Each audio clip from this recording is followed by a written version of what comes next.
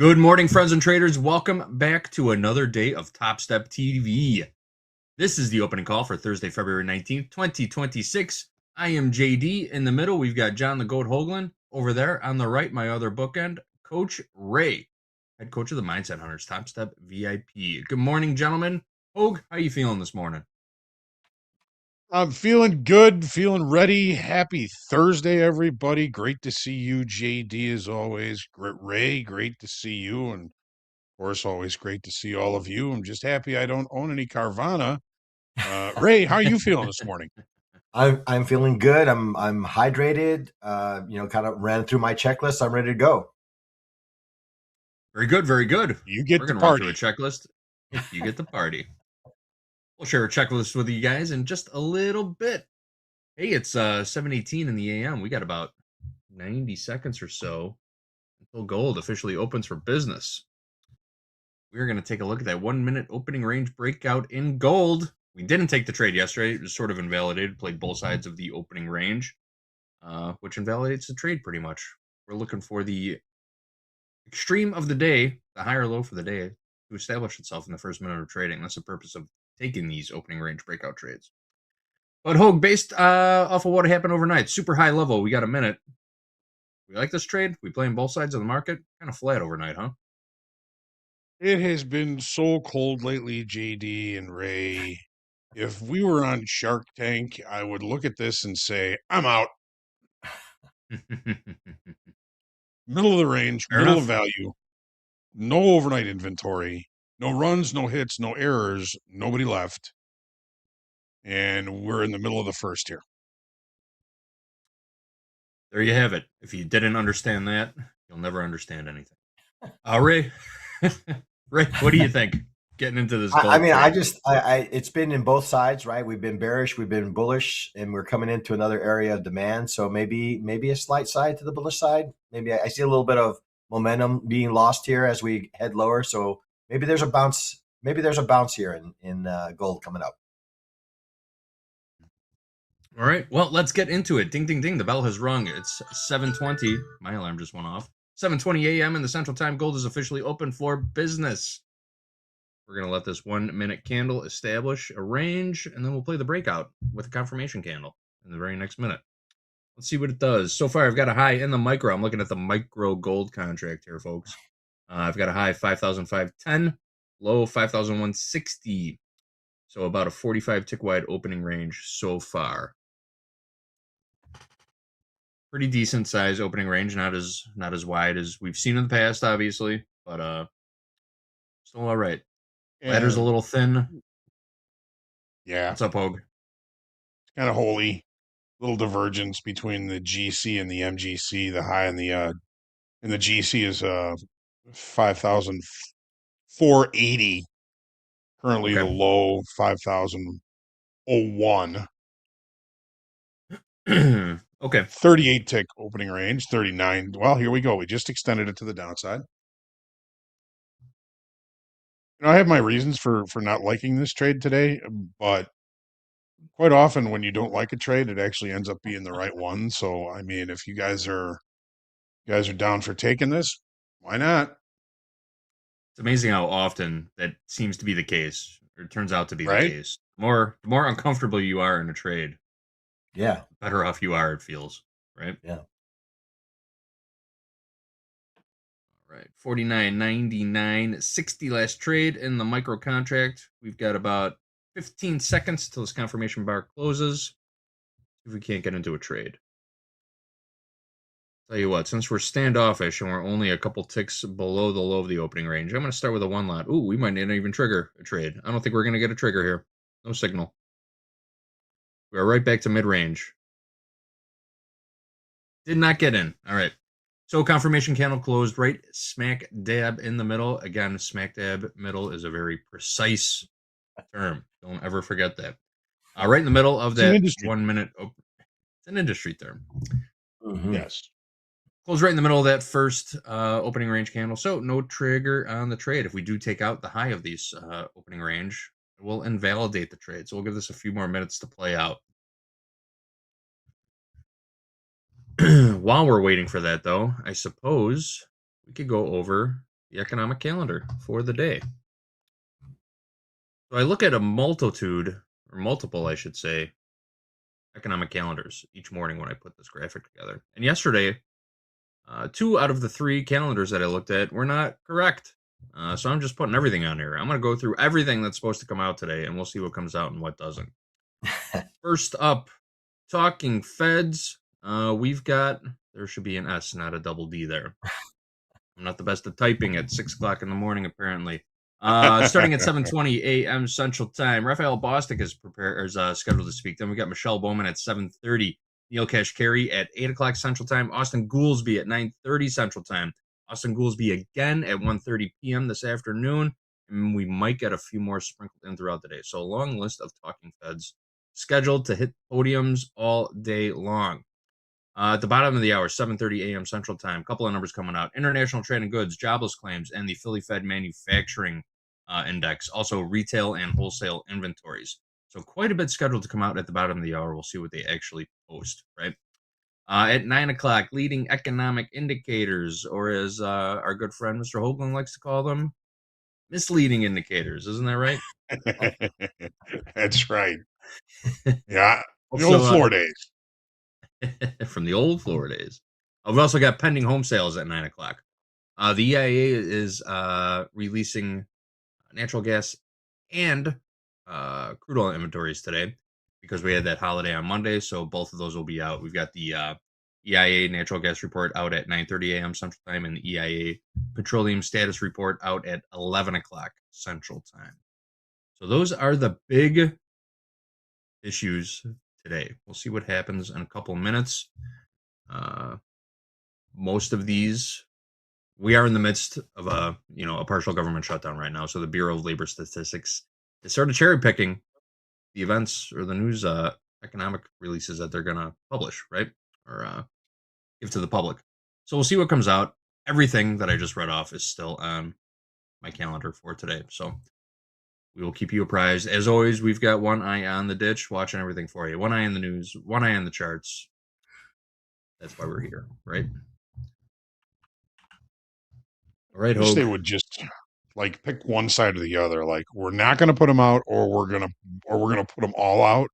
The cherry Mm-hmm. picking, the ambiguity of that just kind of makes me a little bit crazy that they do that. And it's like Mr. Miyagi says, "You karate, yes. You karate, no. You karate, squash like grape." Squash like grape. Good one. That's a good one. Looks like our gold 1 minute opening range breakout trade has been invalidated. We took up both the high and the low of that opening candle, and we're trading back inside of that 1 minute opening candle right now. So no trade in gold, probably a good thing. We'll take a look at crude oil at the top of the hour. We've got about 4 minutes until the 7:30 releases. Oh, let's go over that checklist. We mentioned it briefly a few minutes ago. Ray did his homework. Did everybody else do their homework? Let's check. You don't do your homework, you don't get to play. Pre-market research. That's what we're doing here. We go through these charts, talking about context, risk management, and patience. Morning checklist. Got your water, got your coffee. Have you been fed? Are you ready for the trading day? How about your mindset? Mindset is everything in trading. If you have the wrong mindset, it's going to affect your decision-making process. Make sure you're in the right frame of mind to sit down and trade. Trade entry checklist. What are you looking at in these markets? What's going to get you into that trade, and for what reason? Make sure you write those trades down. Make sure you do your journaling throughout the day, because at the end of the day, your post-market checklist will include reviewing those trades, reviewing your mindset during those trades, reviewing your mindset changes during those trades, completing your journal, and watching at the buzzer with Coach Jay and Coach Paul at the end of the day to get yourself prepared for the following trading day, which we only get an hour these days till the next trading day begins. If you trade at night, you got fast markets, you get all this stuff throughout the evening. Opportunities abound here, folks. Be ready for it. If you've done your homework, I authorize you. You get to play. Who can argue with that? If Hogue says do it, you know you're clear to do it. All right, guys. Just about 2 minutes. Let's look at some news real quick before these numbers come out. Yesterday, Wednesday, Meta CEO Mark Zuckerberg testified in a lawsuit that could affect hundreds of other cases by families who say their children have been harmed or even died because of social media. TikTok and Snapchat were also named in the lawsuit. They settled before trial. Reed Binion is here to report. Reed Binion. Reed. Mark Zuckerberg walked in the front door of the Los Angeles Superior Courthouse Wednesday morning and walked out the back door that afternoon. In the intervening hours, the Meta CEO took the stand in a landmark trial. Zuckerberg testified before a jury for the first time ever about accusations that social media, including Instagram, is harmful to children's mental health. A 20-year-old woman identified only as Kaylee accuses Meta and YouTube of designing addictive features that hooked her as a small child, causing anxiety, depression, and body dysmorphia. Meta denies those allegations and says it's implemented numerous measures to safeguard young users. At the core of Zuckerberg's testimony were questions about what Meta knew about the potential risks to young people and whether it did enough to mitigate them. Before Wednesday's proceedings began, nearly a dozen parents who say their children were harmed gathered and joined hands outside the courthouse. After Zuckerberg's testimony, parents spoke to the press. Some expressed frustration. I don't have any satisfaction. It's very similar to what happened in Congress 2 years ago when he swore under oath. But there was also an acknowledgement of the importance of this moment in the landmark trial. Today was the most important day for us to understand the truth of what happened and what was known. I believe that there will be change. I'm Reed Binion reporting.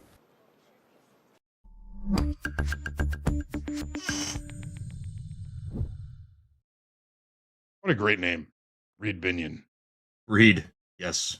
Ooh, hey, this gold I'm dome is Ron thinning out. Burgundy. You stay classy, San Diego. I'm watching gold. What are you guys watching? These numbers are coming out. It's getting dicey. I'm watching the S&Ps. I'll take a look at that. I'll take a NASDAQ. All right. Looking thin. Get a refresh here. Looking real thin. U.S. trade balance. Here we go. Initial jobless claims, 206,000 forecast for 225. That is a decent jobless claims number. Less people applying for unemployment claims or unemployment insurance. U.S. trade balance minus 70.3 billion, forecast for minus 55.5 billion. Retail inventories excluding autos, actual 0.2%, forecasted for 0.2%.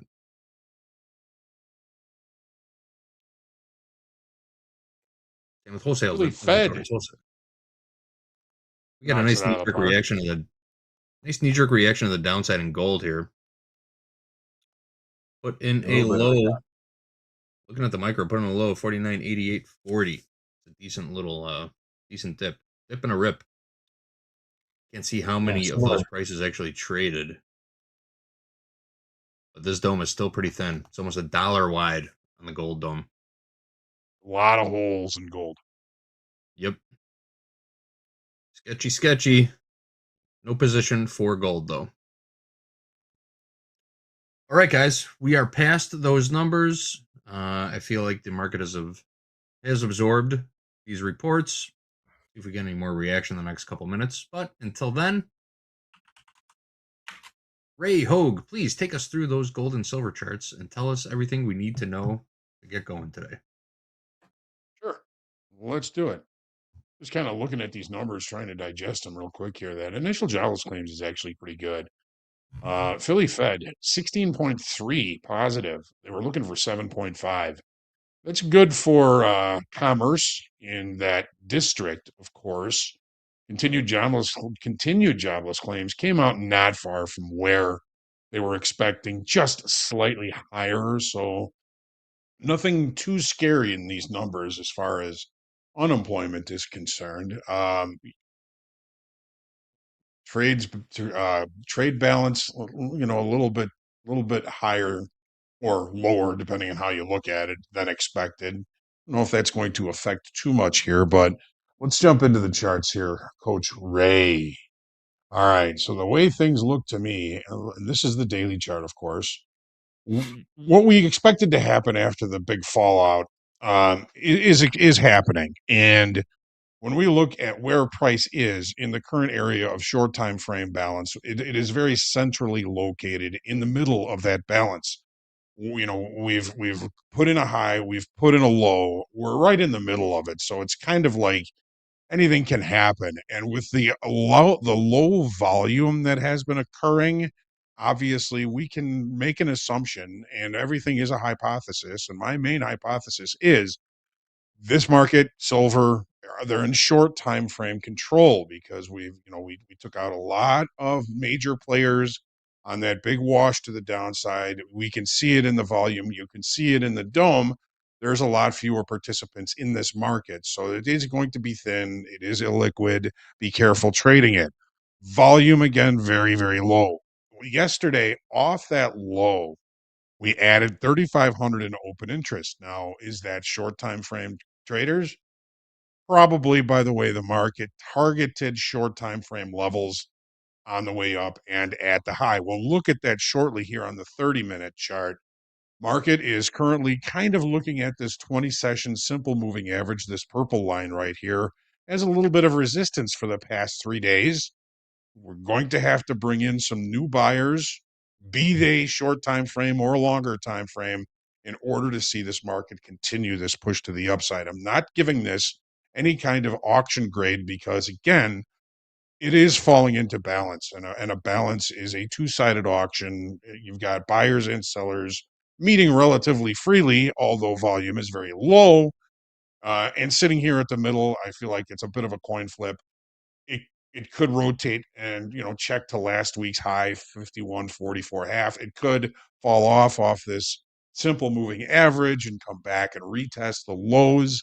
Weekly kickoff low 48.80, last week's low 4900. That whole area down there looks somewhat ripe for opportunity. So Ray, what are you seeing on the daily chart here, my good friend? Yeah, again, I'm just again kind of focus my attention right now on the DMI, and I'm seeing the DMI is kind of very neutral, and we're seeing the kind of momentum here kind of decrease over time here. So ever since that we had that kind of push to the downside, we got a really nice reaction off of 43.14, and we've been above that ever since. So that's kind of leading us to believe that maybe that we are going to maybe continue to grind maybe to the upside, right? It's kind of what this is the kind of feeling that I have right now. And then as we get maybe closer to these 5,400 levels, maybe we get some more earnest players that would maybe continue to drive. But it does feel like the market is in some sort of balance. I see in the visible range volume profile here on the right-hand side that price is above that area of balance. So it is like you mentioned, it is in the middle, it is in balance, and we really need a catalyst here, I guess, to really drive this market in either direction at this moment, right? Daily chart is really not giving me any kind of indication as to a strong direction either way. Slightly, as I mentioned, kind of grinding to the upside is kind of what I'm seeing right now. Yeah, we did add open interest yesterday off those lows. But since open interest absolutely got crushed during this time period, it's been up one day, down the next, up one day, down the next, up one day, down the next. There's no major players accumulating or liquidating any positions. I think for the time being, they are kind of out of the market, and you can of course see that in volume and in liquidity. Let's take a look at the 30-minute chart now. All right, so just in very short time frame, do we have any overnight inventory? No. Where did we open last night? Where is that 1700? Where did we open last night? So we opened here, and maybe we're trading a little bit higher, but obviously we're inside range and inside value. There is one other thing that I wanted to mention, and that's kind of profile based, so I'll hold off on that. But well, let's talk about it. We have a distribution of time and volume here. We have single prints, and then we have another distribution of time and volume up here. The market opened between them. The tendency is going to be for price to trade to the upper distribution of time and volume and or the lower distribution of time and volume. We call this repair. there are single prints in this market from yesterday, double distribution trend day. Those single prints go from the initial balance high 49.8980 on the 720 open. The single prints close out at 50.0490. 50.0490. So what I'm going to do is I'm going to put a line there so that we can kind of keep an eye on that 50.0490. That's going to be close enough for rock and roll. I'm going to put this in some sort of a different color. So there's where our single prints are between the initial balance high from yesterday and that blue line. We've already checked in the overnight session to both the lower distribution of time and volume and the upper distribution of time and volume. Are we going to mimic that throughout the trading day today? One of the reasons I did not like the opening range trade is because I'm looking for a market that opens in these single prints between these distributions of time and volume to trade to both the upper and the lower distribution. Does it always happen? No. One thing about the 30-minute chart and about the profiles is we still have our island bottom. We gapped below Monday's session, regular trading hours, to Tuesdays, and then we gapped above Tuesday's regular trading hour session on Wednesday, creating this island bottom. Is it a clean island bottom? We've already been there. We did leave that island bottom. This takes I think some of the power away from it, but it doesn't mean that it's not a strong reversal pattern. So if we're going to be choosing a direction, if I had to, I would say that there's probably a good probability that this market is going to continue to rotate higher, maybe even check the upper distribution of the current short time frame area of balance. Why do I say this market is in short time frame? Well, look at the open interest, look at the amount of volume that is being that's being exhibited throughout the sessions today, well, lately. And yesterday, on the push to the upside, we targeted a naked point of control from back here on the 13th, and that put in the high. That is a short time frame level, and when those short time frame levels are targeted and respected, we're in short time frame control, ladies and gentlemen. So keep that in mind. You're probably not going to have the benefit of having longer, stronger time frame traders adjusting inventory and being able to jump on that train. Yet another reason why I did not like the idea of the opening range trade today. It could have worked. It could have been one of the best trades we've ever seen. Just the probabilities to me were low. The gold has been very cold as far as the 1 minute opening range breakout trade. And today was one of those days with no open interest, no overnight inventory, and the possibility of potential repair. I was out on that. So Ray, what are you seeing on the 30-minute chart, boss? Yeah, I'm seeing a little bit of reaction on the low end of this fixed range volume profile here on the left-hand side that I have drawn here, right? So right now we're developing a bullish candle here above the 200, above the 50, and in the this current candle that's developing is giving me an indication that's kind of wiping out maybe a little bit of some maybe hopeful sellers here at the bottom of the range, right? So it's giving me the indication the market has been in a little bit of range, right? We see that in the DMI that we're not seeing a lot of strength in either direction here. I'll just see if I can expand this here a little bit and maybe include this bottom part here. Yeah, we have a reading on the ADX at 15. Our positive and negative are both overlapping. So there's really no clear direction on this. But the fact that we are reacting away from this value area down below here, this based on the VIX volume profile, I see that we have a demand zone here around 50.10. That's giving me maybe an indication that maybe we could rotate up back to the highs here around 50.40 from last night. And that would be consistent with kind of range, kind of price action, right? We could just continue to test the tops and test the bottoms, and we stay in those ranges for a period of time until they decide that's we've had enough of this, right? We have a catalyst and the market moves in a trend. But right now, I would focus in on those areas until they're broken. 50.40, I would say, maybe look to fade. 50.10 or maybe even below, maybe 49.85 would be a nice area, I would say, on the buy side. Awesome. One last thing, I mean, you can see it on Ray's chart. Since we put in that island bottom, we've been putting in higher highs and higher lows. So there is a short time frame trend to the upside. which kind of leans towards rotation from the low of the area of balance to the upper end of the balance. Of course, ACH, anything can happen. Let's take a quick look at silver daily. And it's almost the same story. Look at the volume. It's putrid. And yes, that is an industry term. The volume is putrid. Open interest yesterday, inert. We lost a couple hundred, and that is the estimate. So there's no major change in open interest, very low volume. This market has fallen into an area of balance. Now don't have the right last week's high on here. We're kind of looking more like, $84, $85 for last week's high.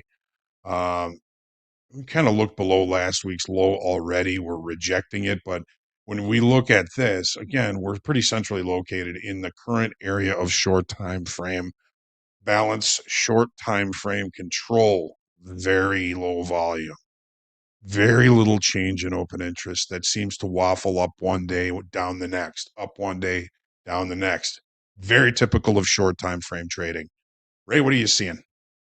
Yeah, I mean, it's again, we had a really nice move to the downside. I see that the momentum, at least to the downside, seems to have waned quite a bit, right? We had a very strong push here to the downside. And over the last, since February started, we've been in this kind of lower end of the range, right? You're kind of waffling here on the bottom. Some may call this a double bottom. We had a little bit of a higher low here that's been established here yesterday. So I would say that as long as we can stay above 68, maybe there is maybe an opportunity that could lead to maybe some upside. We still obviously need to get above 83, and we need to get above some of these moving averages, but we're still above the 200, right? You see that price is well above the 200. DMI is not all that impressive, but still giving me an ADX reading of 32. But it's not really clear as to what that direction is at the moment. We have both the positive and negative basically on top of each other at the moment, with no slope in either direction. So not really a clear direction on this. Again, kind of ranging here at the moment, maybe building up and accumulating some demand here before it maybe makes an attempt to maybe restore some of these single prints that were produced back in end of Jan. And on the daily, that's a lot of single prints. That'll be a very satisfied Pac-Man when they go up and chew up all of those. Wah, wah, wah, wah, wah, wah. All right. So on the 30-minute chart here, it's a smaller range yesterday. Do we have any overnight inventory? And I'm going again with maybe just a little bit to the long side now. So here's our open last night, pretty much the IB high. We are trading higher, but again, we're still inside range and we're still inside value. We are kind of holding, it was a double distribution trend day yesterday, volume, and we are kind of looking above this or into this area of higher volume. So you get the high volume node below, low volume, high volume bar, high volume zone up here. The market seems to be kind of leaving after checking into the lower distribution last night. Seems to be leaving the single prints here unchecked. Look at all these wicks on the 30-minute chart. This market is sort of looking, I think, a little bit more so like it wants to continue the rotation to the upside. There is, however, a little bit of a barrier here, and this is a shout out to Coach Jay. I guess he's in Mexico. Hopefully, he's having a good time and not trading, or at least limiting his trading. Hopefully, he's hanging out on the beach or something. But this was the 7:30 bar for the unemployment numbers. So Jay, highest volume bar we've seen since, likes to box those out and put the center in there, and that put in our overnight high relatively close to it. So we've looked at it here, we looked at it here, we looked at it here, and we keep coming off of that level. So if you are looking for longs, be cautious up around this area. If we can break out above it and we see some volume come in, then I can certainly see this market rotate back maybe even to last week's high, which we've got up here at 86.12. If the market is going to do what rotating markets do, they go from high to low to high to low to high to low. Of course, there's little areas of balance between those two levels. And last night's high is kind of the upper extreme of one of those shorter time frame areas of balance. It's going to be interesting to see if price gets up there, if we can bust out of there with any kind of volume. We're above the 200 session on the 30-minute. We bounced off the 50 session several times here already this morning. Ray, what are you seeing on the 30-minute chart?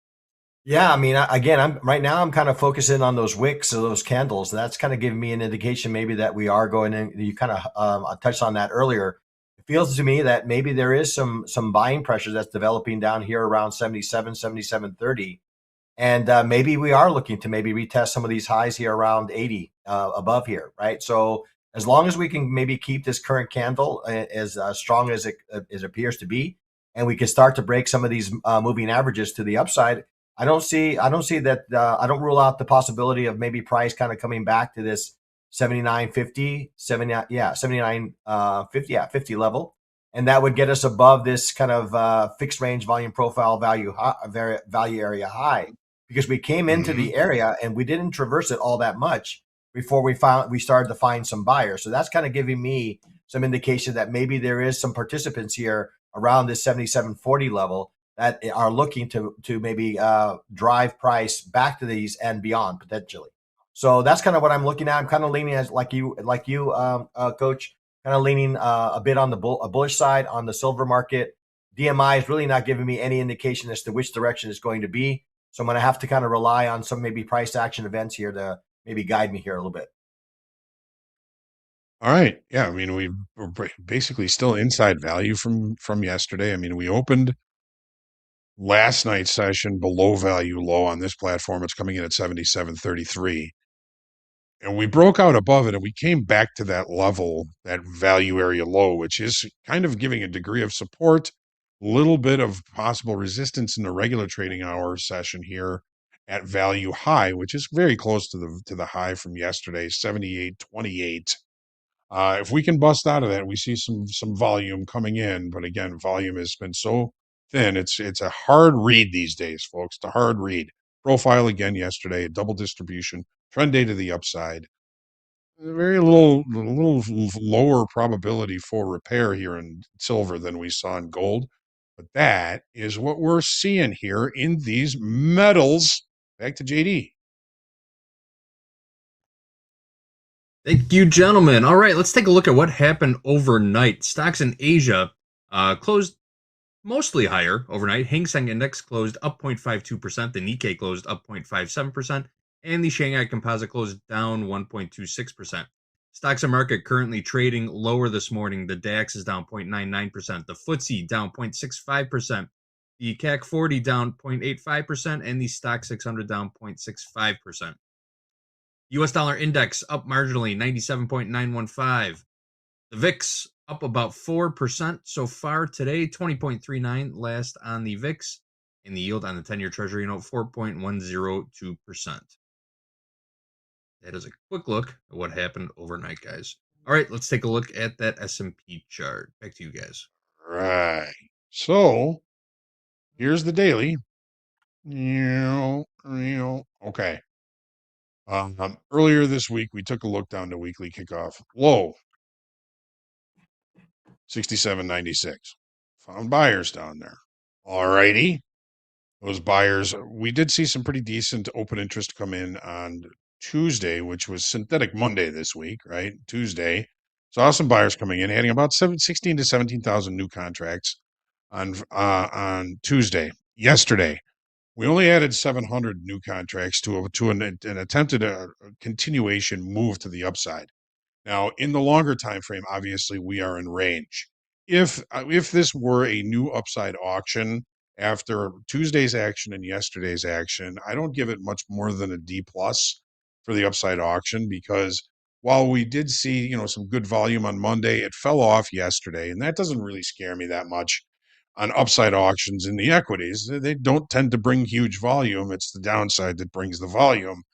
Uh, and we only added 700 in open interest on this push to the upside. And we did see some selling coming in near the end of the day yesterday. So looking at these 1, 2, 3, 4 daily bars, there's still a whole lot of indecision and short time frame control in these markets. And you guys can get tired of hearing me say short time frame control, but that to me is the way the market looks, especially when it is as range bound as it is.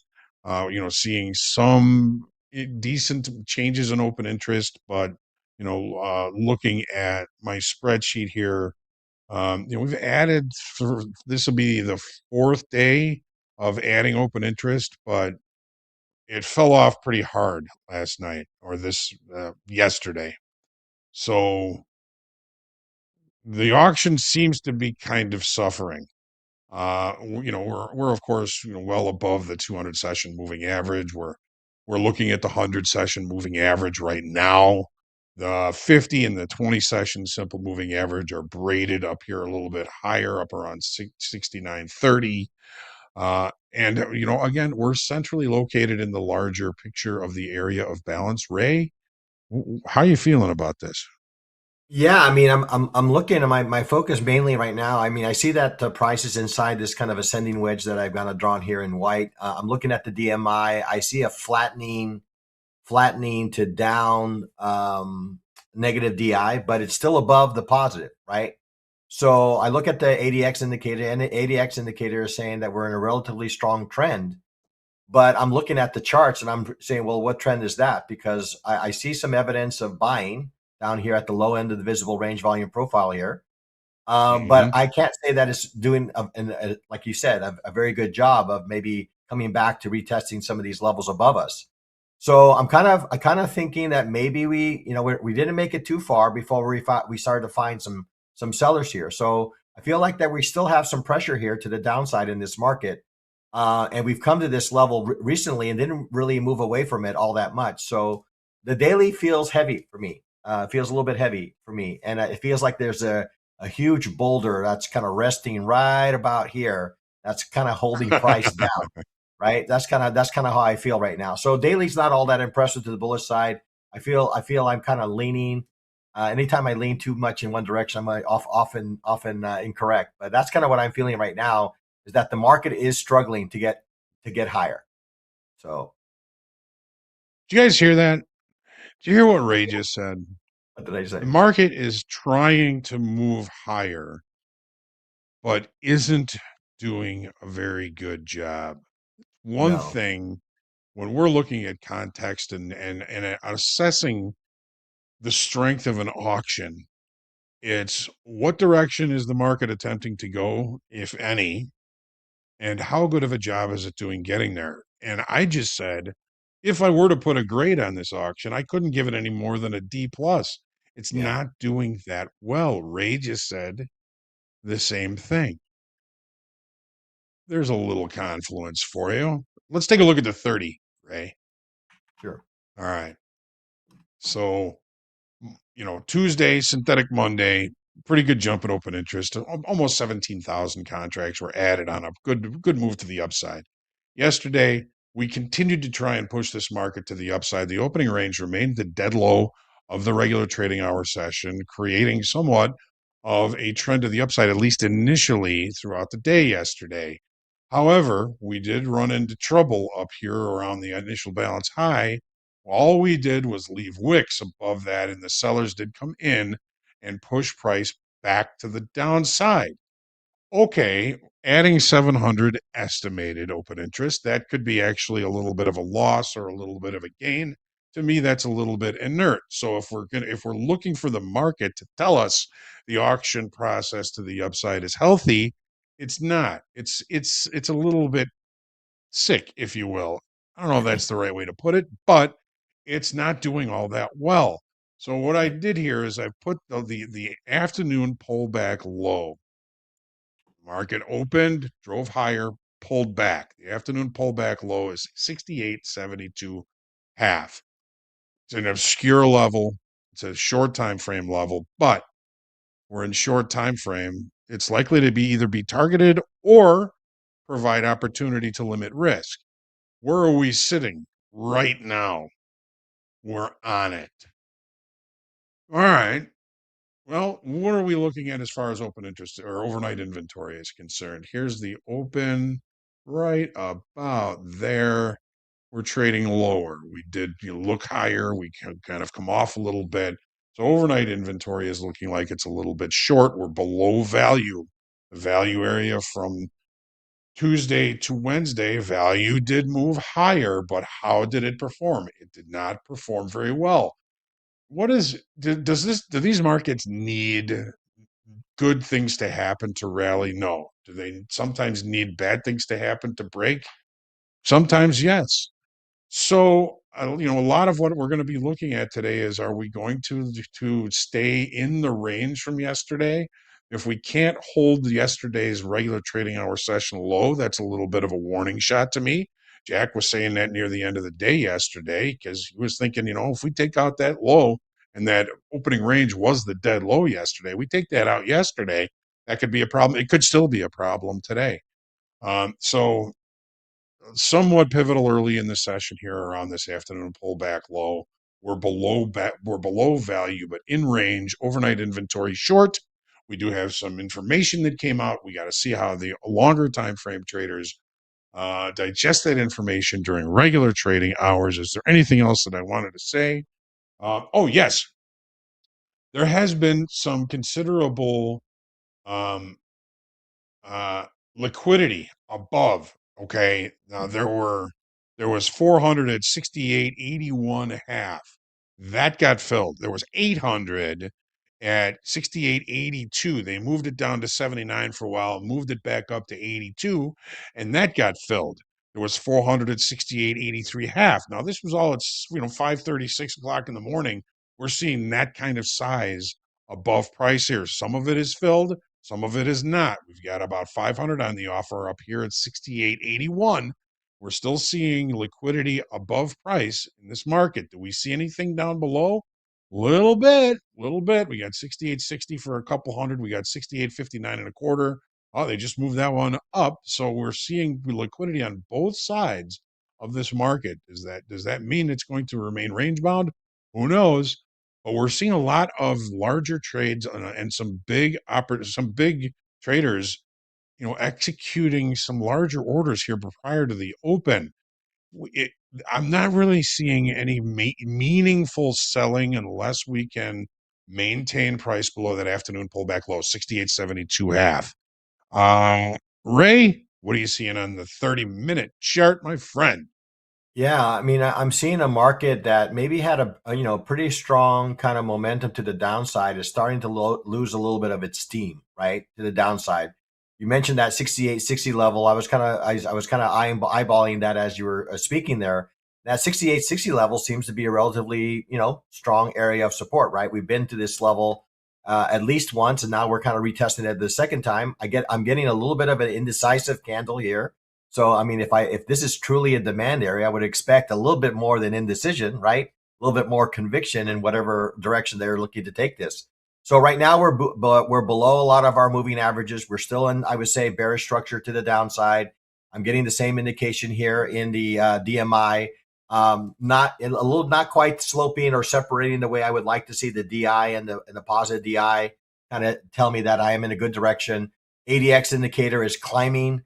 So again, the only thing that's kind of maybe keeping me from saying that we're going to continue to the downside is I see this area of 68.60 is kind of maybe blocking that direction there a little bit. So right now I feel like it's kind of maybe going to grind down again, maybe down to the 68.60, down to the 68.50 level, maybe a peak below it, and then maybe rotate back to maybe the 68.80, 68.90 level that I think you alluded to earlier. So ranging market, maybe a little bit of a slowdown in the momentum to the downside.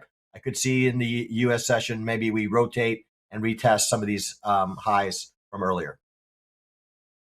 Awesome, Ray. Thank you very much for your thoughts. We've got crude oil open now. We're going to take a look at this opening range trade. JD, how are we looking on that? Let's get that chart up here. So I'm looking at the micro crude oil contract. Crude oil opened officially regular trading hours at 8 o'clock a.m. Central Time, right at the top of the hour. I've got a 12 tick wide opening range candle in the micro contract. That's interesting. I've got a high of 66.47, low 66.35. We're sort of trading mid-range right now. I mean, technically this thing triggered a short, right? On that confirmation candle, only by Sure. about a tick.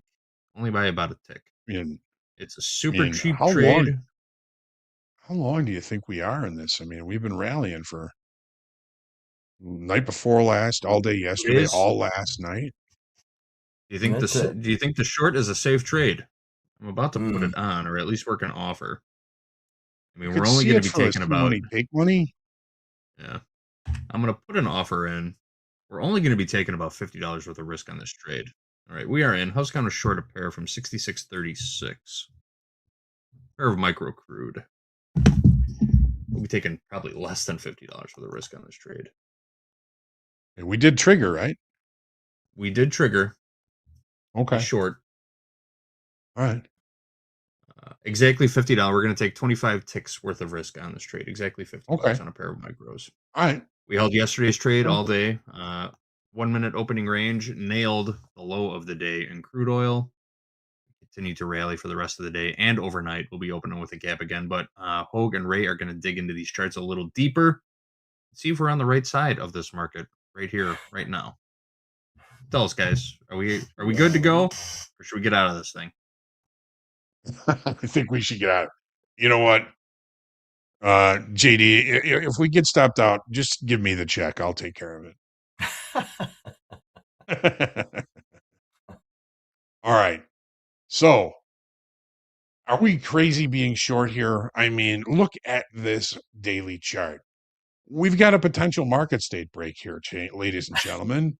I mean, we've been narrowing the range. We broke out above that last night. We broke out above weekly kickoff high, right up against the most recent swing high up here, up around what is this 66.40, and that's right where we opened. So it's a little bit pivotal here. You know what? If this ends up being a supply zone, we'll be all right on this trade. If not, that's okay. That's all right. I mean, honestly, why is crude oil $67 right now? 66 or 7.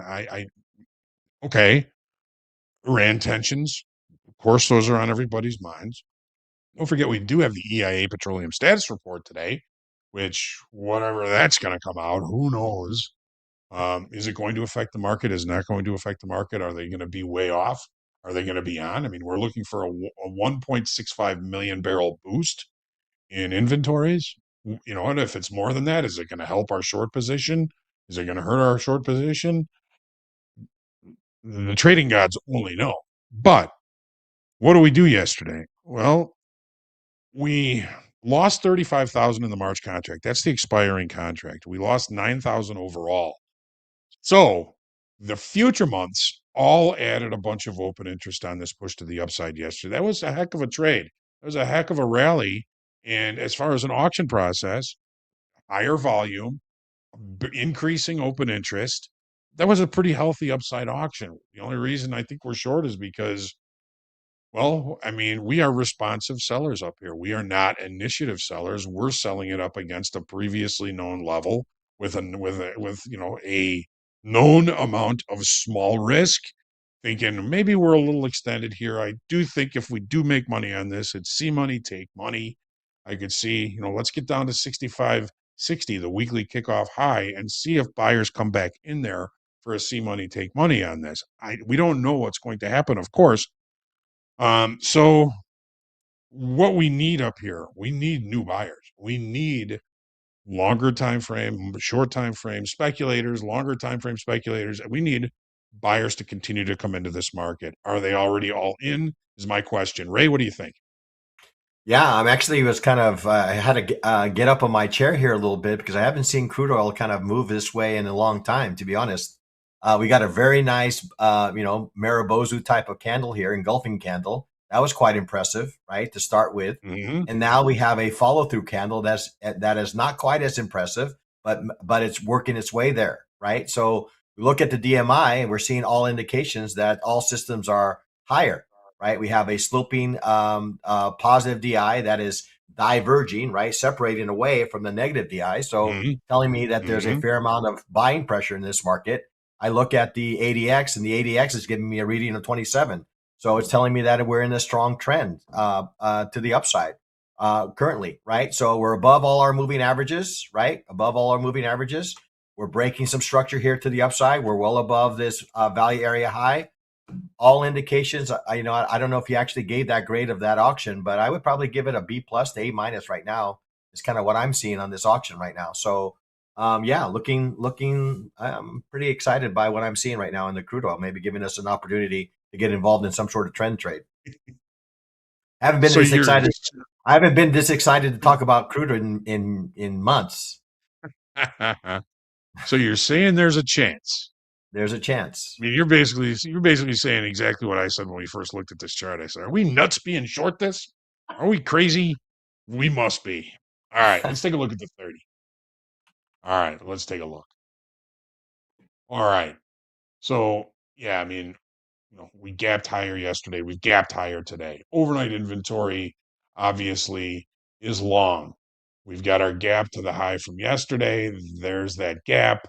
What was the high yesterday? Regular trading hour session high was, I got to get this on the right spot, 65.30. We got 65.60 weekly kickoff high that we broke out of last night. So let's take a look. I'm going to take these off. Let's take a look at how price has treated that level. So obviously we've got slope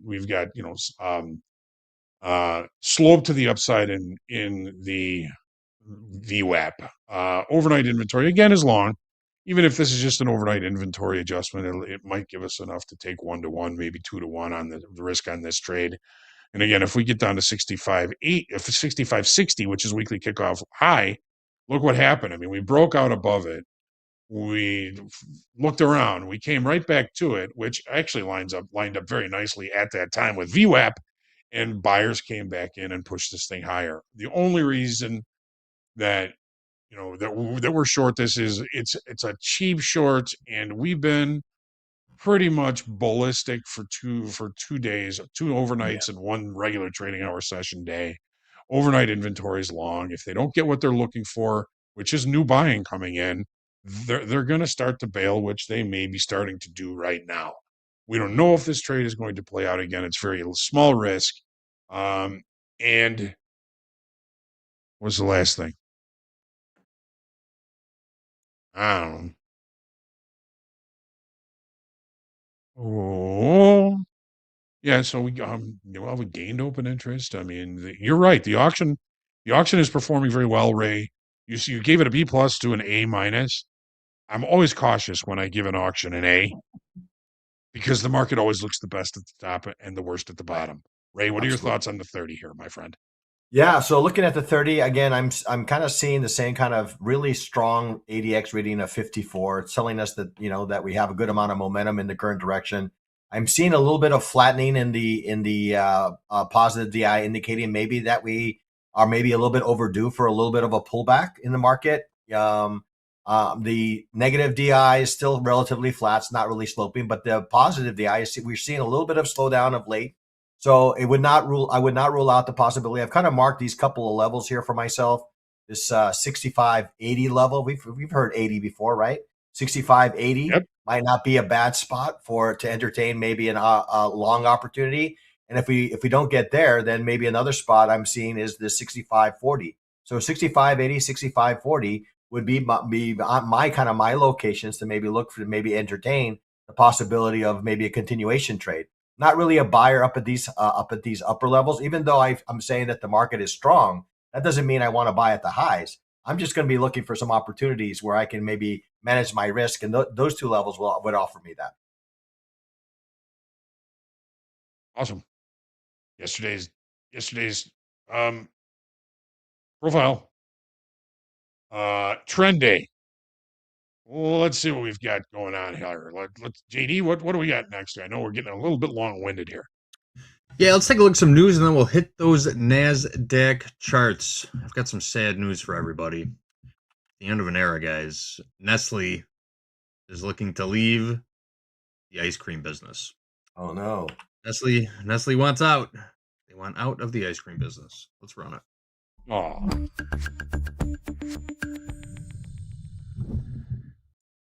The world's biggest food company said Thursday that it was in advanced negotiations to sell its remaining ice cream business to its joint venture business partner, Froner. Froneri. In full year earnings, Nestle said it wants to now focus on its coffee, pet care, nutrition, and food and snacks businesses. Nestle is not the first major food company to get rid of its ice cream division. Unilever spun off its ice cream unit in December. No more ice cream from Nestle's. Oh, that's a sad I day. was telling these guys I'm a huge fan of the drumstick. It'll be Who isn't? it'll be The best. I didn't even think they still made push-ups. Ice cream that came in a I toilet know, right? roll thing. That was crazy. You have to plunge A that thing up there, and re- oh my goodness. recycled toilet paper roll. Put some ice cream in it. Yeah. All right, guys. Yikes. In the spirit of see money, take money, I'm going to work to cover one of these at 2R. So that'll be Very down nice. Okay. at call it 65.86, right? Almost in line with Right at that zone. raise 65.80. Yeah. 580. Yep. Perfect. Oh, So I'll be working that. Why don't you guys give the people what they want? Let's look at those NASDAQ charts. We've got a couple minutes left to do it. nasty nabs. All right. All right. So, I mean, it's the same situation as the as the S&P is. We had a pretty good upside auction on Tuesday. Yesterday, that auction faltered, right? 1, 2, 3, 4 indecisive days. If you ask me, we lost 5,200 in open interest yesterday. So there was either some short covering and or some long liquidation off those highs yesterday. Yes, the recent low seems to be holding up against this 200 session simple moving average. Again, in the bigger picture, we're in the center of the area of balance. It's a bit of a coin flip. As long as we remain in short time frame control, and as long as we don't get any major new information into the markets, got a little bit this morning. Let's see how the longer time frame adjusts inventories to that when the regular hours open. But daily bars still indecisive, still largely in short time frame control. Volume a little bit lower yesterday, makes sense. Ray, what are you seeing on the daily? Yeah, I mean, very similar to what you mentioned on the ES, right? We still are still managing to stay above the 200 EMA here, but I mean, not overly so, right? We see price below all our moving averages except our 200. We're below our 100, below our 50, or below our 9. Everything's kind of pointing to the downside. I look at the DMI, the negative DI is flattening out here a little bit. ADX indicator is still saying that there's a fair amount of momentum to the downside. So if it's telling me that, the tsunami is still telling me that I need to continue to look for bearish trades. That doesn't mean I have to sell the lows, but maybe if we can maybe get up to some of these levels above, then maybe I can use those levels. Every time we've come up with some of these moving averages, we sold off. So I think, again, I'm seeing a market that maybe is looking to continue to look lower, honestly. Awesome. Let's take a quick look at the 30. Overnight inventory is short. Here's where we opened last night, approximately there. We are trading lower. We are trading below value.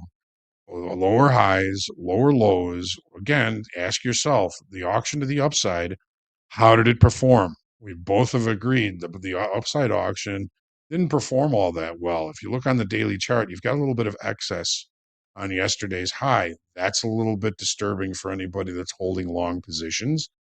And again, yesterday we put in the high. We nothing but really some wicks up there. Obviously, the market was trying to push higher, but unsuccessfully. We pulled back the afternoon pullback lows, similar to the S&Ps, 24,856. Where are we trading right now? We're pretty much trading right there. We're trading 852. So for all intents and purposes, both these markets are going to open at a kind of a pivotal level in a very short time frame, obscure level, but meaning something to somebody. As long as we stay below value, I can certainly see this market roll over a little bit. Like Ray is saying, Ray, what are you seeing on the 30? Yeah, similar kind of thing. I mean, again, we're prices below all our moving averages is below on 9. The 9 is the one I use quite often when I'm looking at these kind of charts, 30-minute and 50-minute, right? So the 9 EMA is kind of telling me that we're still in downside. Now, are we accelerating to the downside? No. Are we picking up maybe a little bit of interest here at this 24,800? Yes. Could it be enough to kind of cause the market to maybe rotate? Yes. So it's at an interesting juncture here, right? We're at an interesting level. Prices below our value, right, from yesterday, so indicating that there's still a fair amount of bearish interest to the downside. If we do manage to get back inside, I'm gonna throw out that value play that we talked about in the past. If we do manage to close back inside this area, then I could see us kind of rotate back to the other side of the value range. But we're not there. That's kind of maybe an opportunity that could play out here later as we get into the U.S. session. DMI, as I mentioned, momentum seems to be waning here at these levels. ADX is still relatively strong. I have a reading here of over 25, so still a fair amount of momentum to the downside. So we'll have to see. We'll have to see what the U.S. session brings. But right now, as you mentioned, I think this is at an important area.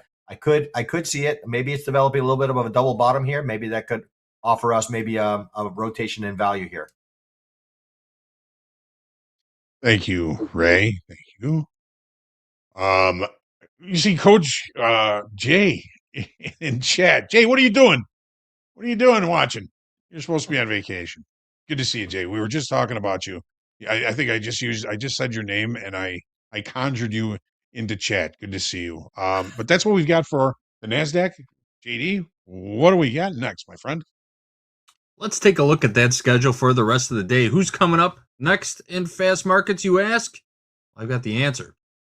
Coming up next, Jack and Hogue will be here. Mandy is going to join us from 8:30 to 9:30. Dakota from 9:30 to 11. And we might get a little drop-in from the trader-in-chief himself sometime during fast markets. We'll keep you posted on that. Hogue will be back at 11 o'clock a.m. Central Time for the morning highlights. He's going to go over the trades we took here during the opening call. And maybe if we take some trades during fast markets, we'll go over those too.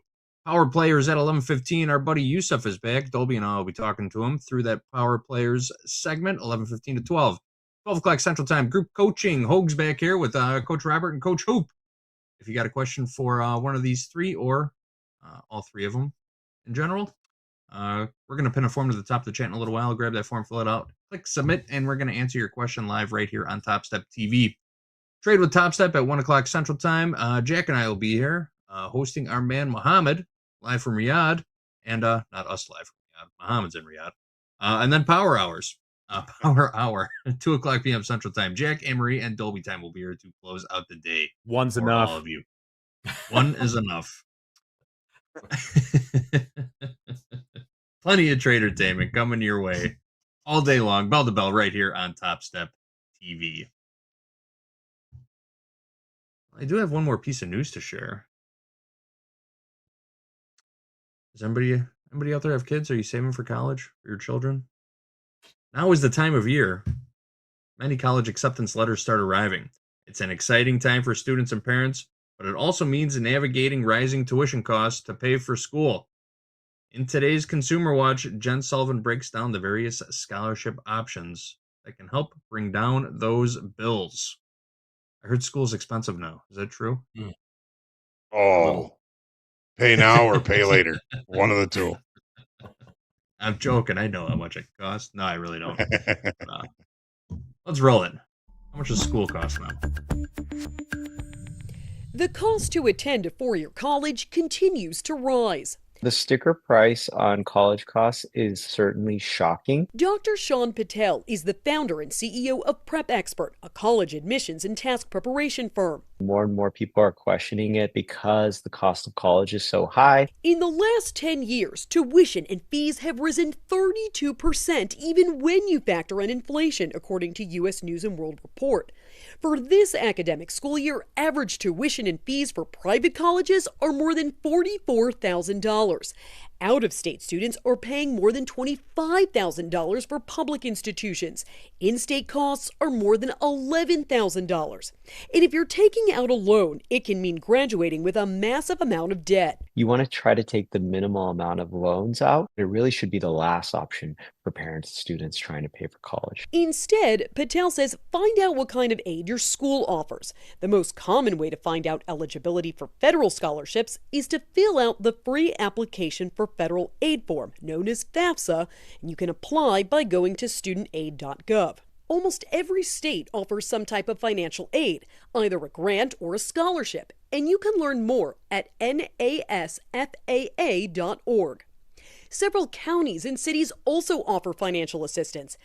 And many private companies have scholarships, like the Coca-Cola Scholars Program. 150 scholars are selected each year to each receive $20,000 in scholarships. That's one of the best things to do, is to really combine every option you have. Patel says statistically, the higher education you have, the more income you'll likely make over time. For Consumer Watch, I'm Jen Sullivan.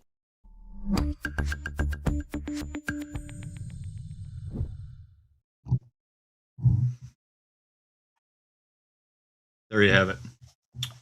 School's expensive. Now, Ray, Start I'm gonna worrying about chop it now. Yes. a lot of folks like homeschool their grade school kids. Can you Mhm. homeschool college kids? I've never heard of that actually, but I'm sure it's done. Are you interested in being I doubt it. a homeschool coach, Hogue? Is that the goal? Homeschool Hogue. I got. I think we got a new my alter daughter ego is here. about.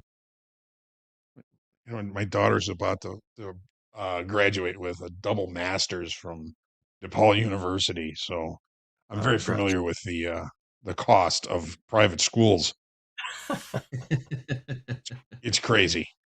Yes. At Crazy. least you're sitting on that. You're still sitting on that sweet Nvidia cheddar, right? It'll all be okay. Of course. Yeah. All right, Oh, I think we are just about ready to go. Not yet. Let's so drag this out for another minute. how are we looking We're here still in in our this. crude trade here, JD? We just kissed 1 hour a few minutes ago. And we sort of pulled back just a little bit. I mean, it still looks like potential downside continuation here. I'm still looking at a 1 minute chart though, but let's move out to a Yeah. 5 minute. I mean, Emery had a comment in chat a little while ago, and she's like, there's still a lot of geopolitical shit going on, or stuff going on. Pardon my French. Stuff going on, and anything that happens with that could certainly change the outcome of this trade. See money, take money is the way we got into this trade. Still like it; it's still valid. So We have inventory just today. hope that we don't get any headlines anytime soon here. So we'll see. And again, thank you, Yep. Anne Marie, for the comment. We were kind of worried about that, but so far so good. Not taking a whole lot of risk on this trade. Only $50, right? We're in the Nice. money Yeah. right now.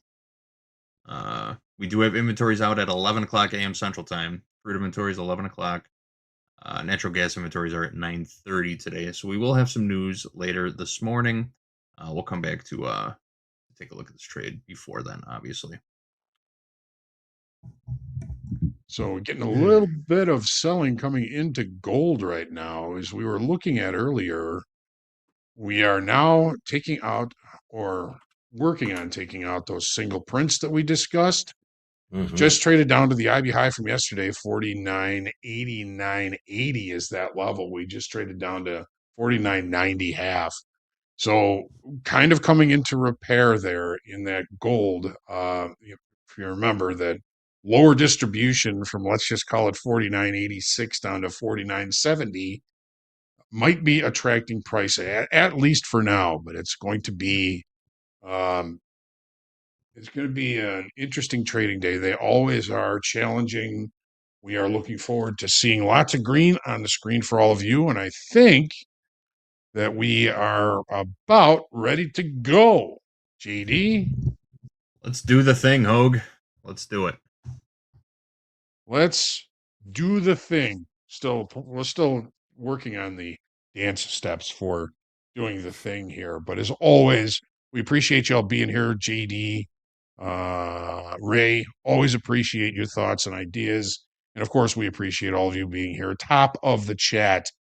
Anastasios, Shubham, Trader Hub, Steve O, Coog, Big Country, John Jones times 3, like Beetlejuice, Man Caves, Alex Las Palmas, Dan Trader, Benji Mag. Good to have you here. It's good to have everybody here as always.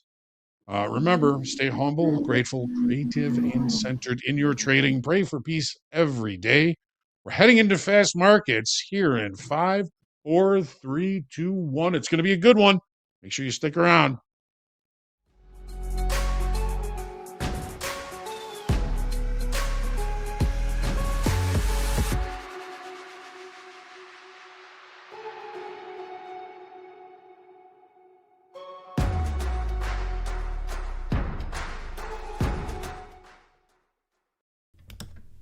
Good morning, friends and traders. Welcome to Fast Markets on Topstep TV. Woohoo! For those in the know, Carvana, you beautiful financial mess, I could kiss you through the screen right now. By God, what a night for Scrappy P right now. We'll go into that later, but way. It crashed can't wait to hear 45% about up this. earnings. It's retraced the whole thing. Life is good. Yeah. I'm on cloud 9. Well, But I'm also on cloud 9 because Mandy's here. Mandy, how you doing this morning? Thanks. Oh, wow. Hey, good morning, you guys. Happy to be with you guys on Fast Markets. That combine took me quite a bit of time to pass it, but here we are in a nice XFA. Didn't trade last night, but what good job. Sell-off we had. So Yes, back into indeed. these Looks like the 800s. selling got started right around the Euro Open, 2:30 in the morning. In the ES, we dropped about 40 points. Looks like we bounced right at the 6850 SPX level has been the support overnight, and the support really yesterday morning as well. You looking mostly at the MNQ today, Mandy? Yeah. Yep. MNQ, this is my second XFA, so we're just trying to build this sucker up a little bit more. And I think I'm gonna start with some micros. I don't need to hit a whole NQ mini. And here we are. All right. Market is open. We got the ES trading 6870.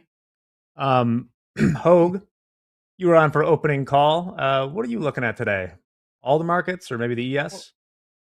Well, we're pretty much the major four, NASDAQ, ES, gold, and crude oil, which seeing a little bit more selling coming into crude oil. But since Mandy's focused on the NASDAQ here this morning, we just opened right where we opened yesterday. I mean, basically inside that opening range from yesterday, same spot, 200 session simple moving average, possibly bringing some support. This afternoon pullback low from yesterday, 24,856. It looks like a little bit of a potential pivot area for me.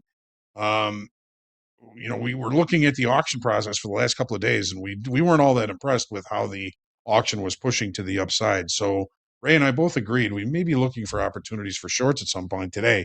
Obviously, the market is catching a bid right here on the open. We got to see how these longer time frame traders digest the data that came out this morning with jobless clams and trade balance and a couple other things that actually did come out this morning. So I'm going to stay patient. We are below value.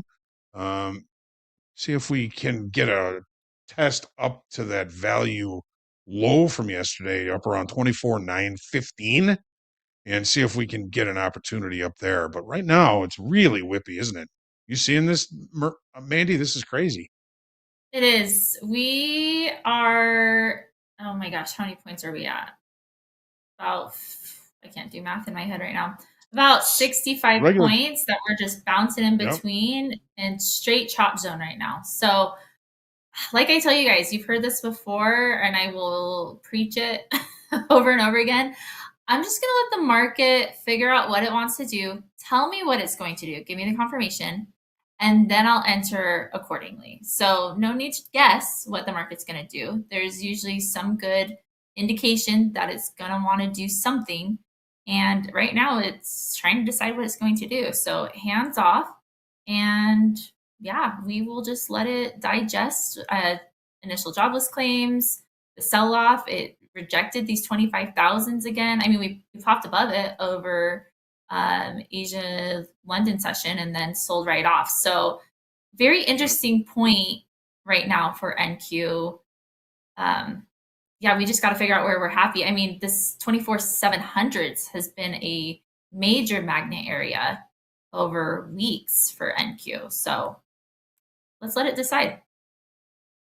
All right, we'll take a little look around the broader market. VIX right now is at 2054, so above there. A lot going on geopolitically. Bitcoin, 65,860 in the spot. Pretty, I liked, I think Doherty posted this earlier from Fed's Kashkari. Crypto is utterly useless. I love a hot take from the Fed, but he does have cash in his name, so probably a fiat guy. The bond yields have risen a little bit. I saw 4.1 earlier in the 10-year. We're down to 4.09 right now. Everything Mag 7 plus Broadcom is down. Most down is Tesla, 1.3%. So nothing really selling off hard there. And here we go. Exciting morning. And still in the same zone. Yep. Still sitting in the opening range. Absolutely. All right. Just getting caught up here. We had the trade balance data too. That came in minus 70 billion versus minus 55. I want to look deeper into that. I was busy battling meme stocks this morning and taking care of kids, but I will look more into that because that's an interesting number, given the tariffs and so forth. Reminder, we got the Supreme Court ruling perhaps on tariffs tomorrow during fast markets. Yeah. Oh, yeah. We're taking I a feel look like above the opening range. I feel like Nothing when it driving wants yet. to make a decision, it should hopefully be a strong one. I mean, yesterday, what an interesting day yesterday. We about got back to the open after a massive run up, chop zone at the top, Yeah. and then sell off in the early afternoon. So a lot of indecision here in NQ. Well, I mentioned yesterday You with can the see that. Vixpiration Oh that yeah, it, that's it right. really it's like a market where the underlying, like, the options are really the market, and this is just what gets dragged around with it, right? We just Mhm. rallied hard into the huge positive gamma level, stayed there until we exhausted everyone trying to buy through it, and then just sold right back down. Yeah. Here we are, 60 Tail wagging the dog. 50 SPX. We're going for overnight lows in the ES right now. Right. Yesterday's low as well. Yesterday's low in the NASDAQ, 24,752. There That we might be a go. good entry. Just took out yesterday's low in the S&Ps, regular trading hour session, that is. And Hogue, I believe that you'll be in charge of the house account. Andre's still missing. We're not exactly sure where, but he told us he'd be back at some point. I will be Nice. hosting this segment today. If you see anything juicy, feel free to put it on. What a bounce off Absolutely. 60s. Let's see. Bounce off. So, Jack, yesterday you mentioned if we took out the low of the regular trading hour session yesterday, you kind of viewed that as a pretty slippery slope to the downside. Do you still see that? That's You still right. feeling that way? I think a lot of that right now, it's a little early, not as much today, at least just looking at the options. Yet I'll tell you this right now, just glancing at it, if we get really low, if we go down like 40 points in the ES, then it could get slippery. Um, Also, if you look at this just extended, like we look at the 4-hour candles, the bigger range, um, Mm-hmm. really this like 6,800 level. Yeah. These two, this 50 points right here has been sort of the bottom of this larger range that's been going on since the beginning of December. Kind of in the middle of it right now, maybe a little to the low side. Okay, so we have looked below the overnight low and seem to be rejecting that now.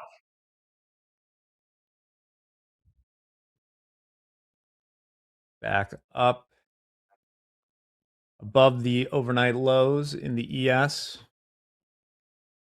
Anything looking different in the NQ, Mandy? No, I have. If we break below these 700s, I was just looking at, where could like a end target be for the day? Where, where we might want to make it at some point on a low and a high. Um, I feel like, and again, anything can happen. We can literally just chop in this, 100, 150 point area. That's okay.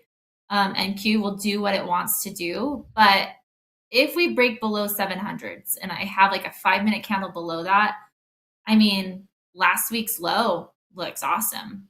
25 or 24, 578s. I'm looking if we can hold above, let's see, what am I looking at? Probably VWAP. Maybe even settlement. Probably settlement. VWAP and settlement. I'd love to go claim the yesterday's high, 128. I mean, I feel like sticking around 25,000 is going to be hard. I feel like buyers are either going to test holding above it or sellers are going to come and test hanging out below it. I'd be kind of surprised if we, in a higher volatility time frame, chop around 25,000, but I expect a move in either direction to ideally be pretty strong and head towards an opposite, end goal, end zone, I guess you Yeah. could say. I think we have a very important next couple minutes here. It looked for a moment there like we were just going to take out the stops below the overnight low and to go off the races, but we're selling off again here.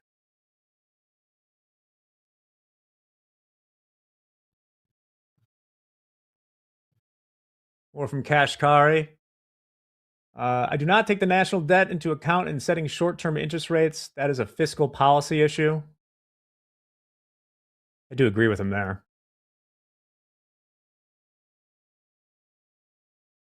One thing about the NASDAQ is it hasn't taken out the low of the opening range yet. Really? 1 minute opening range, 752. It has not taken that out yet. Has not.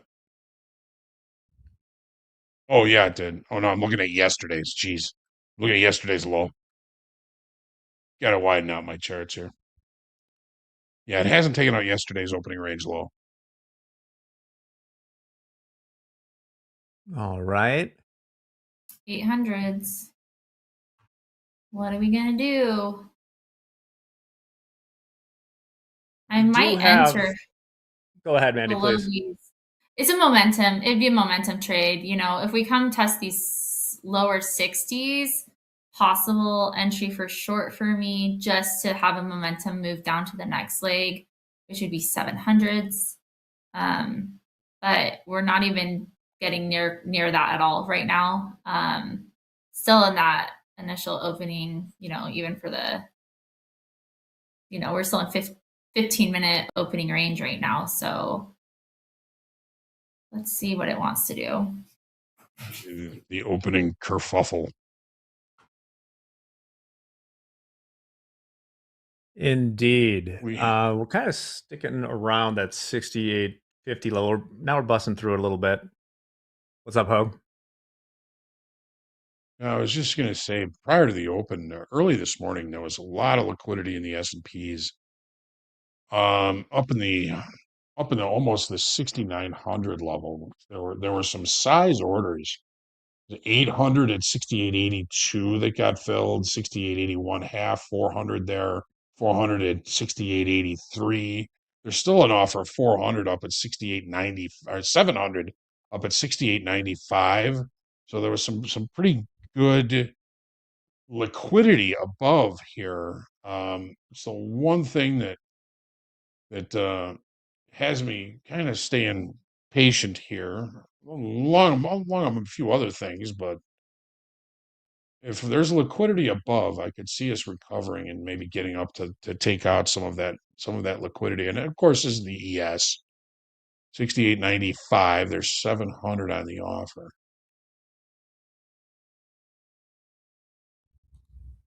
All right. It's a ways away. We got closer to 21 there. We did get above 21 in the VIX on that rally down there. Nothing much changing in bonds. In our big stocks, our big beautiful stocks. Microsoft turned slightly green. Nvidia's down 1%. Tesla down 1.3%. But very muted there for the sell-off we've had. We're down about 1/3% in the ES from settlement, 0.5% NQ, 0.6% in the Russell. Hogue, I see that we are short 2 MCL. Do you tell us Yes. about that? Yeah, we may have just gotten stopped out. So here's what we're looking at on the 30-minute chart. I mean, the market's been screaming to the upside night before last, yesterday, last night.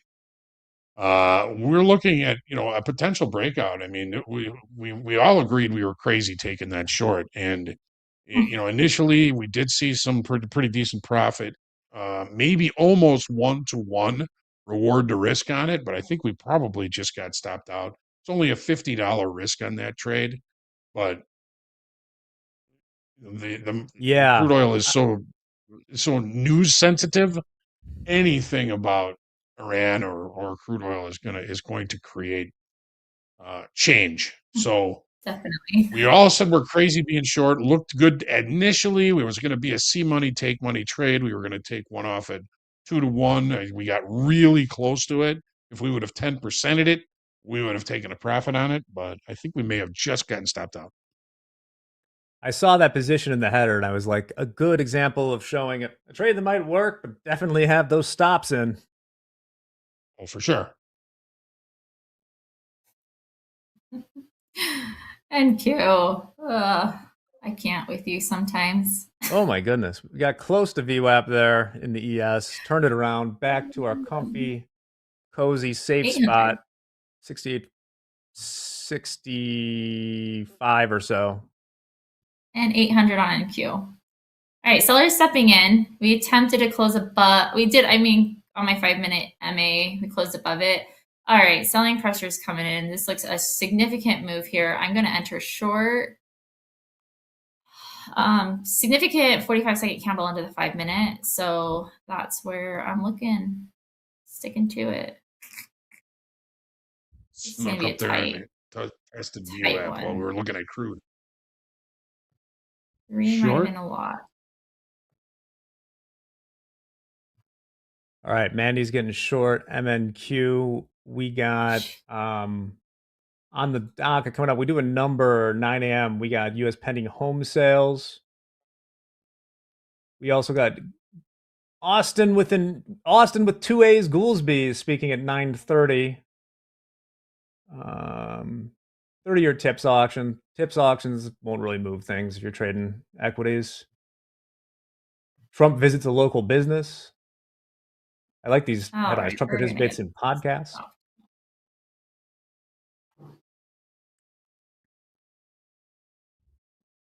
That is just above VWAP. We're going to get tagged out here. This is we need some better confirmation. That was such a strong candle. Good fake out, NQ. We're okay, down 243. We're gonna look for another setup. If it sells off right here, be careful, people. It's very wicky. Hard to make decisions right now. Is very choppy at the moment. Yeah. Maybe our range traders are having some fun. I hope. Yeah, it is trash.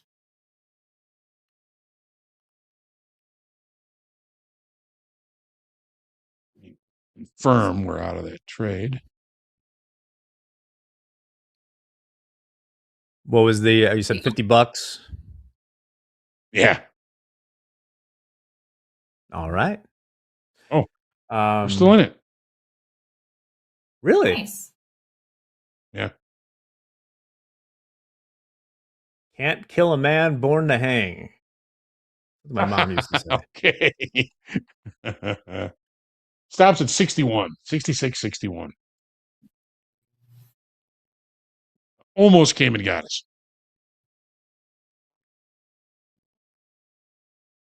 She was referring specifically with that to my grandpa lived in Wyoming and had this friend who was like the only he said he was the only alumni of hospice. So some people Wow. just yeah.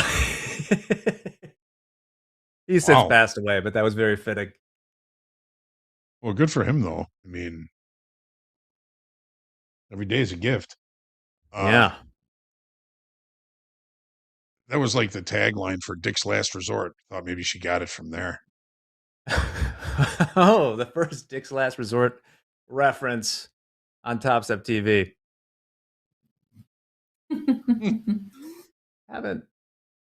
Still haven't gotten through that view app in the ES.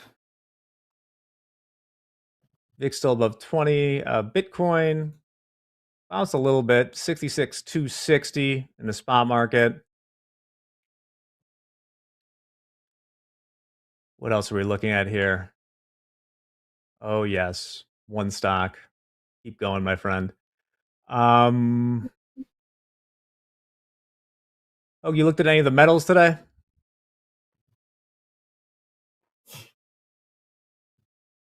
Yeah. So we did not take the opening range trade in crude oil in gold this morning. Excuse me. The market was opening in the middle of value and it's set up for repair, and it has finally finished its repair. So now we get the initial balance on it and everything. It looks like we did have a failed downside auction, and now we've just traded to the initial balance high. See, there's so much going on, and I trying to watch too many markets. It just gets to be too much. Yeah, we just did. We just did. We a nice failed downside auction. Let me get this chart set up with the correct initial balances on it, and we'll talk about it. 49.90.10.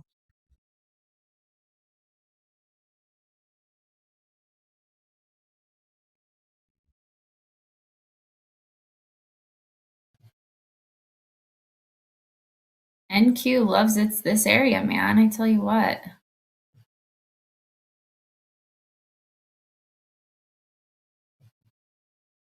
Would you Right where it argue opened yesterday. the more we chop, the possibility for a bigger move? Like it builds pressure the Yes, longer it chops? Yeah. yes. And I mean, if this ends up being the initial balance, the current range, big opportunities to extend. Nice. 50, 18 half. Okay. So yeah, there is our failed downside auction in crude right down to value low from yesterday, right into the area of balance that we talked about as one of the sides of repair. We've traded to both sides. Repair is finished. So the initial balance low is 49.90.10. Looked below it, rejected it. We've already traded all the way back to initial balance high. So Now we've traded above it. It's more likely going to just kind of fall into range for the day. Of course, anything can happen. Anything can happen. When you look at this on the longer time frame, Jack, I mean, we're sitting right in the middle of the shorter time frame area of balance that it has established since the breakdown. Still very low volume, still short time frame controlled. Makes sense that the market is seeking short time frame levels to respect. Value low from yesterday, short time frame level.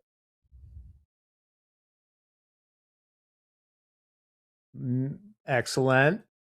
And May have. I keep my eyes peeled. Yeah. Stop. Less talking, more trading. Well, around the highs of, I guess, this morning, we start to see a little bit of positive gamma building in this area. So we'll see if we can punch through that. S&Ps are heading towards that liquidity above, man. That's the reason I just could not sell the lows there.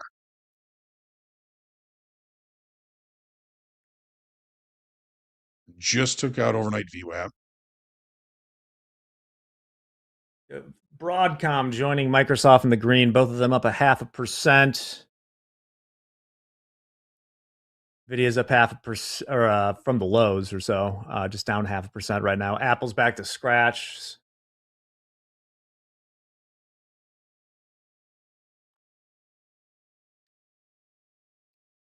It says there's a 1,000 lot brewing in the ES. Whereabouts? It is. And just about tapped VWAP. And they pulled that offer.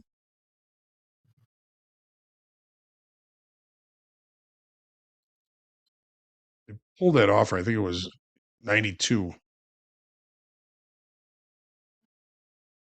So we did punch up to 85 in the ES and then have dropped back a little bit. Back to VWAP.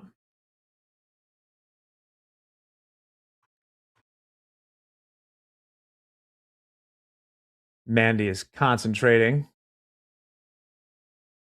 trying to see if there's anything, but still indecision zone. This might be kind of like an orb-like idea for me. Candle close above the open, above 884. I might consider 3-minute actually at this time frame, and then a 3-minute candle close below the low, which was 763. Hopefully we get some direction. We wicked above it on this last candle, hit VWAP, but closed below it. Yeah. Do you think it has to do with anything with Trump speaking right now? Is he still speaking? I haven't. Well, he was supposed to be speaking at the Board of Peace event. Who knows what he's going to say there? If he did say anything, I didn't see much, if anything, on the wire here.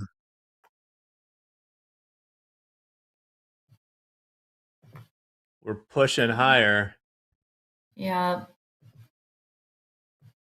Sheesh.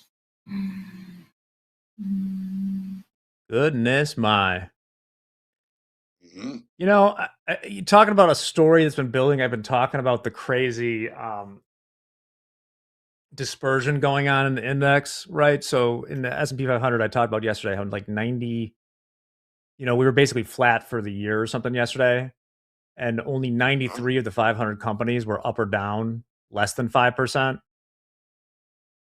And a good summary of that is what happened. Let me present to you a tale of two earnings. Go away from my screen for 1 second, Andrea. I got to pull these up.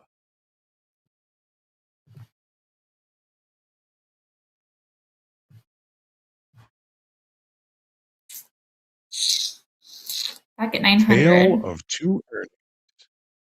All right, so here we go. Go ahead, Jack. This is unusual stuff. So we're looking at here is Figma. Figma software's been getting hammered, but they had earnings yesterday. Off their earnings, Figma popped 15%. They are now they are flat today. On the flip side, Carvana on earnings down 25% or something.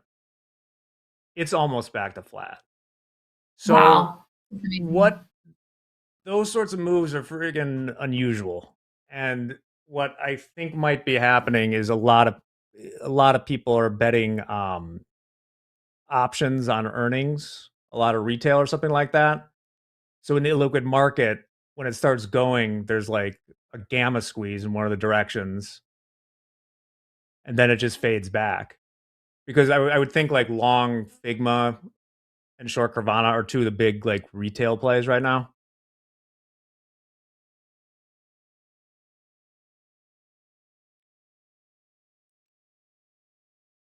Well, I mean, it seems to sort of make sense. I mean, if we haven't really moved from the beginning of the year, anything that kind of comes an outlier seems to get pushed back towards the mean, right? Yeah, to me, it's like there's higher underlying volatility than what we're seeing in the market. Like that's especially for two of those to happen in like one day. And these aren't small companies either. These aren't. I'm not like scouring micro caps for some sort of thing. I mean, a lot of volatility in the individual components.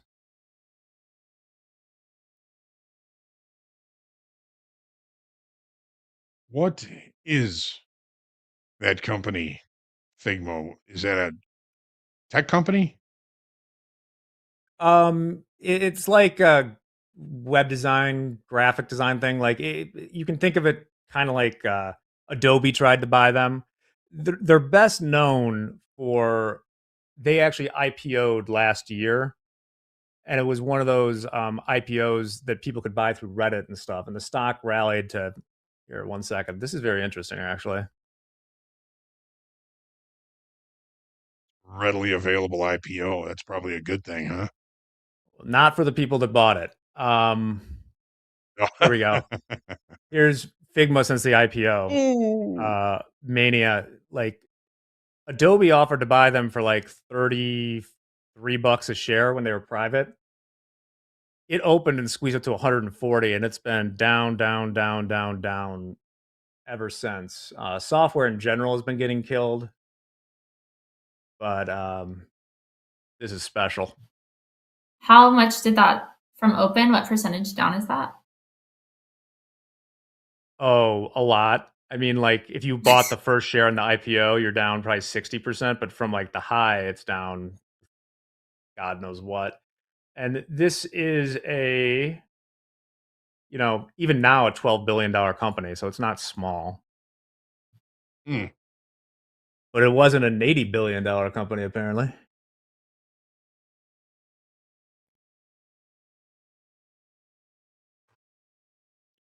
All right, punch So back through we've the seen web. rejection of value.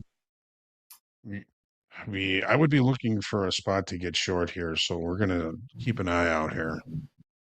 Yeah, I attempted to get long and got whipped out pretty dang fast. So down to 365, but not sweating too much. My DLL on the day is 750. Personal daily loss limit. And we are just so freaking wicky. I almost want to like put myself in a lockout for 15 minutes. I mean, 5 minutes would be good, but I'm worried I'm gonna miss my move.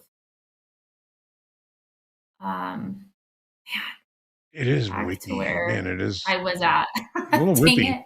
especially for such Wiki. small ranges. Oh my gosh, yeah. You might Trump just bust through this. making a little news tidbit saying he's going to go to China in April. Oh, we missed our pending home sales minus 0.8% against a 2% forecast. So decent miss. I don't know too much about how off that number is from time to time. So it looks like the last one was like minus 9.3%. Trump, good talks are being held with Iran. We have made a meaningful deal with Iran. Why aren't we seeing? That was like a minute ago. We're short 2 micros, 68.84 half. 92.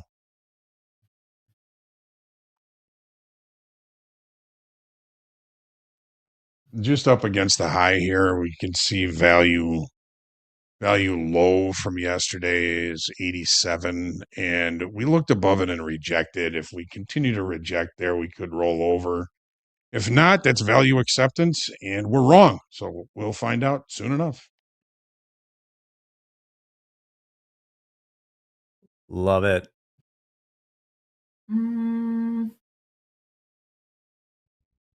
Do we go towards 25? That's like, I am a momentum trader, like through and through. Jeez, yeah. I mean, we're going for it. I would have thought we would have bumped, even if we don't have the context, bumped pretty hard to the upside with that quote from Trump.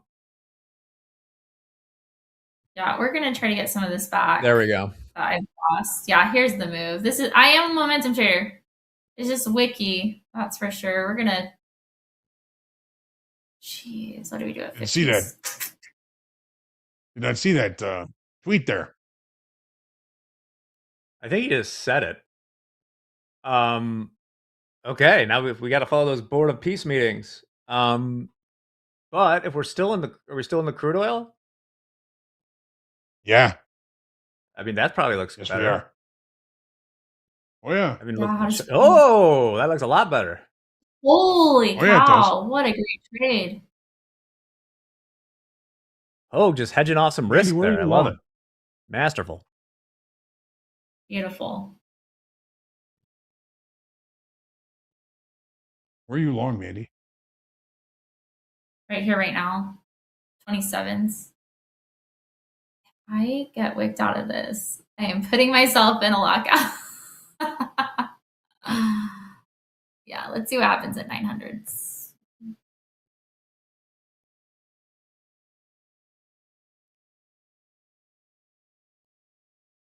See if we get any clarification. See money, take money. Right now.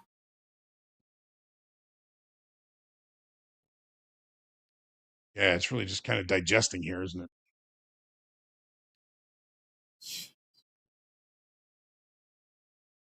This is like a good data trail on my end. Just journaling out loud.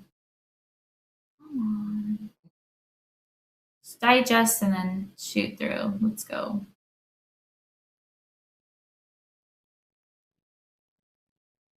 There's right up to settlement and rejected. And the S&P is NASDAQ. NASDAQ as well. Gonna write the settlement.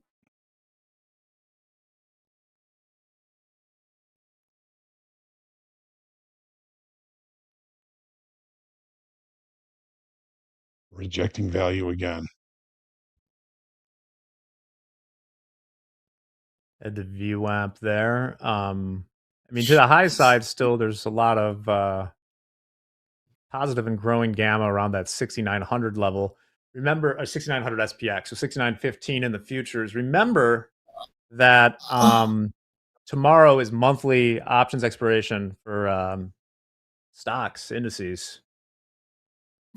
I need to lock myself out. This is where I'm getting really a little bit frustrated. I don't think you guys see me frustrated much, but these moves are not moving the way I want them to. This will allow me to reset. Few things can frustrate you more than trading. Yeah, absolutely. Definitely wiki. I might need to let this even digest like an hour before where we have some sort of non-wickiness, more stability, less volatility. That could be, in the next 10, 15 minutes. It might take an hour. That's why I like these features that we have on Topstep to lock us out when we need to. Help me Would not you lock out for overtrade. the day? No, just like a 15-minute, just like a reset. Okay. Hopefully All let right. some of this Breathe. volatility die down a little bit. Yeah, breather room. Back to center. Back to center.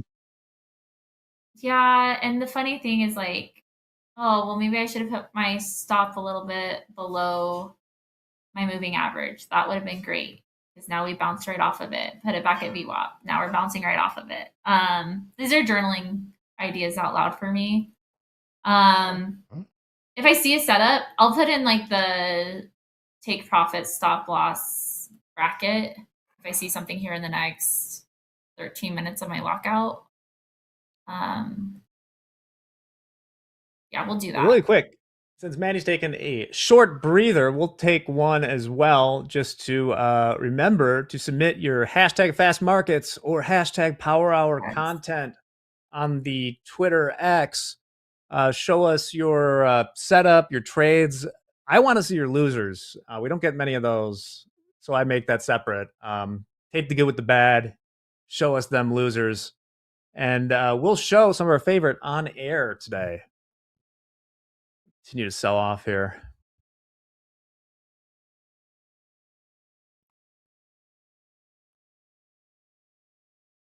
Just a little too tight on that stop. Absolutely. It's holding. Both of us.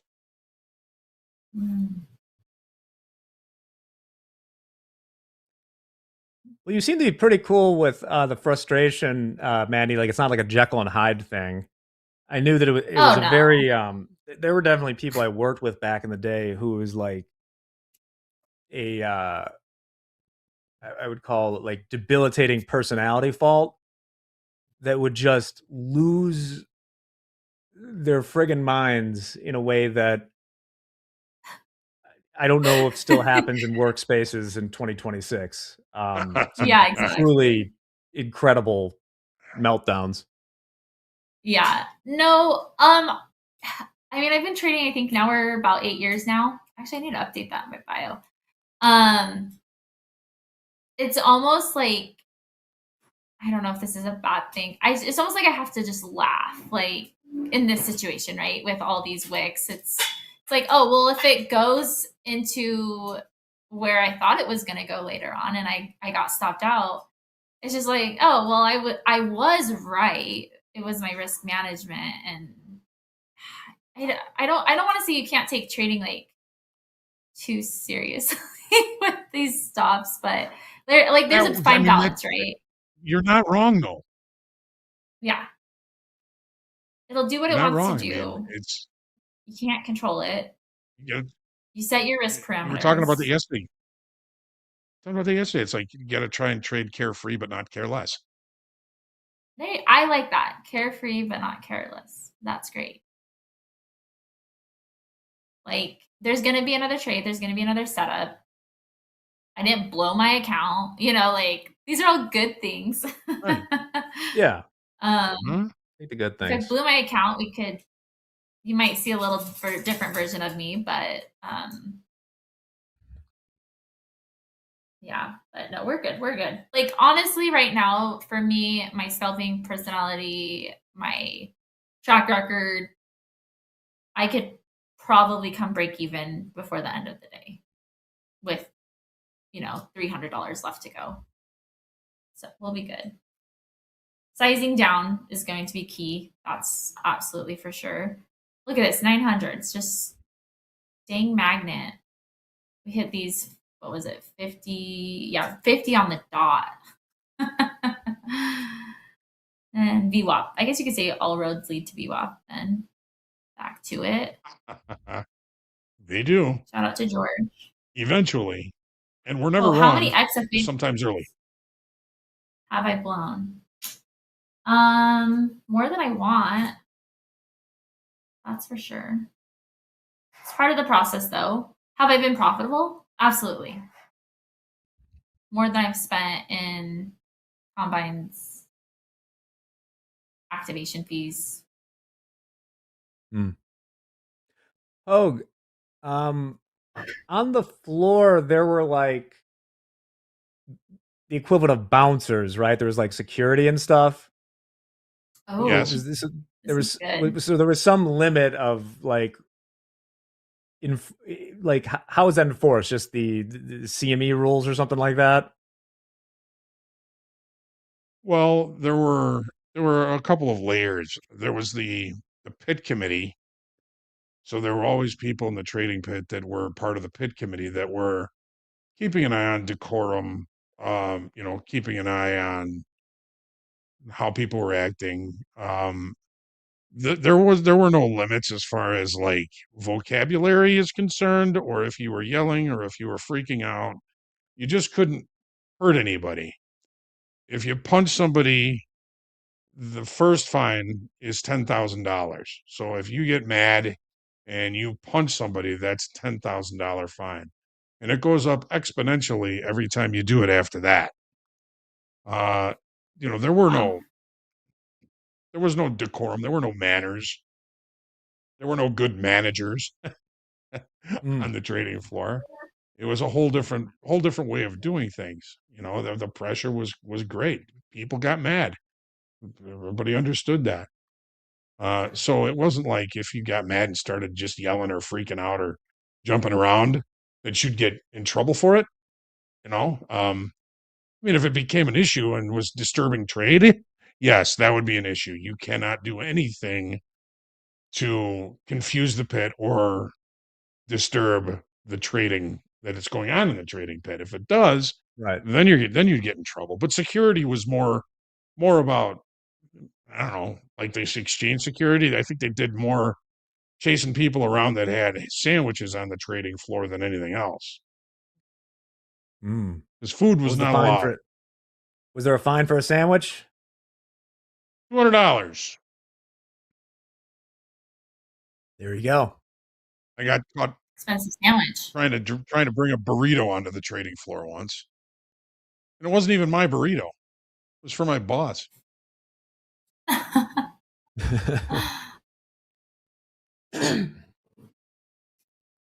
All right, this is an interesting zone right here. We're in between my moving average and my EMA. My moving average is set to 7. And if we can close above 80s, then we're looking at longs, close below 72s. We're looking for shorts. We're just right dead center of it, so no trade. Hands off. I mean, I can't enter a trade anyways for 6 minutes and 22 seconds, but I was gonna throw it up as like the little bracket that shows you if you entered. Mandy, when you lock out for like 15 minutes and you're sitting there watching and Oh, a good setup pops up, do you ever go like, "Oh, dang it. I'm locked out." You ever get FOMO from that? yeah. I mean, I think I would lie if I would say like, oh man, if there were zero motion to like missing out. But this is one thing I've been trying to tell myself, and I feel like it's been going really well, is like it can just go without me. Internalizing that, like trying not to chase. That's like another thing. But I think you could say that too. Like if I miss the like, yeah, I'm locked out, so I missed the entry. Like it can go. There will be another setup. There will be another Sure. entry. I mean, heck, if And you if I were to use my strategy and my rules and kept to them, I mean, there's probably 50 plus setups in a day, off of scalping for my personal setup rules, things like that. So there'll be other times. It's fine. if It's good. if you're gonna be mad about FOMO in that scenario, I feel like Yeah. you have to be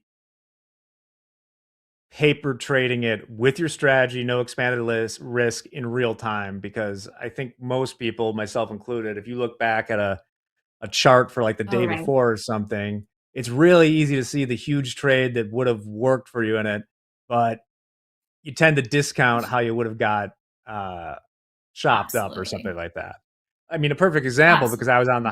I was on the house account yesterday. We basically scratched the trade I was in, made like $20. If I look from the chart from yesterday, I'm like, yeah, oh man, I would have just like had my stop up there, would have ridden this whole move down. No, I didn't. I was there. I can attest. I did not do that. Yeah. Market execution, real time, different than, hindsight 2020, right? Hindsight capital. Those we talked about. Oh, there you go. There's Dolby. Yep. Hindsight capital for the win. Always. Yeah, what an interesting start, I would say, to the trading day on NQ. Just very difficult decision making for anybody. If anybody's green, I mean, props to you. Like, congrats. I think this is great executions. Me, not so much. But there's still a lot of trading day left. That's what I love about it. And Wiki. What is this? This is some movement here. Is there any news? We're feeling like a lot of movement right now. Feels different. Trump says, well, like a bit ago, he was still talking there. Said we'll find out about Iran in about 10 days. Good talks are being held. We have to make a meaningful deal with them. Shopping around. Just looking at well, really quick, let's take a look at some folks that are chopping it up. We got the live leaders to show real quick. Akash, wow. 15K. Man. Makund, 12.5. Yeah, I'm getting there. Chu, Anna, and last but not least, Braden C. Yes, that Braden C from Topstep TV. Made a little over $5,000 so far today in his live account. Great trading there, awesome. Braden. Killer days for those guys. I was just curious. If you look at the 100 tick, we got a little gappy here between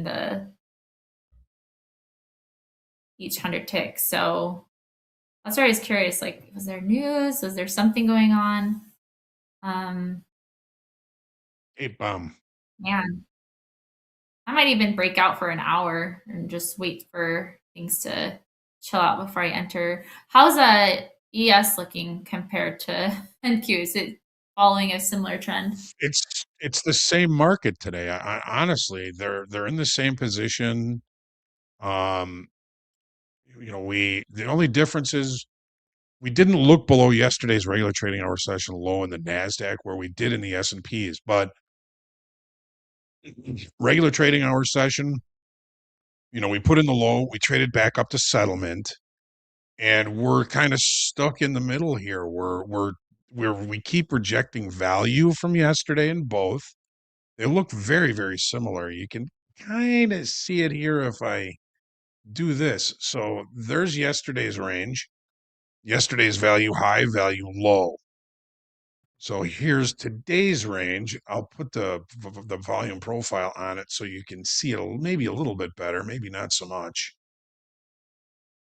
Yeah, it's not going to help much. So in today's range, I mean, we looked below yesterday's range in the S&Ps. We rejected. We looked above value low in the S&Ps up to settlement, and we rejected. Very similar in the Nasdaq. Market opened, looked, didn't take out the low from yesterday's session, traded back up to settlement, rejected value, and now here we are.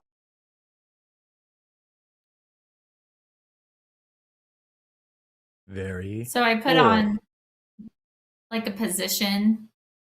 If I followed my strategy, like entering because we had a candle close above the 5-minute EMA, we would be in profit right now. Actually, we're right at break entry. And I'm unlocked, but I don't know if I at this point I'm not going to trade for another 30 minutes at least. Yeah, like if this gets invalidated, this is definitely like, let's not. And actually, this is a great feature using this little, what do you call it? A projection for a long position. Yeah, I would have gone yeah, I'm gonna get stopped out on this projection, right? I think what's cool is you could throw that on there, take a Yeah, paper trade, and and watch it. have like a base hit, even though it's a paper base hit, before I enter another trade. So I think that's what I'll probably do. Utilize those tools, come in, see another setup, put on this paper trade, this projection for a long or a short, depending on what my setup is, and see if I can get a base hit before I take a real trade. I think that's my game plan for today. I like that. Did we get wicked I'm out? totally going to incorporate that in the house account, because sometimes I want to see how the spicy trades work out. I wanted to put Right? a There few you go. on, but like we'll see. Yeah. Yeah, we're I very like that, Jack. uniform. Yeah, we're very uniform today in the indices, right? Both the ES and the NQ are down about 0.2% from settlement. The Russell's is down 0.33, so not a lot of rotation between those indices. And we're at VWAP. Again. What a Again. wiki day on the 5 minutes. Oh yeah. It says you could, great point. You could go switch over to your practice account. There's always that option too. But I don't know. This would be like a great way to set up back testing without actually entering, without having to switch over accounts or whatever, or putting in those spicy trades or the what if trades. Yes. See some people calling for full port short. Let's see. I'm not blowing up any accounts today, you guys. No. Let's not do that. If we start breaking down, there's not a whole lot of support from the options down until a little bit 68.45.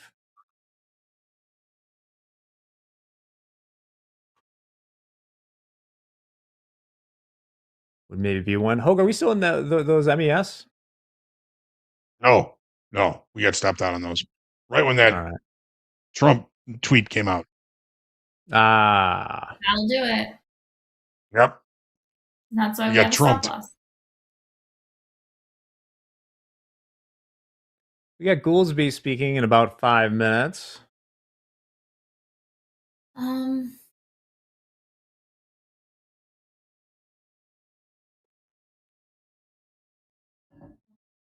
All right, we're respecting. I'm liking this trade better. So we didn't get wicked out. I mean, we didn't get tagged out on this fake trade, this paper trade. Yeah. Close, but no cigar. Close, but no cigar. Yep.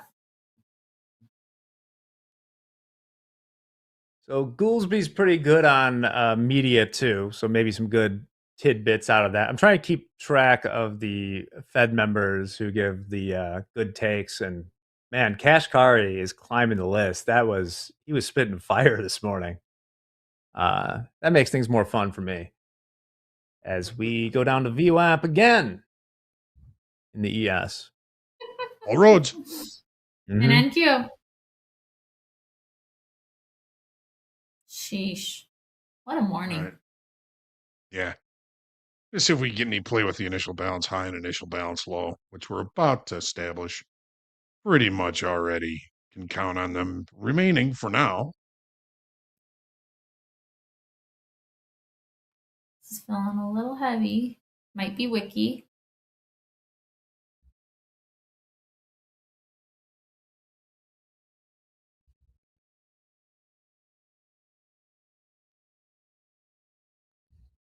Like the question would have been like, if I were in this trade, right? Would I have trailed? I think knowing what I know now, yes. Trailing's good. See money, take money. Don't let a green trade go red. That that could be some good ideas on a interesting trading day like today. Not financial advice, but something to ponder. Micro Bitcoin's looking pretty leaky right now. We've just been grinding down towards the what day would it be? The February 12th low in the futures. And then below there, we did have that one puke move that got down to I think in the spot we went just below 60,000, like by a few bucks. But yeah, it's just bleeding out over the last couple days.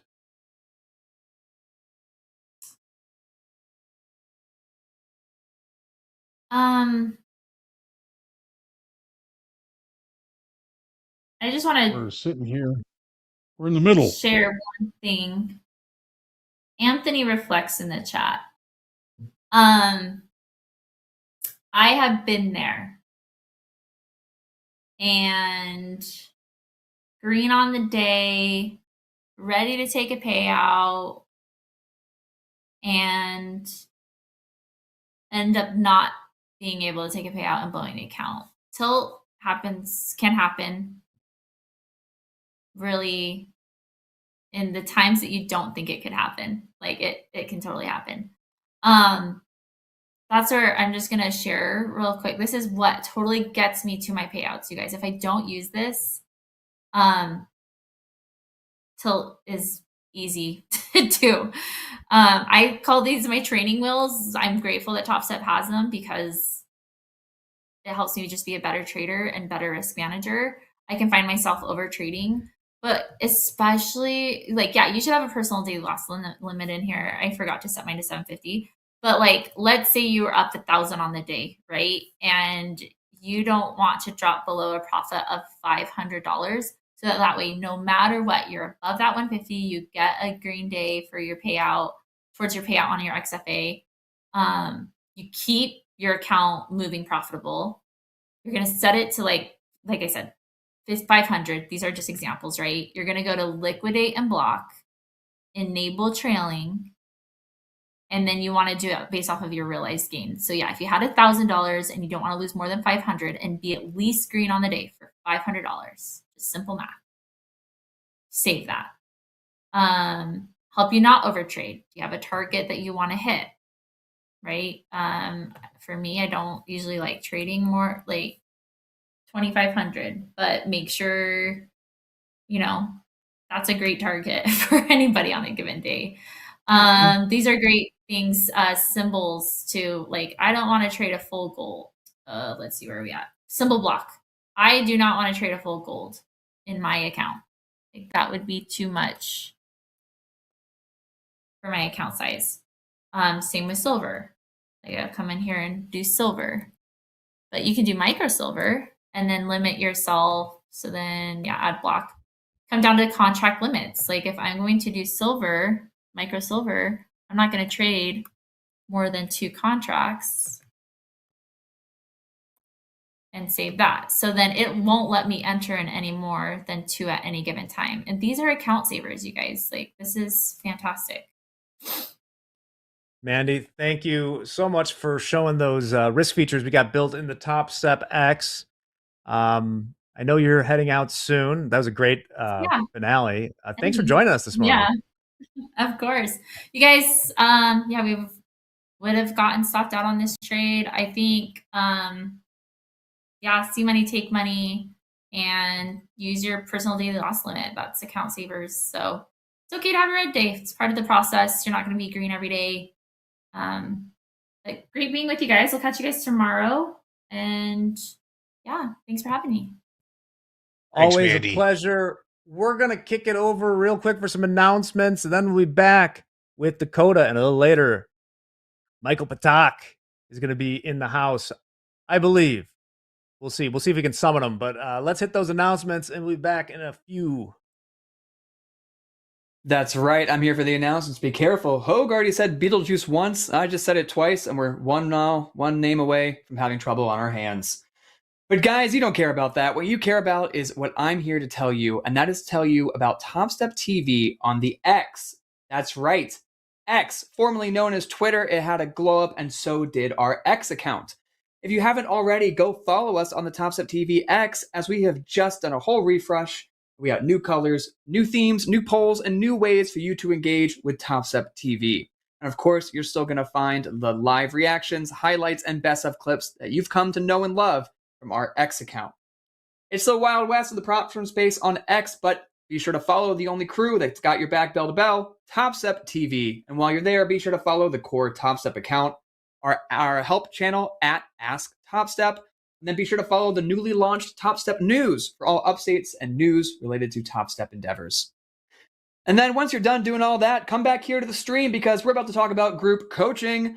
It's the point in the show where we answer your questions live right here on air. Today, we are joined by three amazing Topstep TV personalities that include Hogue, Coach Robert, and Hoop. That is right. Coach Robert, the man, the myth, the legend out of Boston. He's here to talk to you about Topstep X and everything you need to know about it. If you have a specific question about Topstep X for our Topstep X guru, Robert, well, go ahead and click on the link that is currently pinned to the top of the chat, fill it out, and then be back here at 12 o'clock Central for group coaching to see if your question is read live on air. And remember, if you don't hear your question read live on air today, we do keep the questions and we do try to get to all of them. So some days we're going to have less questions. We do a couple of questions from the days before. You never know what you might find out. You never know what you might learn with group coaching. That's today at 12 p.m. Central. Anyway, let's get back to the charts with Jack and Dakota. How you guys doing? What's going on? Fine. How are you doing, Dakota? Man, we're trading it up.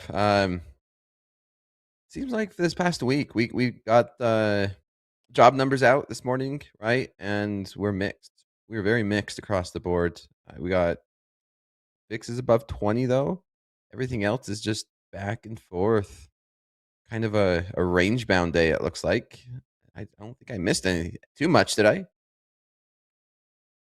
No, we're kind of all waiting for a couple of big events. We got the Supreme Court ruling tomorrow. We got everything going on with Iran, Board of Peace Summit. The VIX is on this rally right here, getting very close to 2007 as we speak. Okay. Any trades so far today?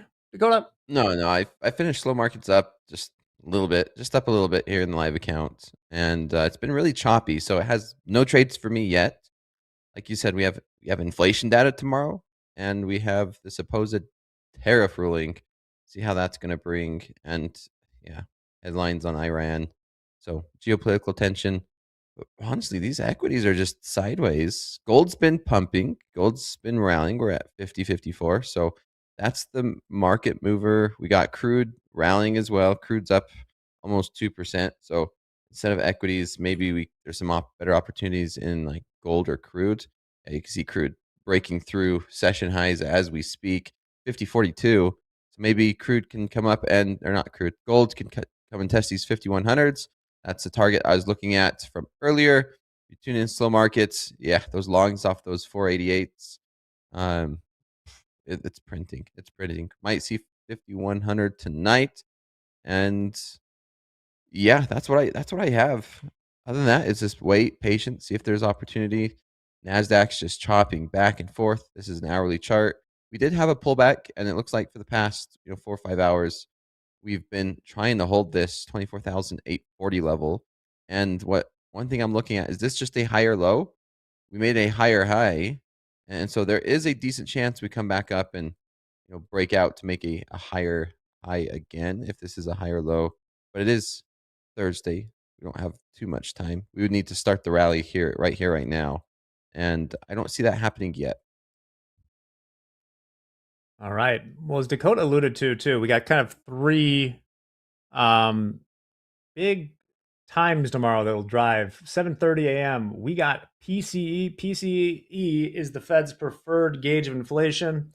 We also have a consumer sentiment, I believe, at that time. Then 9 a.m., well, as usual, we got University of Michigan, but that's not all, folks. That is when the window opens for the Supreme Court to release possibly the tariff ruling, and then keep it going through the afternoon because we got monthly OPEX. Is the third Friday of February. A few things going on tomorrow. It's going to be a busy one, and we will be here. VIX still holding above 20. Now we got 4 of the big 8 have flipped to the green, but really they're very narrow today. The biggest down is Google's down 0.4%, and Microsoft is up 0.2%. That is very narrow. Which is really odd, right? Because it's been pretty wild. The volatility in the individual stocks have been much higher than the equity itself, or the Nasdaq, or the fund itself. Yeah. Mm-hmm. As I said, I temporarily last night again had an earnings session where 2 $10+ billion companies went 15 and 20% in some direction and then retraced it. A lot of volatility in individual names. We had the big tech stock here in Nasdaq have earnings. Walmart. What happened? They did this morning. Let me. Yeah. What's Walmart doing? We're up 2%. I don't have it in my tracker, but it's about time. I know.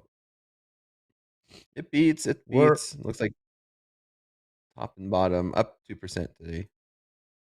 Yeah, and it is above market cap on Walmart is above 1 trillion, which means by my math, that means that like there's a $1 trillion company in Bentonville, Arkansas, Indianapolis, Indiana, but not New York.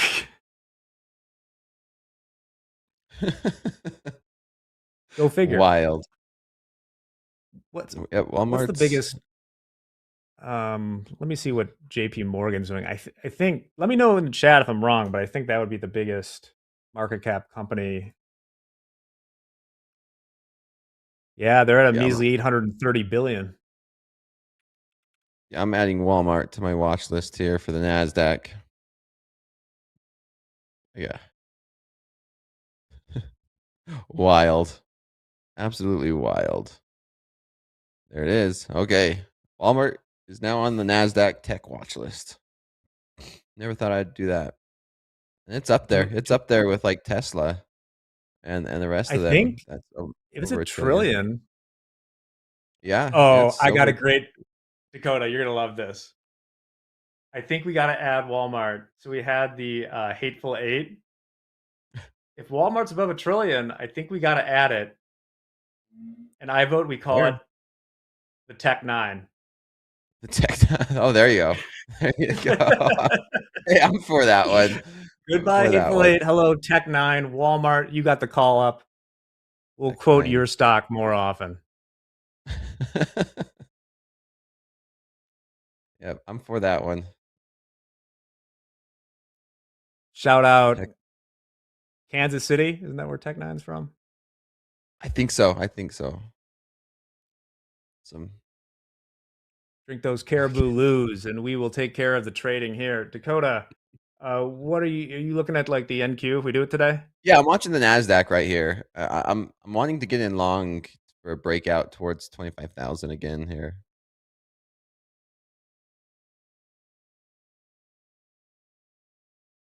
But other than that, I mean, we got gold pushing. Gold's having a little bit of a pullback.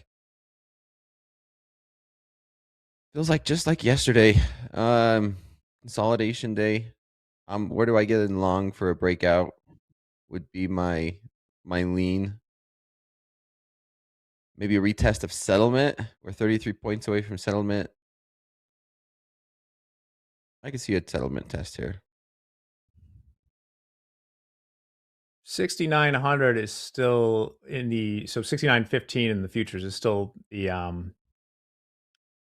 kind of big options resistance to the upside. Although we are losing a little bit as this day has gone on, we've gotten a little bit closer to it. I'm gonna take this long for the breakout.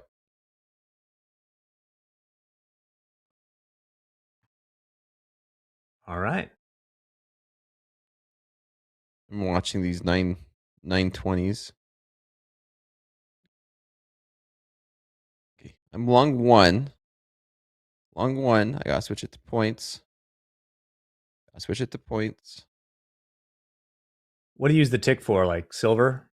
Yeah, when I'm Gold? trading gold, it's easier for me to manage. Points when I'm trading Nasdaq, ticks when I'm trading gold or silver. All right, I'm long from 922 on that pullback, and instant 10 points here so far. Let's see if we could get a break through these 940s.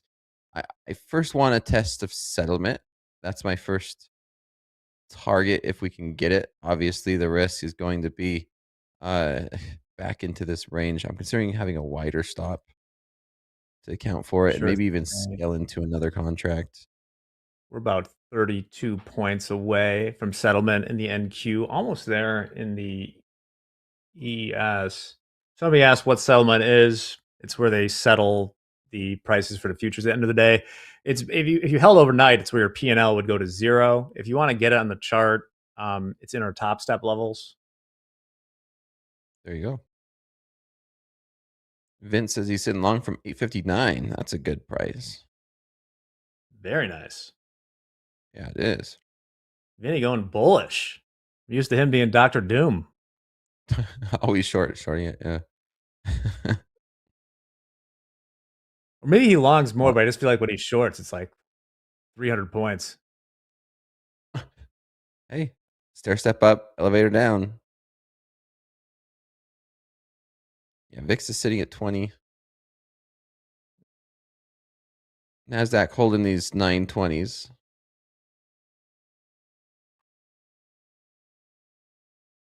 I want to see a settlement. Unless we get some news on the geopolitics front, I can't see the VIX going much below 20 with we got PCE, we got the Supreme Court stuff tomorrow, and then it might hang out in this range until we get some sort of resolution on what exactly is going on in Iran. Tomorrow's going to be a big day for these markets. Yeah. I will add a second contract here if we can continue to hold these 900s.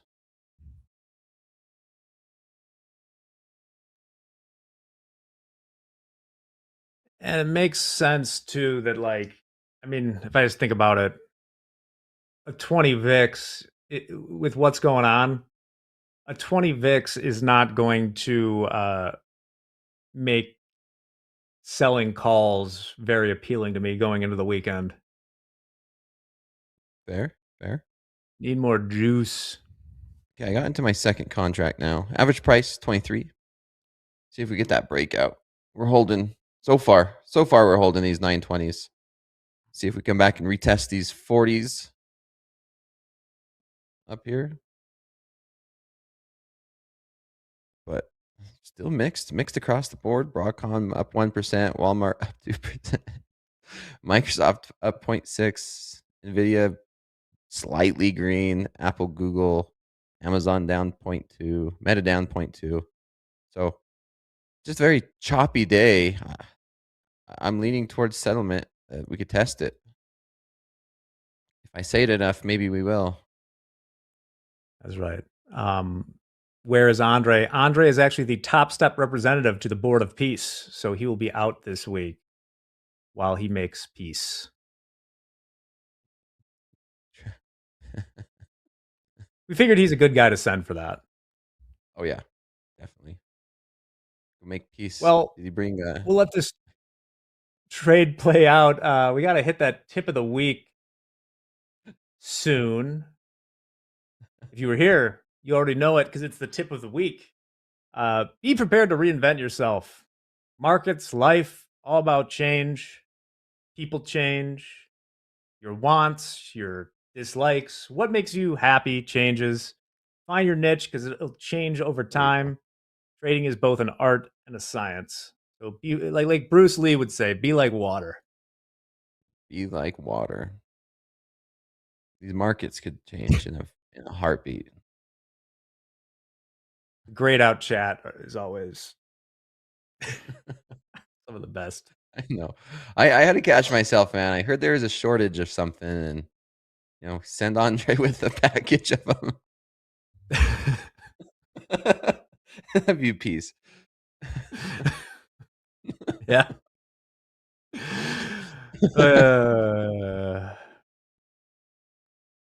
Well, with that, Dakota's long, 1 MNQ. House account still short 2 MCL from the orb trade. I did add that second contract, so I'm now long 2 from 23. 923. All right, cool.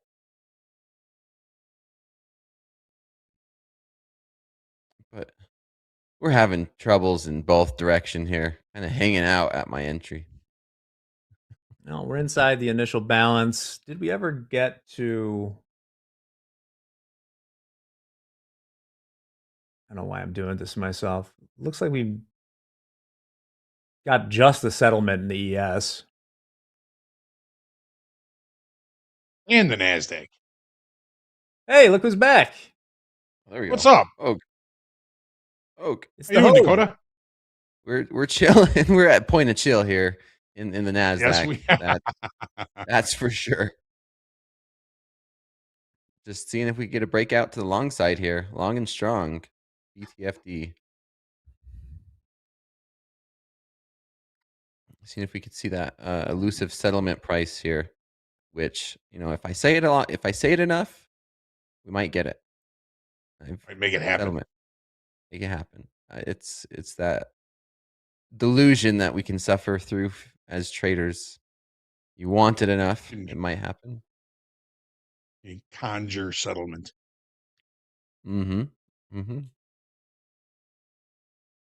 But such a mixed bag. Such a mixed bag. Gold. It's been a whippy day. It's been a tough day. A lot of fake outs, a lot of whips, a lot of what? I think the market may be kind of looking for information tomorrow with tariffs. What do you think? Tariff, inflation. Crude oil's been the strong market right there. It's been heating up. It has, and we thought we were crazy being short this morning, and we may still be crazy, but we're still short. We did have some information come out about Iran that knocked it for a little bit of a loop back down to the weekly kickoff high, but that weekly kickoff high found support there. We're still holding into these shorts, but I mean, we've only got $50 of risk on the trade, so no, that's not. We'll see how it plays out. Yeah, that's not bad at all. Mm-mm. It's a very jittery market because just from the quotes I've seen on there, it's like the one sounded very good, and then it's like walk back a little with like we'll decide within 10 days. Yeah. Because I think the last time he said that is when we bombed Iran over the weekend. So that weekend, right? Yeah. Yeah. Things are going great. We'll know in 10 days. Mm-hmm. Yeah. All right, we're getting a bit of a sell-off here. All 20 points, 10 points. Yeah. Who am I kidding? Just watching these stocks, they're just back and forth. They're back and forth. These major tech stocks. We said the Tech 9. Yeah, with Walmart. No headlines from Goolsby yet. I might just given everything else. Okay. We'll see how we hold these in these 70s. This is really just a range-bound market. We failed to break out.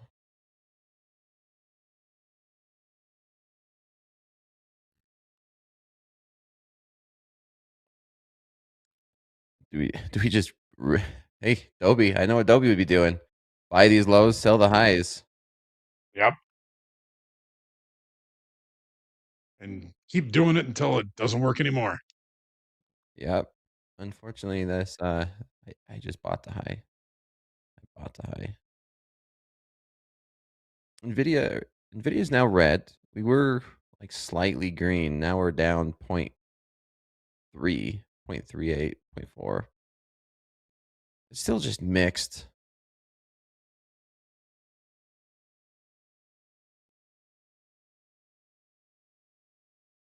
Yeah.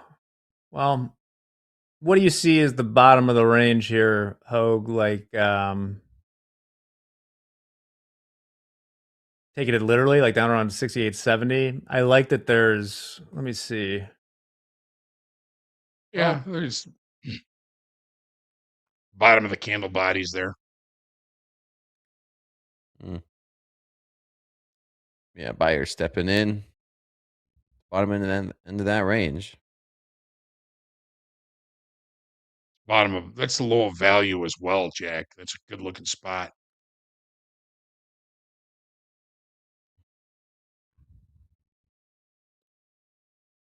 right now, yeah, I like that if we make it cheap, because right now I'm seeing there's not a lot of I mean, there's negative gamma at 58, sorry, 68.50 in the SPX, which I have marked there. Uh, So I don't think I'd be waiting for that. Maybe I'd almost be like out of it by there. But it looks like we're going back up the VWAP again. It's really been a just fight around the VWAP today. reversion to the mean. Consolidation. Market's waiting for something. Lots of indecision with data, tariff, Iran, being patient. We're really just diddling in the middle here. Yeah. That's why I think my bias going into today, obviously things can change if there's news on one of those fronts, but with the unknowns coming tomorrow, is that I didn't see us like rallying crazy through that, like the highs of yesterday, like breaking that 6,900. Uh, That's like the top for me. But we could go like, I think there's more room to the downside if we do break out. We might go test overnight lows if we break down below this level of support. Go test these 760s. right in the middle of the range right now. Buyers trying to hold those 860s here. Ah, If you're a range trader, that's like you want to buy the lows. Maybe have it rotate right back up to 900s. so JD did cover one contract of those shorts in crude oil on that break. So we're currently just holding one contract. All right.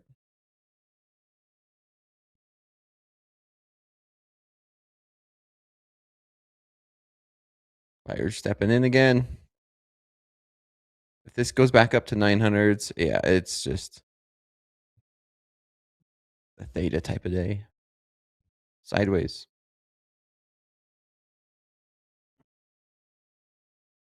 What do we got? Broadcom up nearly 1%. Really narrow day still with all those stocks. Yeah, Bonds there we go. aren't moving.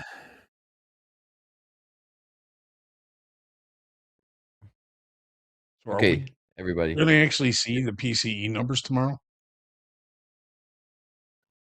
Are we going to see them? Yeah. It's on the schedule. I admittedly have not looked too far into it. I figure I'll know before then. I'm looking There at we go. 4 different calendars.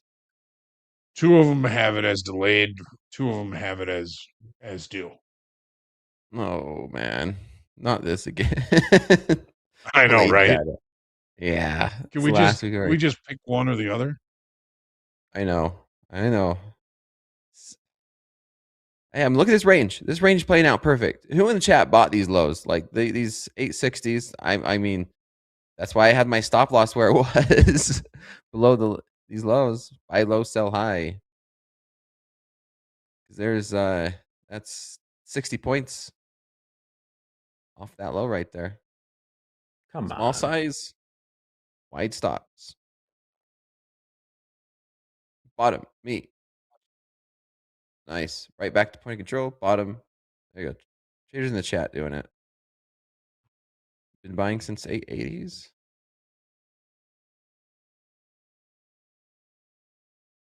Maybe we can see settlement now. Let's get it. Do we sell the top of this range? Do we go back to sell? Go back to the well. Sell the top, buy the low. Let me see. A lot of wicks up here on that 30-minute chart.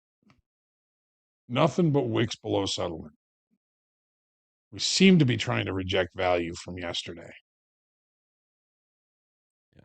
Buy low, sell high. Yeah, I did buy high, but my stop loss is below the low, so I'm playing for a breakout with a wide stop. I'm not trading this range. I get chopped up way too many times, usually on days like this, trying to play a range. So small size, wide stop, and let it play out. Just give this market room to breathe and do what it wants to do. It's either going to break out, break down, or we're going to be somewhere in between. I got my risk. It's managed. I got time. Yeah. Come on, little green bar. Go away. Let's see. Do we sell this? I'm still cautious selling these highs. Very cautious selling these highs. All right, Nvidia back to settlement here. We got Walmart back above 2%. Amazon headed towards settlement. Nice. Okay, so we're getting some buyers stepping in. All right, I'm liking this one. I'm liking this one a little bit more. This push. If we can, It's always nice when it's green, huh? Oh yeah, yeah. Green on the screen. That means the stop loss is the right place. If I get stopped out, I know I'm wrong. It's invalid.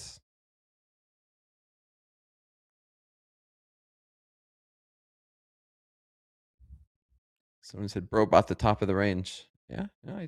That's what you do with breakouts. That's what There's a no breakout winning. trade.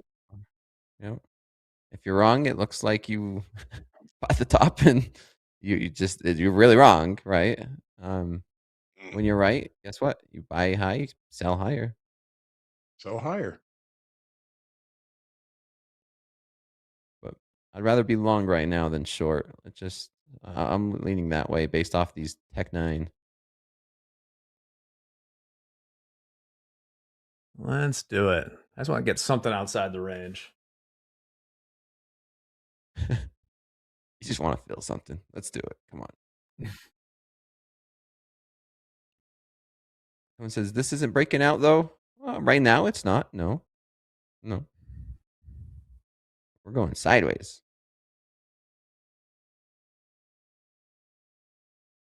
For now. I want this to work out huge so I can sell the 6,900 SPX. The Tech 9 ETF.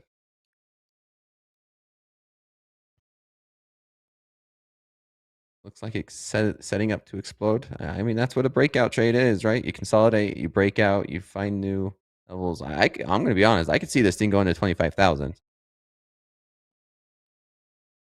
That's a big round number. We've been chopping around that for a little bit. Little supply zone up there. Yeah.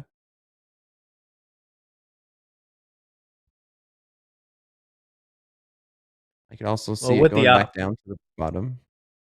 Yeah. With the OPEX this week, just expand to the other overnight too. We've been very in range in this 50-point range here, between the 5850 and 6900 SPX. Okay. You've popped above it and a little below it enough to be annoying, but that's the range. Amazon's green by 0.02, so we're just barely above settlement. Google's looking to do the same. Netflix looking to do the same.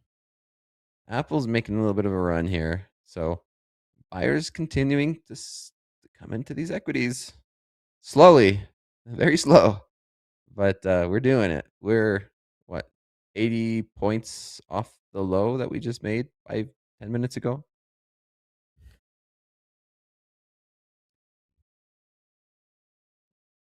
Sellers could come back in and push it back down. Crude oil just came up and grabbed our stop. We are currently flat in the house count. Awesome. Buyers Opening on try range number trades up $19.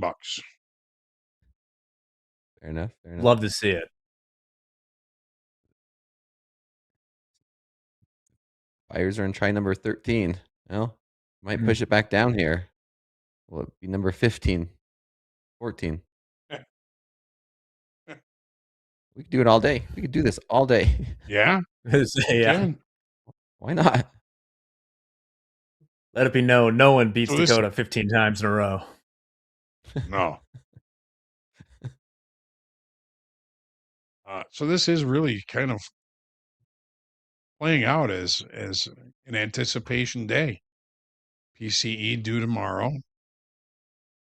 Just positioning and hedging going on. The way it seems right now, we don't have huge initial balances, and the fact that we haven't been able to break out of either side, pretty range bound here. Pretty range bound. Right back down. Here we go.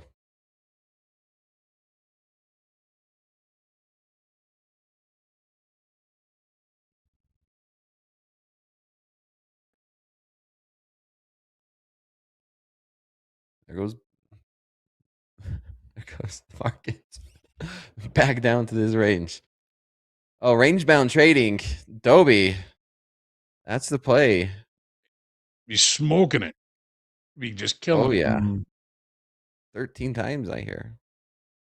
Yeah. Well, that quote was a version of tennis player Vitas Gurulitis. Famously beat Jimmy Connors after losing to him 16 times in a row, and was quoted, "Nobody beats Vitas Gurulitis 17 times in a row." And that's the attitude you need.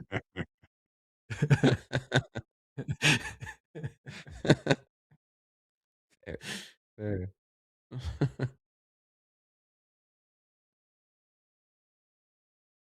Yeah. So I think a lot of traders today would probably just, call it a day. But if you can anticipate a day like today, you can just kind of print money. Is you just have to wait for price to approach one of the extremes and fade the extremes. I used to love days like this in the trading pit because the initial balance high and the initial balance low are just levels. But when they hold, you just fade the extremes and take profits on the way. Get to the other extreme, you fade that extreme, you take profits along the other way. I used to call them cash register days because you're pretty much always in the market, but days like today would be good for like the reversal challenge because you get near the high. If you're long, you get short. If it doesn't, it's a cheap short. If it doesn't work, it doesn't work. But then But if it works and you take the ride to the downside, you get near the low of the range, you cover shorts, you take the long. If it doesn't work, you find out cheaply. And if it does, you take the ride back to the upside. And it's, what did you say, 13 times today so far, Dakota? We've been up That's at what that someone said in level. the chat. Like, it's been a lot, right? Just looking off this 5-minute chart, 1, 2, 3, 4, 5. Yeah, quite a bit. Yeah. Depends on how you view it, but yeah, back Time and frame and forth. everything, of course. Yep. Yeah, back and forth. 24,900 has been the middle of it. And it just kills breakout traders when there's a range like this. Yeah. If you can't manage your Everybody's risk, looking for the breakout. everyone wants to catch that. Yep. Yeah, and maybe for the future, the question is, how do you anticipate it? Is maybe I'd take away if we see a day that matches this, where we have a decently high VIX, there is volatility in the market to make it move back and forth. We have several known unknowns tomorrow with maybe PCE, the Supreme Court, and Iran that are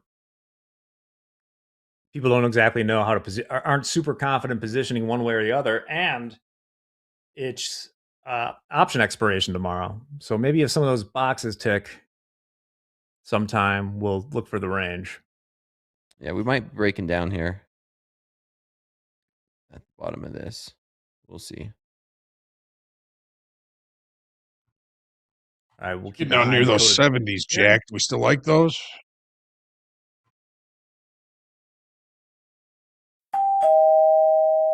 Well, I know a guy we could ask. Ooh. Let's ask. Comes to my door. It's Michael Patak, CEO and founder of Topstep. What's up, Michael? What's up? How are you guys doing? John, what's my levels? Michael. You like that level down there? Right here, right now. Jack, 6870. The unknown unknowns. Bunch of unknown unknowns tomorrow. Yeah. Like a triple witcher. Should be a fun one. No witching tomorrow, just OPEX and the Supreme Court taking their time with this. But yeah, a lot of possible volatility coming up. Nick Zumo, MP throw trade on like the good old days. Whew. And that would be fun. I'm wildly out of tune. It's like coming back and say, hey, play me a song. Good old chap. I haven't picked up an instrument in a while. Yeah. So. A few bars. But I am noticing these markets are, we said the VIX is up. It's just been a quiet sideways market. I go back to our conversation. I'm looking at the daily. Going back to our conversation we had on Tuesday. For a month. No, going back further than that. Yeah. December 4th. December. Beginning of. Even further back if you want to go. This up and to the right stalled out. Yes, We've been in a range since beginning of December, really. We're in a range today, Hogue, too. We got distracted with all the goings on there, but it looks like the range is playing again. Dakota, are you still in that trade? Yep. It came within 5 points of my stop, it looks like. It came close to my stop. I mean, that's why you have a stop at places like this, right? We came within, I guess, really close. My stop is at 845. We got to 852, and we've bounced almost 50 points. So small size, wide stop. Yeah, this is a market that could chop you up if you're, making too many decisions and indecisive. I mean, look at this, right back up. We're 60 points. So very happy with this stop location. Where's your profit target on this one? I'm looking for a breakout. It traded down to 51s. Would you say 45s real quick? 45s is your stop? Yeah, 845 is my stop here in the NASDAQ. And I've been in this trade for a while now. We've just been ranging. And this is a play to a breakout, possibly looking for 25,000 here. A lot of people here in chat, you guys understand what a range trade is? There's a lot of head fakes. And then like what a head fake is in a range trade, that usually always used to get me. Looks like it's breaking out of the range. And then next thing you know, it sucks right back into the range. Like, oh, got me. And then hits the other side of the range. The other side of the range. Oh yeah. Yeah. And then while it's looking like it's breaking out of the range, then you have these breakout traders. So say it's breaking out of it's ranging. Ranging just means it's kind of trading sideways. There's a support and resistance area, range. And then he looks to break out. All the breakout traders like, yes, I got it. I'm going to jump on it early. Jump in, head fake. You get stopped out, and Ken Griffin wins. Yeah. 2 hours later, you hit your daily loss limit, and you look back at the price action, and we haven't went anywhere. If we got anywhere, it's also the joys of trading. Because, I mean, like, it's just like anything. I mean, you get up to the, you think you're reading the pitcher well or field well or in a sport, your opponent well. And then next thing you know, you feel off. You can't, Best thing to do, I've always found, is to take 15. I used to call it take 15. Take a break. Whether it's 15 minutes break or the whole day or whatever, take 15. Didn't they used to have a we candy saw bar? Mandy do it earlier.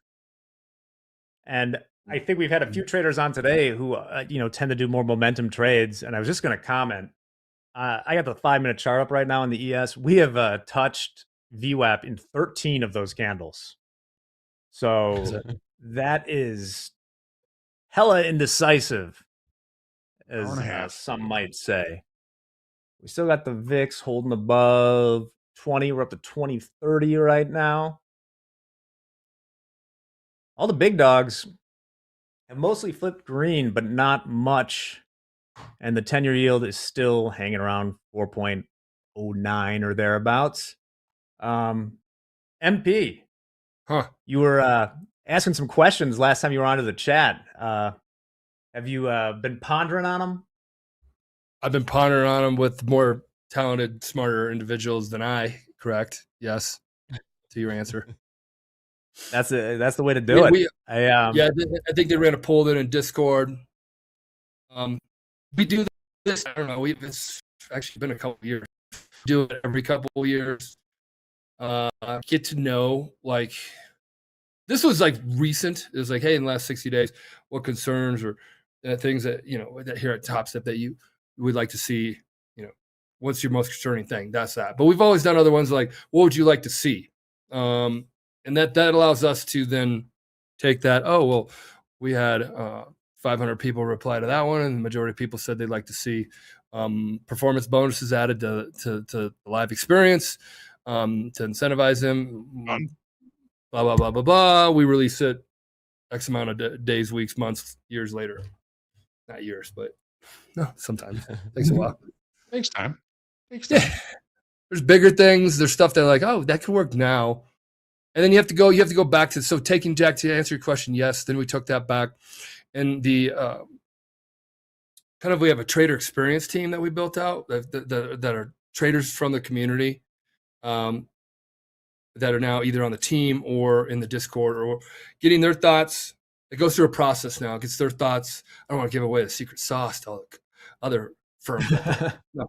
But it gets their thoughts. Hey, this is what we've heard. And then they know the roadmap that we're working on. And then we go, well, which one would fit it? Well, this one's like, we have t-shirt sizes. We call them t-shirt sizes. This one's a small.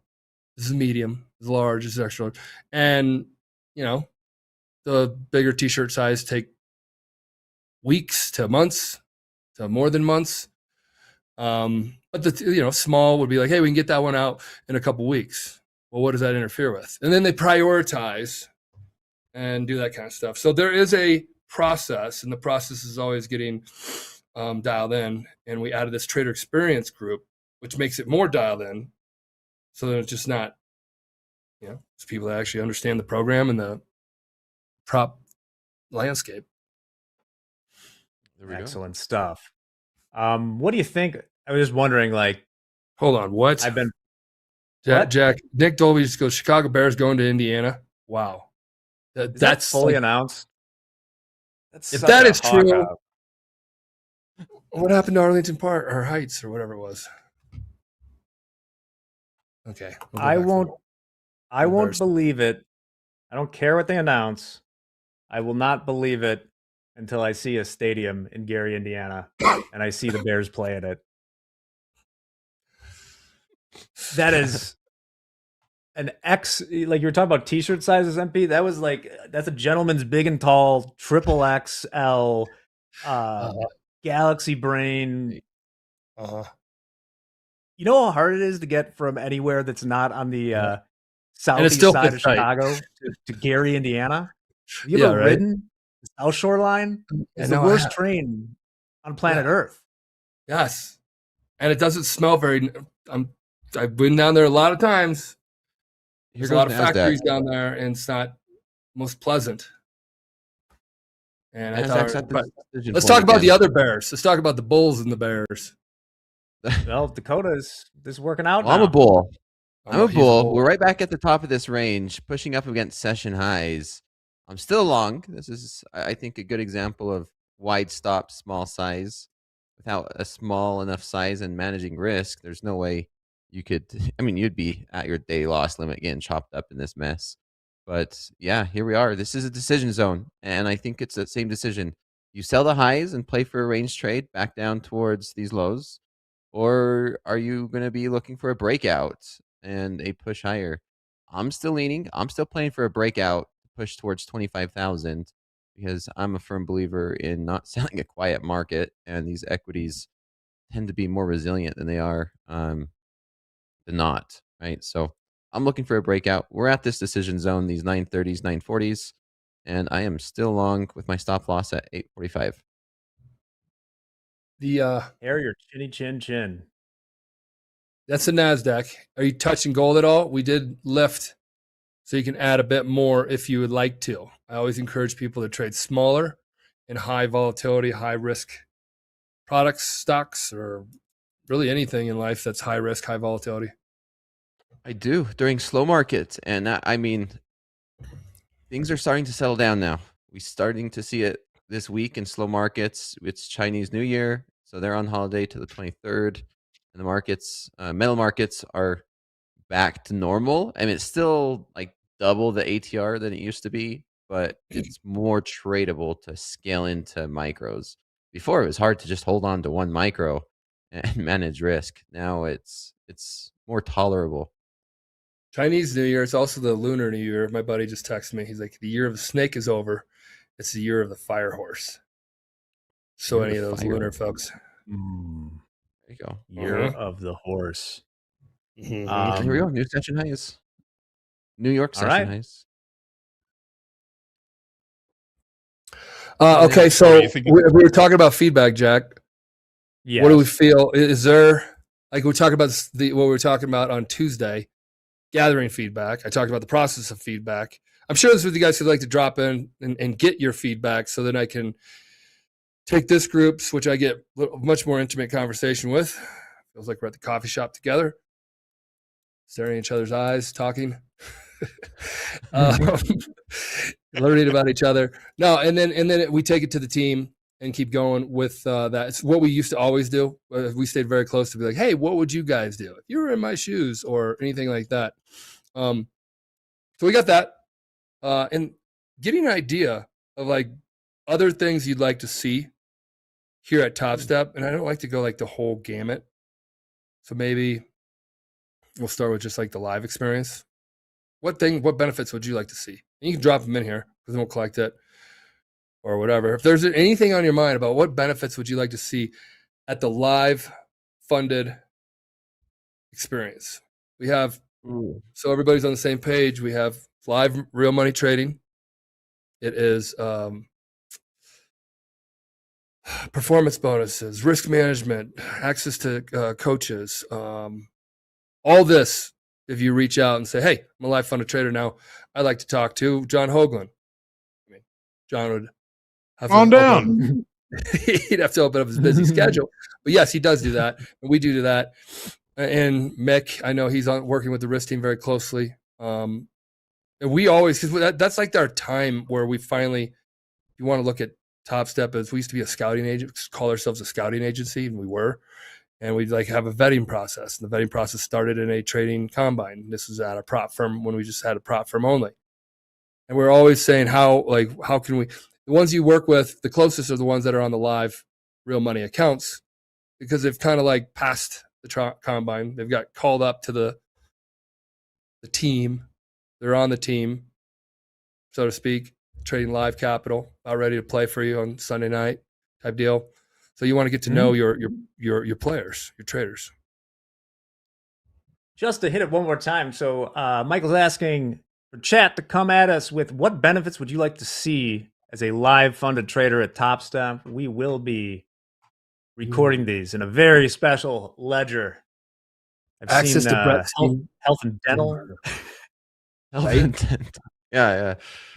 Let's get 401k. Access to Brett Steenbarger. Man, that was, I used to have the book. I don't know where, it's not here in the office now. Enhancing Trader Performance. I read the book and I'm like, Enhancing, yeah. I was like, I'm like, oh, he talks about putting people on trading simulator, getting them accustomed and acclimated to different market conditions and how to size in, size out, how to manage your risk, how to manage your emotions, control your behaviors, all that kind of stuff. That was before I started Topstep.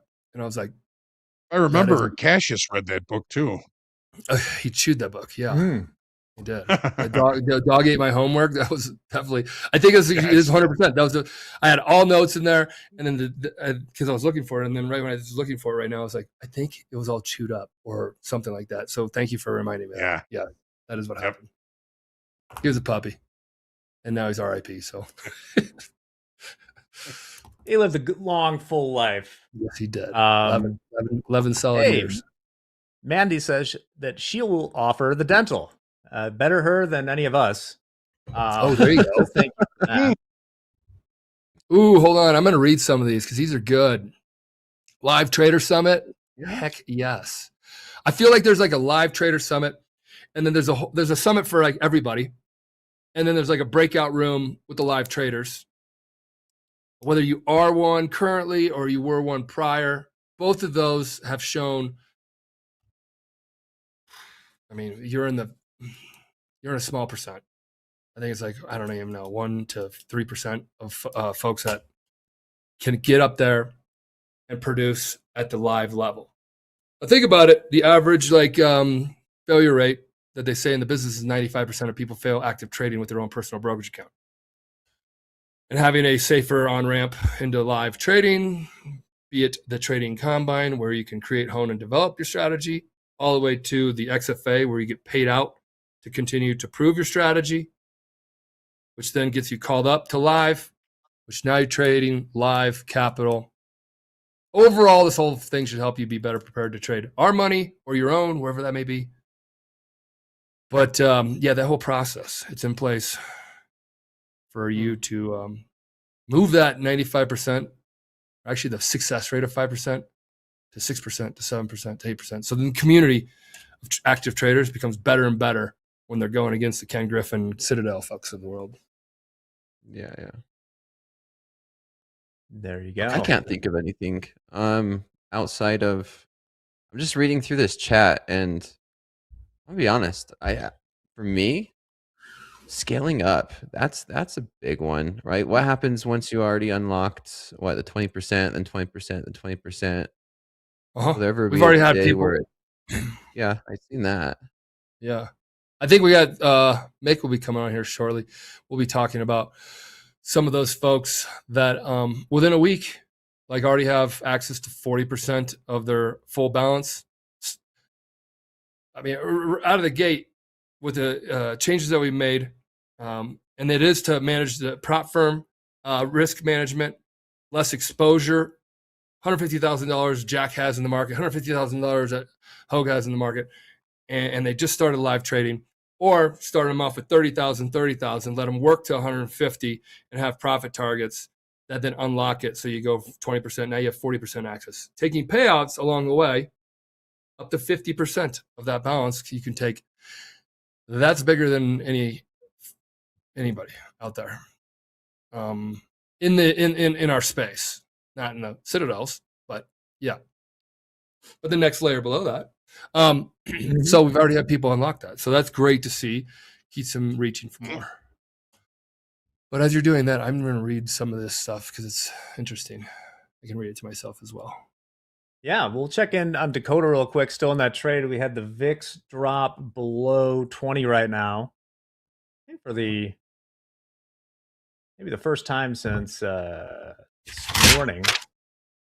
Uh-oh, here comes the legal pad. This is going right. There you go. Yeah. Dear diary. Dear diary. Dakota, be careful. We do have a potential failed upside auction in the NASDAQ here. We looked above the initial balance. Came right back in. I see that, Hogue. We tried to break out, right? Where we broke through the New York session highs. We broke through these 40s and 50s. We tagged settlement here in the NASDAQ, but now we're rejecting. Yep. So this is where I'm leaning more towards just getting out, right? Sure, I can handle this chop. It came all the way down to these 50s. And I don't mind holding it for longer.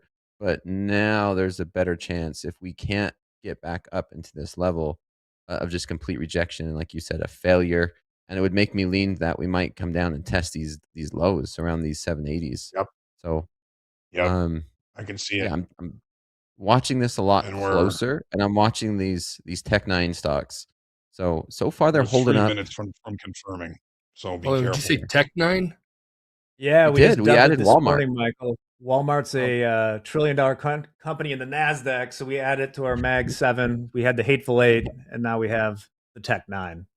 Tech Is 9. Oh my goodness. Is that Tech 9? Because like the gun Tech 9 or Walmart added there doesn't sound like a Tech 9 though. It's their digital arm. What is Tech? Because it's Nasdaq. Well, they ate your lunch if you were long TECH? Shopify. Yeah, well, yeah, TECH9, and I was thinking Okay. more of the rapper than the weapon, but we had Mag 7 before, and I'm like, oh, Magnificent Mile or Magnificent 7. Okay, I get that. The Fangs. I mean, the Fab Five. That goes back to the basketball Michigan days, but is that Nifty Michigan or 50 if you're old. is that UCLA or UNLV? That's Michigan. Yep. Yeah. Then we had the Hateful Eight, and now it's the Tech 9. Got Walmart. It is fun. These are like culture poppy things, right? Yeah. Yeah, I'm flat, by the way. I just got out of that one. Not going to risk it. We got that hook. Yeah, that failure up there. And here we go. NASDAQ right back down. 11, You get a 12, bunch of people. 13, 14, 15 5-minute bars have now crossed or hit VWAP in the ES. This is nasty work. Look at how tight. Besides that one breakout that formed the IB high here, Hogue, we've had like 1, 2, 3, 4, 5, 6 reversals right off the exact same point. This is Yes. a range and range. Anticipatory. Looking for new information tomorrow from PCE and the Supreme Court.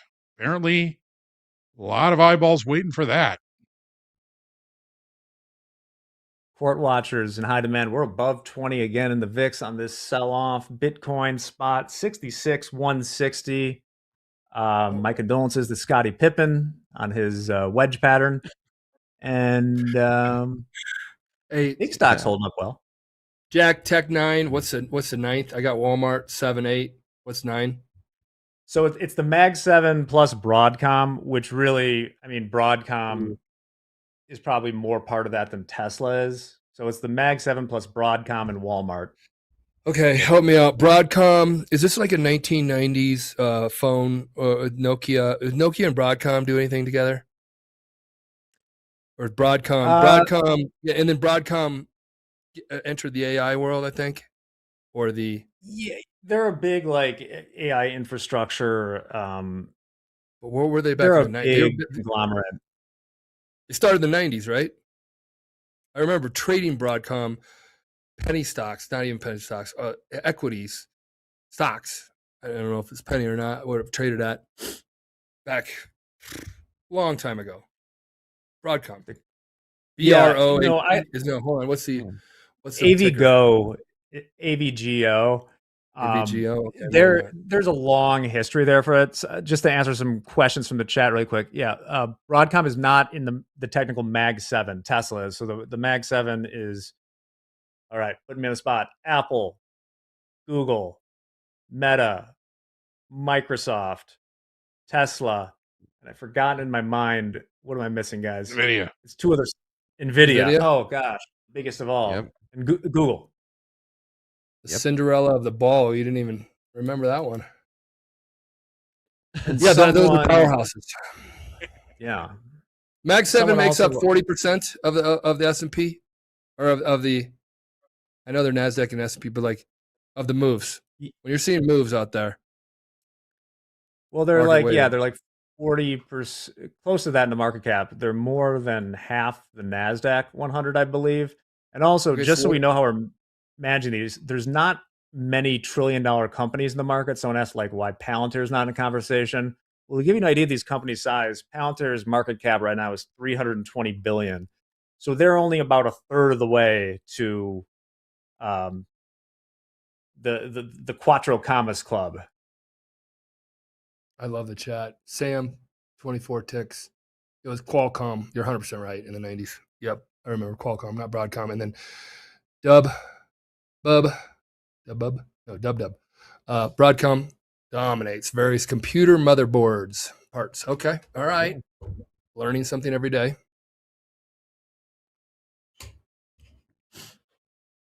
And now we have the Oh, Tech yeah. 9. Walmart. Okay, so really Walmart's quickly, right. to my point, Jack. Mag 7, got it. Makes up for 40 of the market cap, 40% ish. What does now Tech 9 make up? Yeah. Market cap wise. So how about we make it even easier? We'll include, it's pretty easy because they split Alphabet into two.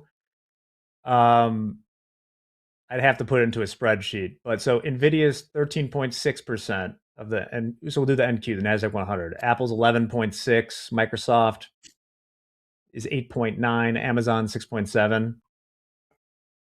Hogue, talk for 1 second, and I will get the answer to this question. Right, doing the calculations. Yeah. Sure. Really quickly, while you're talking, you traded the S&P 500. Did you guys watch anything?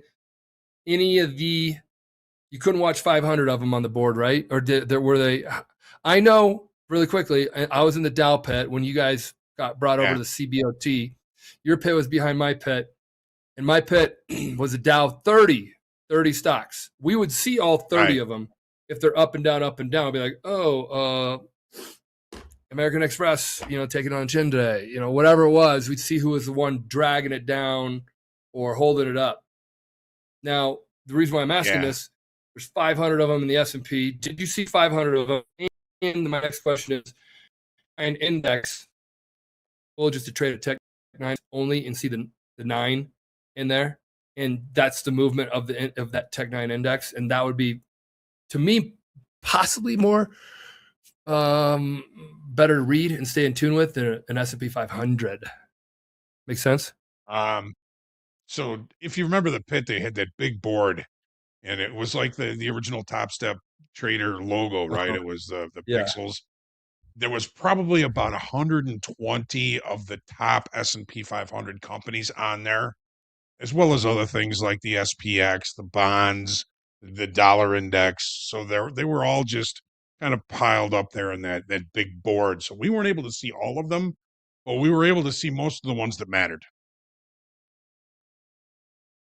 Interesting. Okay. You see the ticky, and the trend, and of course, the bonds, 30 years, all those, probably about 120 of those stocks were up there on that board. So we couldn't see them all.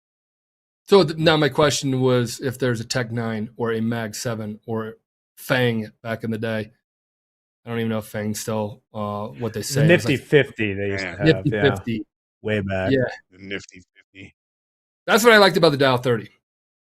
So, but just 30 of them.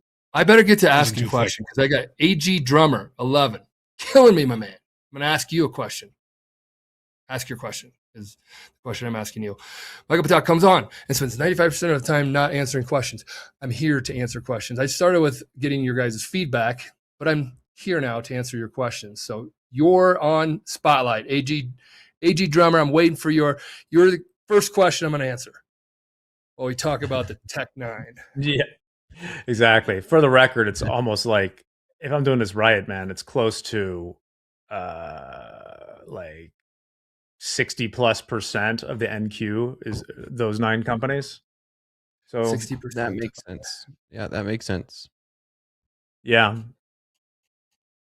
Tom Phillips got the same answer there. We're going to wait patiently on the question coming from AG, but we do have another special guest that's coming in pretty soon. Oh, he's at the door. Who could it be? Oh, man. It is. Oh, man.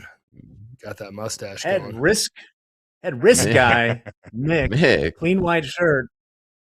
Ready to give us some clean answers here. How's it going, Mick? Hey, it's going great. How are you guys doing? Doing well. Excellent. Doing well. Hey, Michael, See, Mick?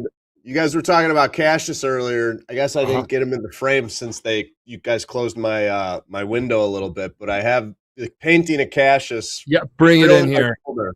A Hall of Fame Topstep team member right there. If you even got it, I don't know if you can Good bring it boy. in the picture. He's a good boy.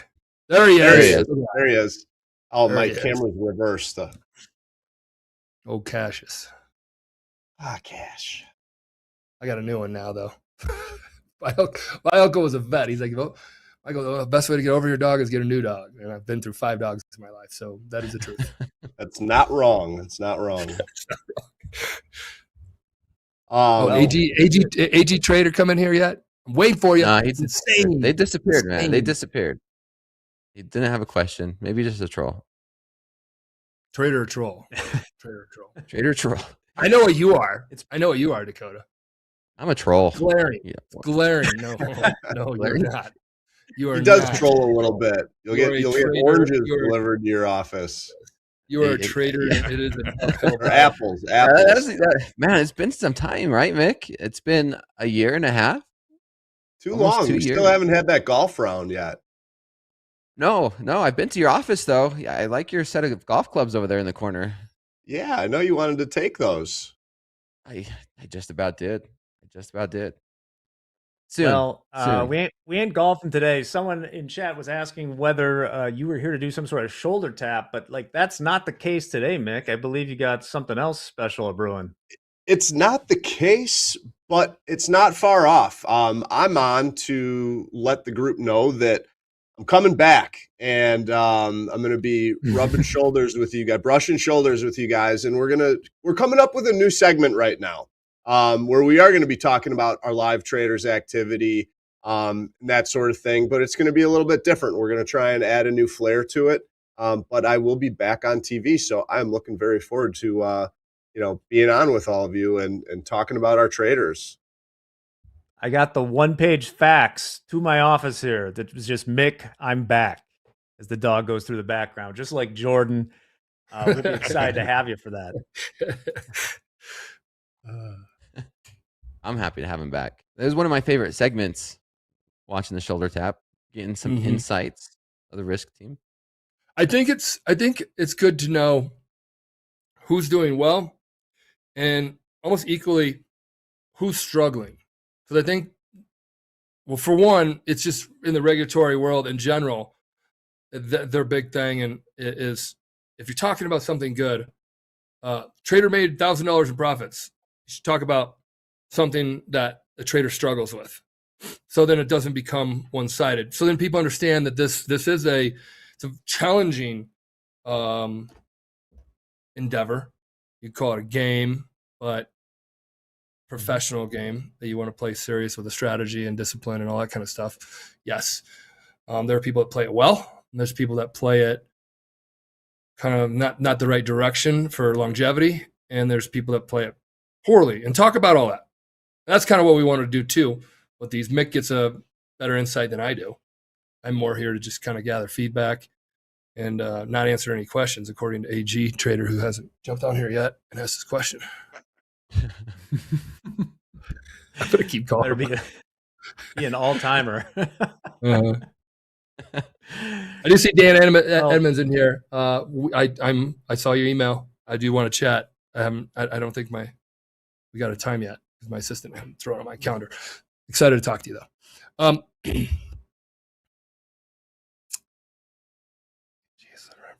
My back. Oh, you guys are fun. Now we're heading down. All right, Jack, is there any questions in here? Because I don't want to take you guys' time. Well, I'll tell you what, I will look high and low and scour the earth for the question from AG Trade if it comes up and make sure that you get it. As far as questions in here, there was a question about will we get alerts on Topstep X? That's not really a live thing, but is that something for the future? Alerts on Topstep X. Yeah, they're working on that one. That one's a little bit harder, I think. That they're working on another big project that I can't talk about on Topstep TV. Yeah, so that they're almost done with that, and then they're going to get into feature releases. We have risk modals, kind of enhancing what you can do with, how you manual lockout. We're like one of the first ones, I think, to do manual lockout. It's just kind of taking the whole risk management of either like after X amount of trades or after. We already have like a handful of these, but better laying it out so you know each day what your risk settings are, and you can adjust them before you start. That's something that they're going to get started on.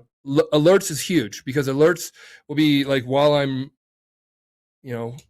I eventually want to get it where they're like, you're on a run right now, and it's like, profit target filled, or stop hit or whatever, and you get those alerts, or you're like, hey, S&P just hit 60, 68, 70. That's your level. That type of stuff, or you'll hear it now. I don't have to sit here all day long. I can go wherever, turn my music on, or have it in my ear or whatever while I'm working at the house and hear things. That is coming because that makes nice.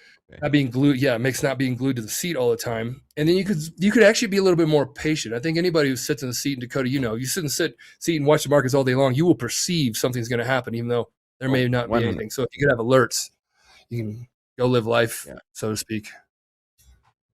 Yeah.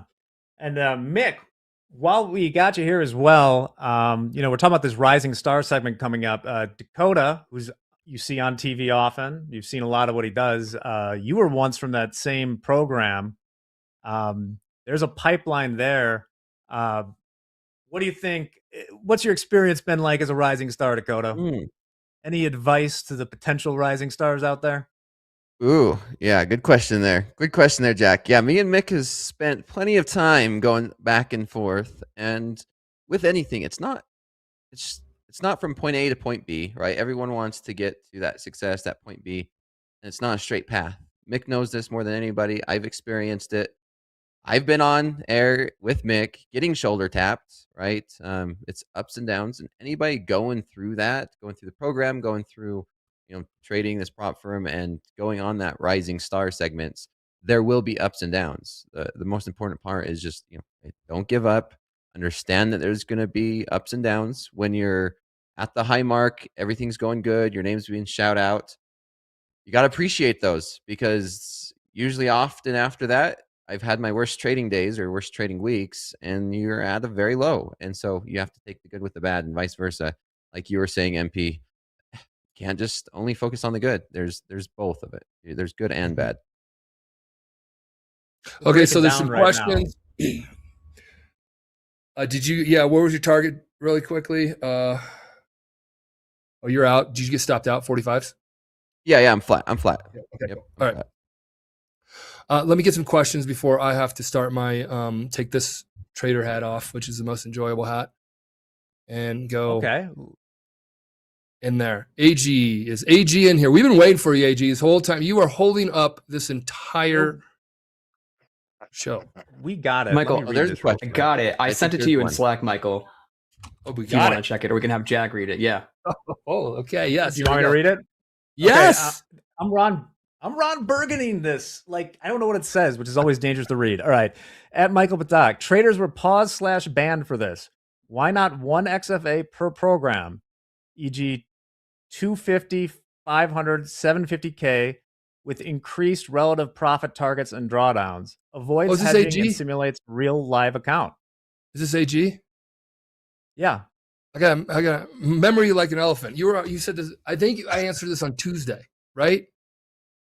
James is laughing. I answered this on Tuesday because there was this question. Maybe it wasn't from you, so I'm going to answer it. We're not looking into one account that's bigger. We're focusing on the three. We have a 50, 150, and 150. To get more accounts, it just ends up it's not really scalable. You can work yourself into that as far as having 5, if that's, I think you're talking about 755, 150Ks. Now, if you're worried about hedging, but you're talking about 750K, you can, I don't encourage it, but you can take 5 150Ks, there's 750, and copy trade them all. That's not hedging. And I think we have a link on what hedging is. Share that in here. So always familiar with hedging is where you're on I don't care how many accounts you have or whatever thing like that. Where you're long NASDAQ in this account and you get short NASDAQ. You can be long down here, short up here. It doesn't matter. Once you're long and short, you as a trader have two accounts, one being long, one being short, both being in the NASDAQ. That is called a hedge. But in your situation, if I'm reading this correctly, there you go. Thanks, Dolby, for dropping that in. Yours is, I want one account that's big. We're not on our it's not on our radar right now on roadmap to add a bigger account. I think it starts to go in the woozy woo world of like, okay, what are we doing here? Like, can I just jump in there really quickly? Yeah, yeah. I mean, we have, Mick and I have these. Let's grab a beer and talk about conversations, and these are different ones we talk about. Yeah. Yeah, I mean, just as far as, one big account, grow the account large. Anytime someone's got a larger account balance, we've always been willing to open up the risk parameters for that trader. So if you're profitable and you're growing your account to a larger account, you're going to get that larger loss limit. You're going to get the increase in position sizing. It sounds like the question's more so around XFAs, but we are calling good traders to live accounts. And when you're in a live account, that's your account. That's your one account. So you're profitable, you're growing it, you can get there yourself. I think I had some audio issues earlier, but to, piggyback on that, Dakota was talking about the ups and downs. I mean, that's coming from a star that has risen. He's been very profitable in his trading, and, there are ups and downs. So market states always change, but when you're managing your money, a consistent approach to the different market environments is what's going to get you to sustain profitability, or just sustain and protect your capital throughout your trading career. So have a consistent, smart approach. You're going to have those ups and downs, the winning months, the losing months, and hopefully just, you can figure it out when the market environments do change and you struggle a little bit. A good example of that was the metals, scaling back your position sizing and the high volatility. But, I think when the first time my audio went out, I wanted to go back to what Michael was saying about learning from talking about hearing for our viewers to not only hear about traders that are doing well. Like, it's exciting to be able to see and share someone who's profitable and having a great day or been on a nice winning streak. That's motivational there because it can happen, and it does happen. But the educational piece comes from learning about where other people could have done a little bit better, where they may have gone wrong, where they tripped up on their money management. Because when you can hear about other people and their experiences with that, that's when you can learn and tell yourself, like, oh, I don't want to replicate that. I don't want that to be something that I do. And that gives you, like, in business, you learn a lot from other people's failures and where they came up short. So you can have that on your radar and not do it yourself. So I've found that, my trading has, back when I was doing it full time, I learned from my mistakes, and you just try and not replicate the mistakes that you find yourself making. And then there's fewer mistakes that you are making. So the more you can hear about where other people are struggling, the more you can prevent yourself from going through those same struggles. Perfect. Jack, start grabbing some questions in here. I got one that's in here. Mick, are you wearing pants right now? That was first one. I have pants on. What? I don't get that question. Yeah. AG Drummer 11, you're a good sport. I appreciate that.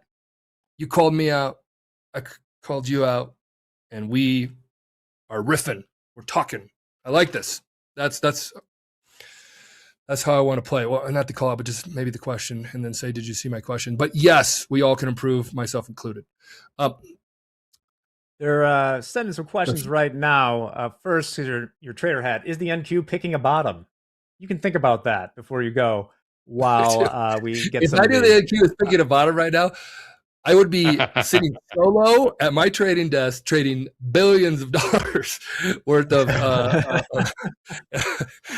I would close it up, and I'd go skiing with no position. Yeah, no. This markets they're beautiful because they move and do, and we always got to be in tune with them. So no, I do not know where the bottom. Do you guys see? You look Yes, for it a yes, lot, Shanks and though. Lane's You look question. for it. I know We Mick will do. love this question. What is Shanks it? a Million asks, what about the little guy trader? Is there a spot for us making $150 a day not acceptable? Would this type of trader ever be funded? Mick, what do you think Those of are my that? favorite traders. Those are our favorite Yeah. traders. Yes. Favorite traders. Favorite If you're traders doing- because they grind it out. If you're doing Mick, that, that's scalable. Right there. Small Small ball, ball. chip away, brick Yeah. by brick. We've had this card for 16 years.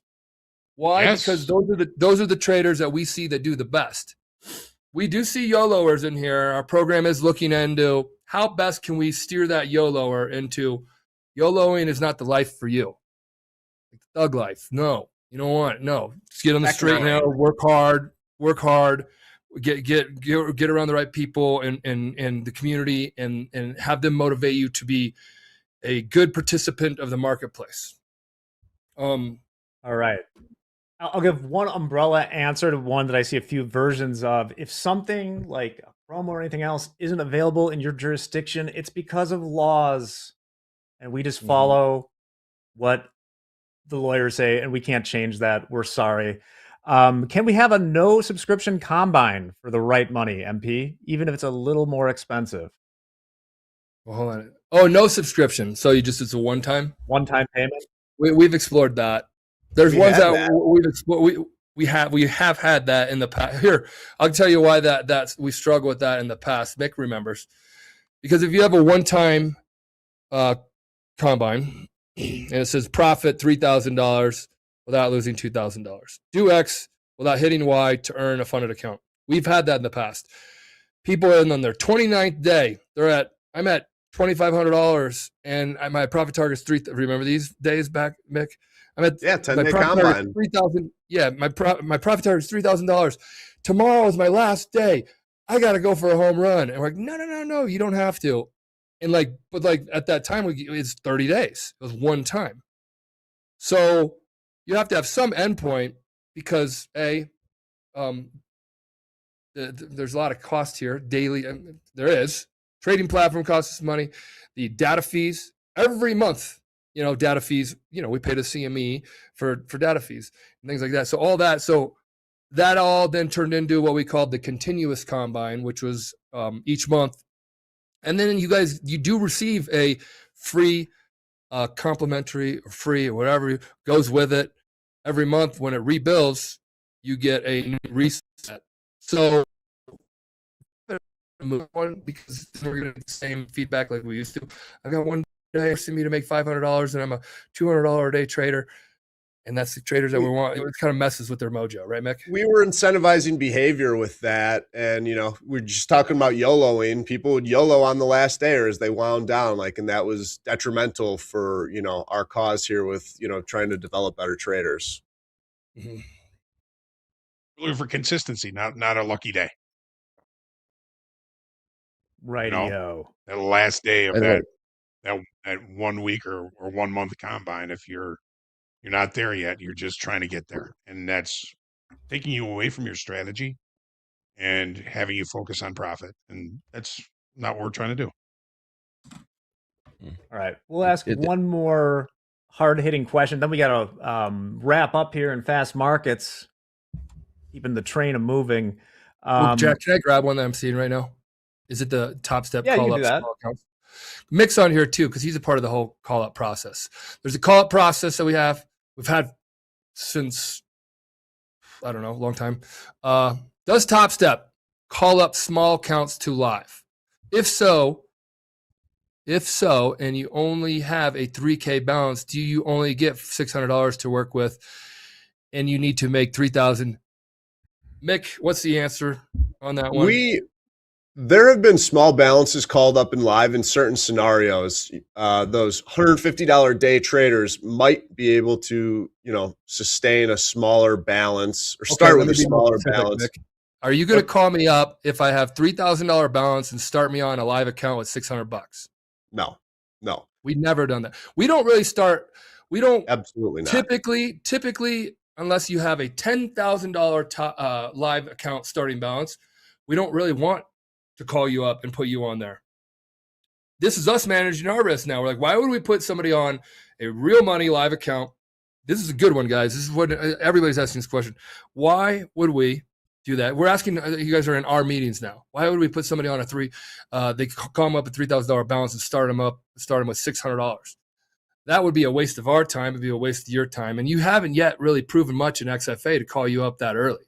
So please, all the folks that are like, hey, I'm going to get called up super. No, the people that are getting called up, quote unquote, early, and early would be like, hey, they're taking one payout, they take two payouts, because they made a gosh dang bazillion dollars in XFA. And there's no need for you to be an XFA. You are proving or demonstrating, that you can grow an account. Time to take that, show us it in the big leagues. We want to see you replicate, duplicate, and that performance there. And those would be the full balances that we're talking about.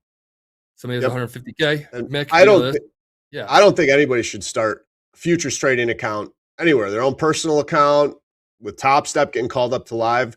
$10,000 is the bare minimum you should have.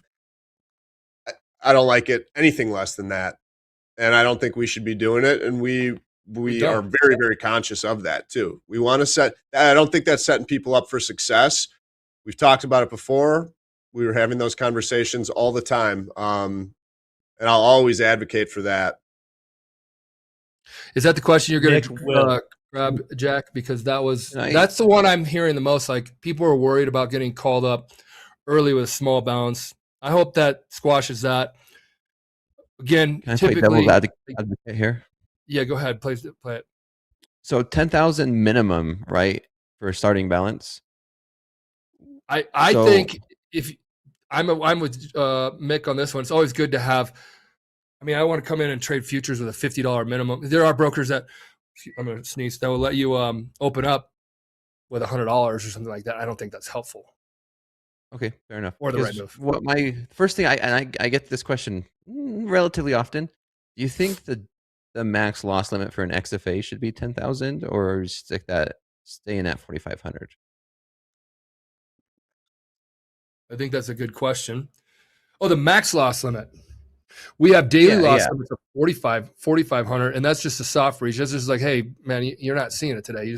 You rip through $4,500 in a day. It happens. I've hit my daily loss limit, and just you're done for the day. But max loss limit, well, it's a good question. It's like the flip side of the coin.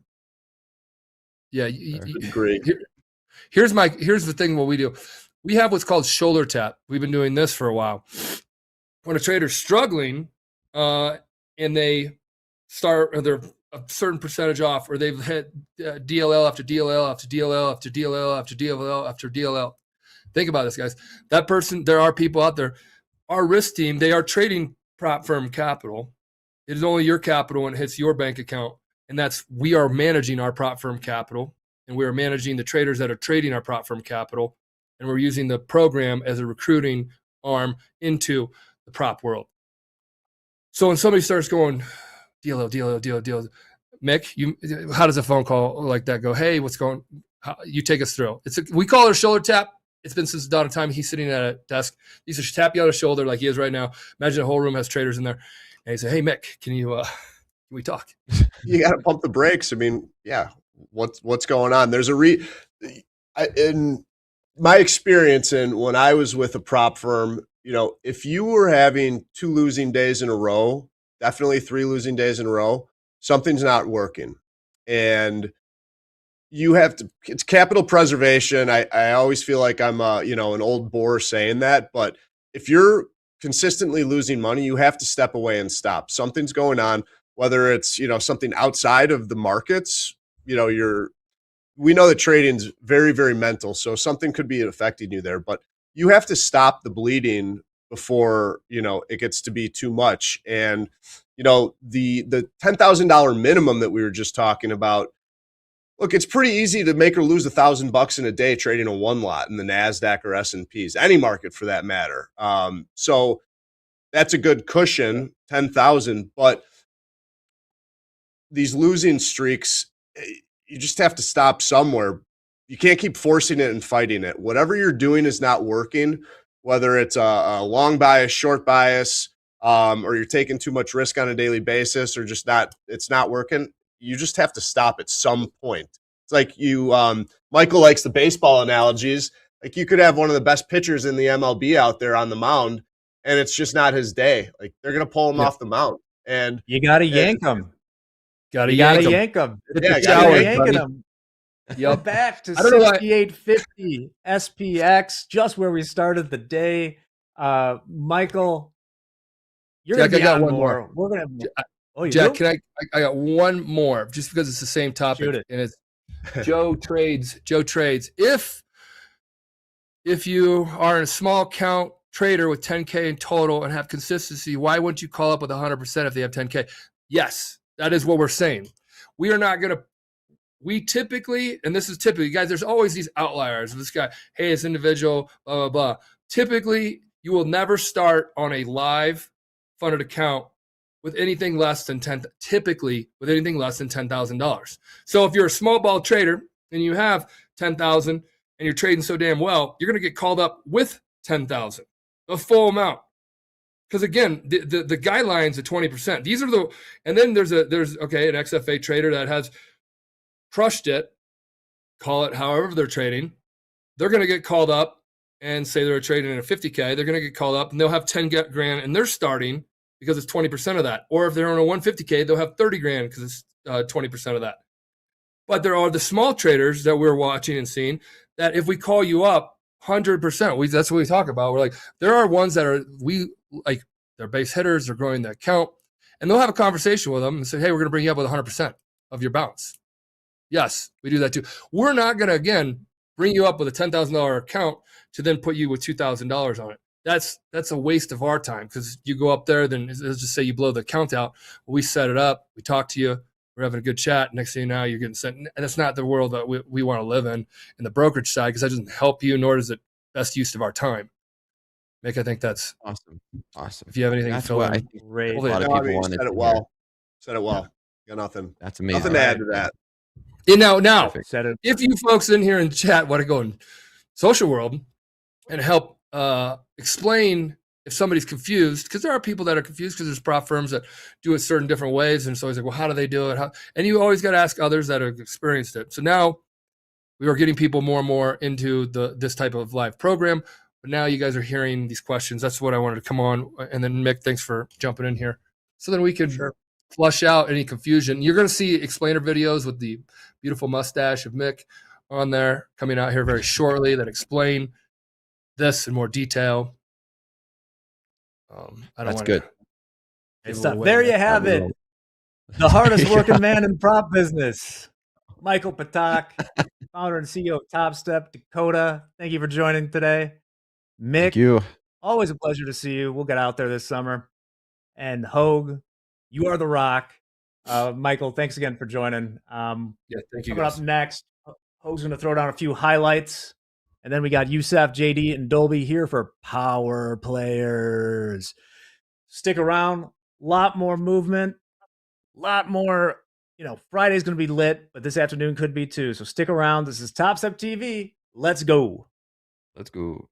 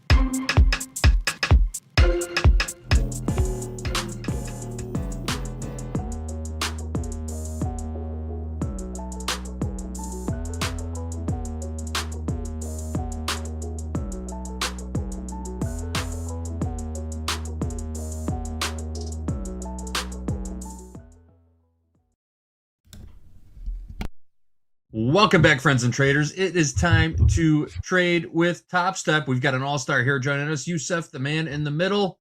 And you guys all know Dolby Time, our range trading expert here at Topstep. We'll get into Dolby's range trading expertise in just a minute, but let's start with Yusef. How you doing, man? Welcome back. Good to see you. How are these markets treating you today? Doing good, brother.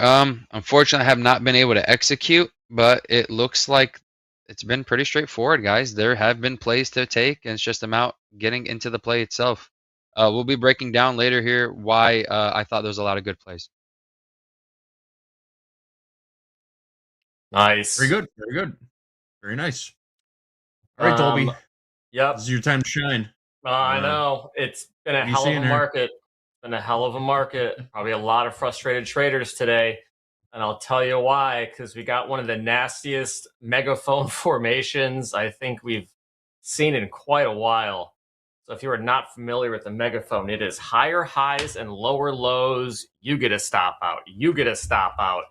Everyone is getting stopped out today, and probably because we got some big news coming up. We got Supreme Court decision on Friday. I think there's options expiration stuff going on. It is going to be Chop City. So how do you identify days like this? You got to go to the calendar and see what events are coming up. Because if you know what events are coming up, you can kind of start anticipating what the day type is going to be. Doesn't mean it's going to be that way every single time. But if there is big news on the horizon, typically the market is going to stay range bound. The ladder is going to be kind of thin, and it's just going to be a chop fest. But we do have that big news. I also think the other big one is NVIDIA, I believe, is coming up. Right? Is it? Where's it on? Next week. NVIDIA next week. Next week. My apologies. 1 week My from apologies. yesterday. Next Wednesday. Yeah. Core PCE is the big one, and then U.S. S&P Services PMI, and then Michigan sentiment, and then potentially Supreme Court decision tomorrow. So lots of stuff to keep this market range bound. And that's what's been happening. And if we get to even smaller time frame right here, right now, we're actually in a Dorito pattern that looks pretty much perfect on the 1 minute. There you have it. You think we're going to get PCE numbers tomorrow? Who knows? Partial government shutdowns. Who knows? We got everything today. All the reports scheduled for today, even the ones that said likely delayed, ended up coming out today. Sort of yesterday, too. So. It seemed like the government shutdown in October made way more headlines than this current government shutdown. You wouldn't even be able to tell we're in a government shutdown unless you watch Topstep TV. I guess they can make it as loud or as quiet as they want, right? It all depends on who's listening. That is right. Speaking when they want you to know about it, when they want you to know about it, they will make sure you know about it. What's up, Dolby? Illinois government really pissing me off, JD. What they do Sounds this time? like the Bears are headed to Indiana. How does the state mess that one up? How does the state mess that one up? Just incredible. Yeah, that's a miss. That's a miss for sure. Heartbreaker. But absolute heartbreaker. Anyways, back to the markets. It's not like we wouldn't be the first, city to play outside of it. Don't the Giants play in New Jersey? Yeah, something like that. They all and the Jets, they all play out of state. So it's not like it's an uncommon thing, but I mean, yeah. It's very disappointing that it is. It's come to this. They can't keep the Bears in Chicago. Can't believe it. All that history down the drain. Whatever happened to loyalty? Just about money these days, JD. It's just about the bottom line. That's it. Always the dollars. Always the dollars. The Chicago Bears of Indiana. Yes, exactly. It doesn't roll off the tongue quite as sweet. Just change the name. Yeah, who cares? It's pretty impressive that Indiana can handle two teams. Right. They love their football. They got the Colts. They'll be playing pretty close to Notre Dame. They got that going on. You could do a weekend in Indiana now. Catch a Notre Dame and a Bears game on your way home. Get some sand in your shoes. It's an underrated economy here in the United States. Indiana must be an underrated economy. I might have to go invest into Indiana. Got low taxes. Right? Low taxes. Illinois? Lots of Big Ten schools in Indiana. That's for sure. Yeah, I was born in Illinois, so my dad ran away from there down in Louisiana. So I see why now. As you grow up older, you realize these things. That is right. Well, Fun when you're a NASDAQ here kid. did. Seen a little bit of a pullback. We Ooh, there we traded go. bottom of daily range. We didn't quite take out the low of the day. Session low in the S&P. Session low 68.57 even. We just printed a low of 68.59 quarter. Missed it by a couple ticks. Had him back up. There's one quick comment in the chat that I wanted to address, just to tell this guy to rewind his stream to what MP was talking about. Oh, yes. Pro trade with Steven. Why not reward the smaller trader who received 5 payouts averaging $300 a day but only at 6K in the account? I highly recommend you rewind the stream and go back to what MP was talking about. He addressed this exact scenario. I think you're going to like what you hear from him. So go ahead and do with that what you will. Thank you. All right, Yusuf. Gun to your head, long or short right now. What's the call? I'm not saying jump in the market. I'm leaning towards more long. So what I'm currently looking for, what my current game plan is I would like to see us break the 900 level, get to that half on the Fibonacci, get a good 50% retracement with another pullback to 870, and I would look to go long then. That would give me more of a confirmation that we do intend to go long, and we just want to fill the rest of the positions before continuing. Yep. Makes sense. Makes very good sense. 24,870. Because we do have a double bottom almost. Yeah, you could call that a double bottom. A lot of people would. Absolutely. And it's a very nice panel, too. I want to see if we can get long. The problem is, like, now we're just stuck right in the middle of the range. We've lost any advantage we've had to getting long in this market. We are. So if you take like a fib and just keep the 50% and the 0 and the 100, you just kind of draw it top to bottom of the range. And that middle is going to be 24,862. 24,862. So there would have been a lot more value to get long around those 800s, 820s. I think Dakota had a long around 826, I believe. I'm not sure if he's still in the trade. But maybe a retest of 850s for a potential long here to see if we can engage in a stair-step sort of pattern. Yeah, the other scenario that I see is possible here is just a full-on rejection here at that 1 minute VWAP. Also with that 870 level being a pretty strong wall of resistance and support. So it's been flip-flopping its role during the trading session for sure.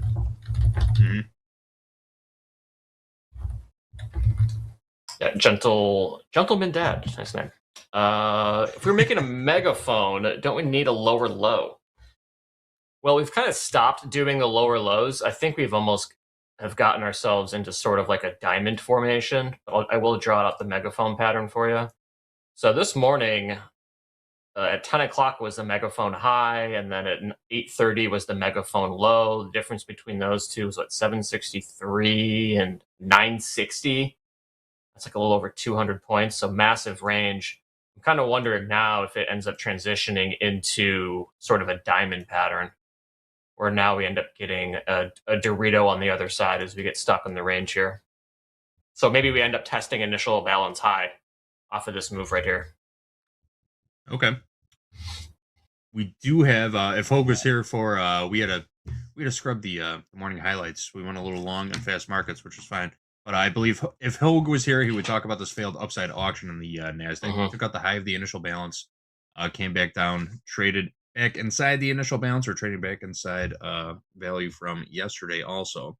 Didn't quite kiss that new low. Like Yusuf said, it's pretty much a double bottom, right? I found 800s, big round number. Still trading mid-range, but we did have that failed upside auction in the NQ. Trap shorts above, it's possible. I saw that come through chat too. We got some breakout traders getting trapped long. Didn't get much of a breakout there. I mean, settlement price in the NQ, 24,956, just took it out by a couple of ticks. I don't imagine too many people were playing the breakout there very heavily, just based on the volume. You want to see significantly increased volume on a breakout. You want to see very strong volume on a breakout for confirmation. That's what you're looking for. and some other type form of confirmation also, a close outside of the range on strong volume. That's your breakout confirmation, right? Then you get in. So is it possible that we trap some longs above in anticipation of a breakout? Absolutely. This range is just still rangy. You keep playing the range till it's time to not play the range, right? That is right. That is how that works. I think of you a lot, JD, when you brought up before to me one time. Well, if your game plan is for it to reach a certain price and then retrace, why don't you take the initial leg up? And kind of my game plan in my mind is starting to formulate. So why didn't I take the leg up? I think it has to do with percentages, though. It doesn't always necessarily do that right away. But man, it looked like a good long there. It was a Dolby, scary you're about to one, say too. something. I'm sorry. Oh, I was just going to ask you about your in the green room. You're talking about the golden pocket trade that ended up doing well. If you had taken it, I was just curious if you could break down what that is. Yeah, for sure. So if you noticed in the mornings lately, every morning session's been extremely wicky. I mean, so I've been having to go down to the smaller time frames to not have such ginormous wicks. Just play with my mental. So if you look at the 1 minute time frame, after the initial kind of first 15-20 minutes, I try my best not to trade it unless it's just an A+ setup. So everything was just kind of chopping around. We did a liquidity sweep of London lows and Asian lows, just kind of swept all that liquidity and made a leg up. Now, if you would have pulled that fib from Asia highs or even London opening really to today's low right at open, the golden pocket was just feeding all day. You could have fed a lot of families if my phone wasn't ringing all day. So, and it was really respecting whole numbers, and it was respecting actual fibs. So we were just jumping between 850 and 950 essentially all morning. You could have taken the trade 1, and then you could have taken it down 2, taken it back up 3, taken it back down 4, 5. I mean, easily 6 trades if you were a strong scalper and willing to keep putting your same capital up during the day over and over again. I mean, you could have got 100-point swings back and forth all day, or at least 80-point swings if you wanted to be conservative. So this fib, I mean, this golden pocket, guys, if you were to implement it in your strategy, it's pretty effective. Every day I see it just work, at least at one time frame. How would someone set up their chart? Yeah, Gigi's asking, what is the golden fib? How would you technically put it on your chart? What indicators do you need? How do you draw it? Yeah, so let me actually get the settings out on it. So first off, what's important is you guys set up the fib just like this. Save it as a template. And one of the cool things about it is that if you've kind of figured out where the trend is leaning towards that day, so say for example, we had a big sell-off in the morning, and then all of a sudden you see a pretty decent retracement, and you're like, man, now it looks like we're long for the rest of the day. It doesn't necessarily always mean that. So it's always, the market needs to fill all these orders. So sometimes when it falls down so quick, there's a lot of orders that got missed. So I'll just give you a good example. Like right now, we're in a possible golden pocket. We actually went away from it 20 points. But you find the most recent swing high to the most recent swing low. And if you're looking to short, you pull it down. If you're looking at long, you pull it up. And I've noticed that a lot of the times when I'm looking at chat and seeing where everybody's trying to go long at the exact same point that the golden pocket is claiming to go short. And I don't know, it's a really cool loophole I found in the system. I think I may have found a glitch in the matrix using this. It's the only way I could say it. Scott, I'm back. This is great. I think we were doing a little. You're not supposed to. Yeah, we were. Well, Yusuf, thanks for sharing that. But pro tip, you're not supposed to tell anybody about these things when you discover them. You wait till it stops working, and then you tell people. Yeah, then you sell a course on it for $100 a month. That's how that works. Yeah, I've never been a gatekeeper, and I think that's both a pro and a con in my life. So, well, 900's rejected. This range is just getting tighter and tighter. So we are starting to get the diamond formation. Now that I drew on the map here.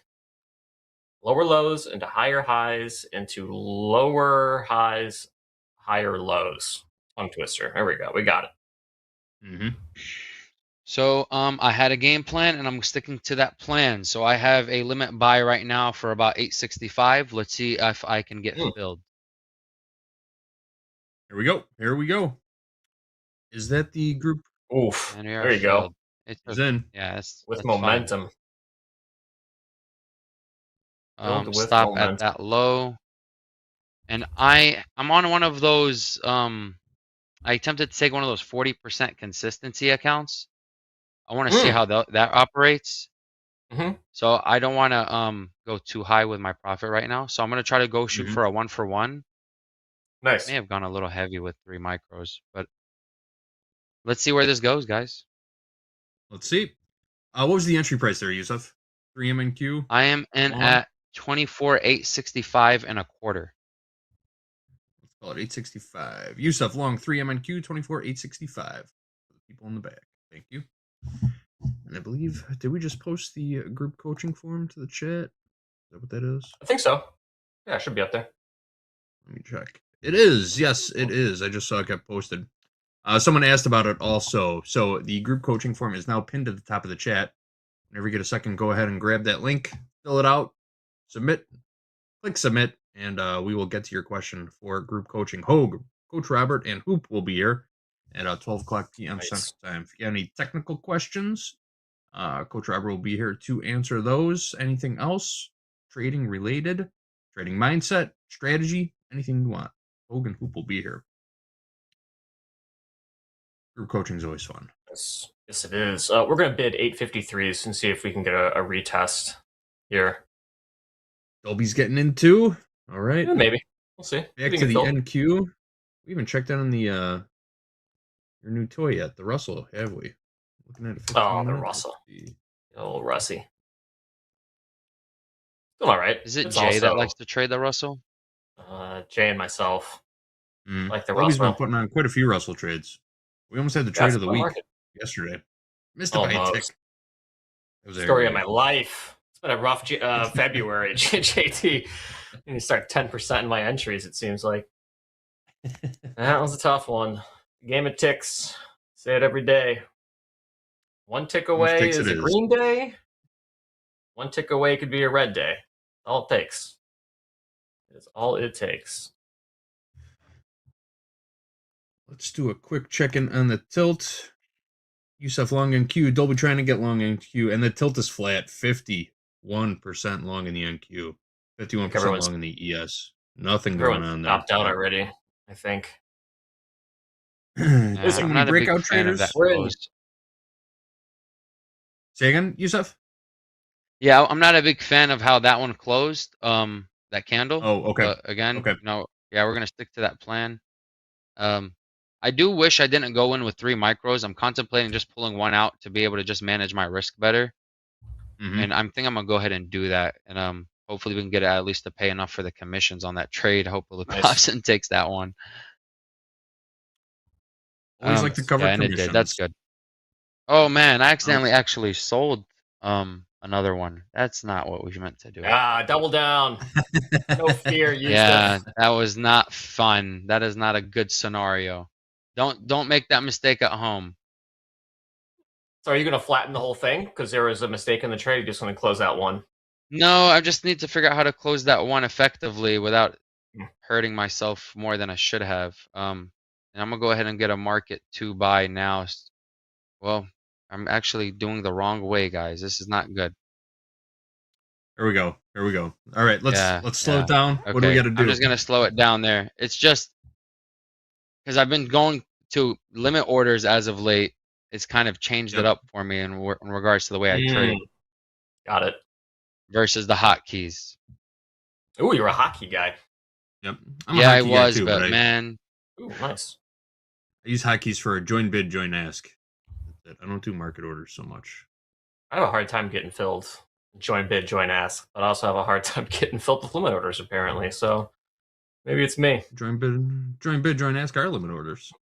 Joining the bid. House account is long one here. We're long one MNQ 24,853.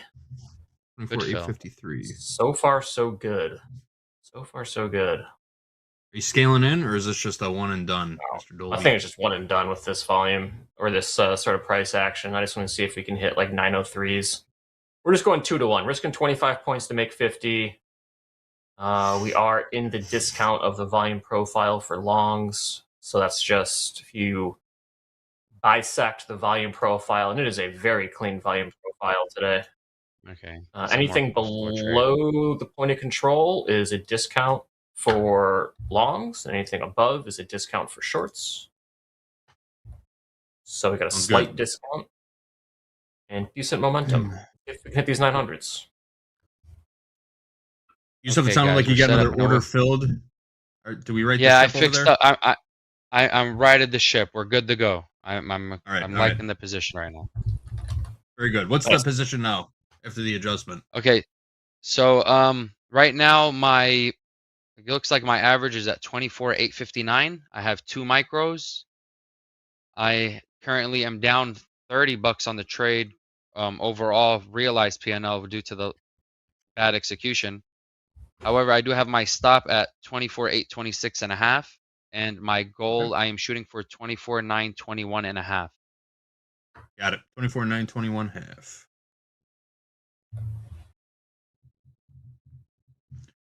Marking that down. 24,860 last trade. 24,860 last trade.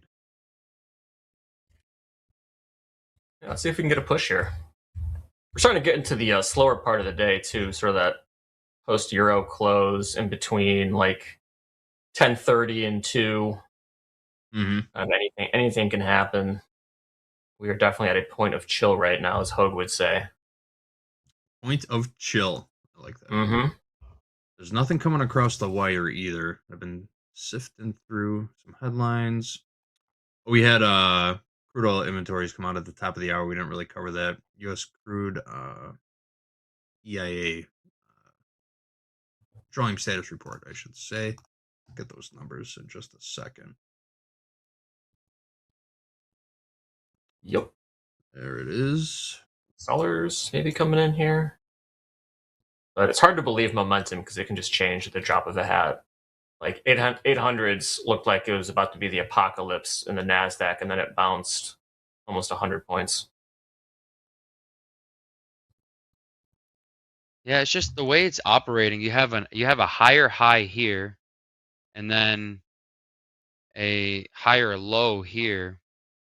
But it's just I don't know. It just honestly feels like NQ is trying to find a footing. It is trying to figure out what it wants to do, and it's very comfortable with these prices. I'm guessing this is what Nasdaq's valued at, long term and short term, because it's loving these 24/8s this week. I think it just wants to stop everybody out. I think that's the goal today. It's its nature. Maximum pain for everybody. Exactly. Maximum pain. Whatever is going to screw the most people. That's what you have to expect it to do. If you can identify that. Yeah, what would screw the most people right now? Probably running the 800s as a stop and then running initial balance high in half an hour. That would be brutal. That would be brutal. I don't want to see it, though. I want to see us just go straight up to 900s right here, right now. But we are stuck in the middle. Stuck in the middle. How else did you trade? You said the market was pretty volatile in the mornings. Did you trade well this week so far? I know Monday we were. Yeah, I didn't trade Monday due to the holiday. Even though when you look in hindsight, the price action looked pretty solid on Monday. However, I did trade on yesterday and the day before. I got 2 winning days, so perfect. Hopefully, we can continue the green for the rest of this week. Excellent. And we get above. I went back to not looking for the home run, so I've done best where I just I watch a lot of Topstep TV, so a lot of your guys' slogans and logo and mottos get stuck in my head. So the jab, jab, jab for Michael. Classic. Every time I jab, jab, jab, dude, I do a lot better than when I try to, claw and grab a lot at once. Yep. Yeah. It's 3-1, 4-1. Build a house. You build a house brick by brick, right? It works. Exactly it. Oh, our seller is back in the house. Let's see. Yeah, we're taking a little heat here. Yep. Just a little. Very tricky trading session so far. Takes a What time lot of duration is that patience. chart? 3 to 1, 4 to Is that 1. a 1 minute chart, Yusuf?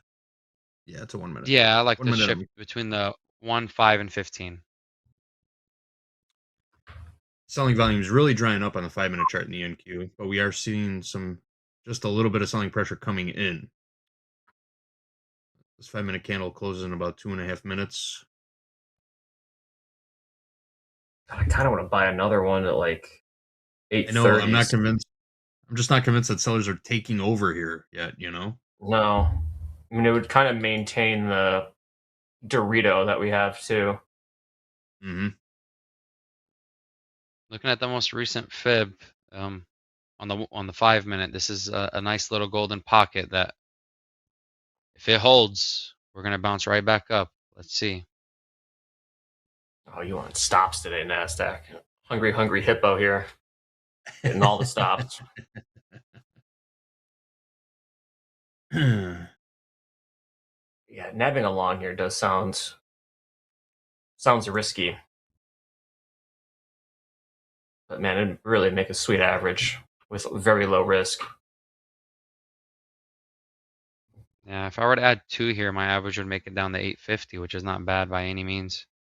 Not bad at all. All right, we're gonna double in size, double in risk though. We're gonna bid one at 32.5. We're only gonna take 4 points of heat on that one. Seems kind of tight, doesn't it? 4 points. Yeah, it is tight. It's very tight. But if you're only risking 4 or 5 points to add a second contract and it hits, it doesn't have to hit often. It does not have to hit often. And if you do hit, your average is insane, and you have some pretty good profit potential. We have a lot of wicks down here too. You know what I mean? So it's not like doing it for no reason. Like we have lots of wicks on the 15-minute from recently. We have some support from a while ago. Just all wicks everywhere. So why wouldn't buyers come back in again? What, bet $20 to see if buyers come in again to potentially get maybe a 4 to 1 or 5 to 1 sort of trade. Do not have to hit them frequently. Do not have to hit them frequently. It's a little sort of like a dollar cost average strategy. Put a second contract to get in, add another one about, depending what market you're trading, your risk is maybe 5 points above your stop. If you get filled and it hits, cheap down here. You're in good shape. Have you guys ever have you ever seen the or thought about the wick theory? So like you see this candle at 11:17 a.m. Central Time. It opened at 24:08. Yeah, on the 1 minute.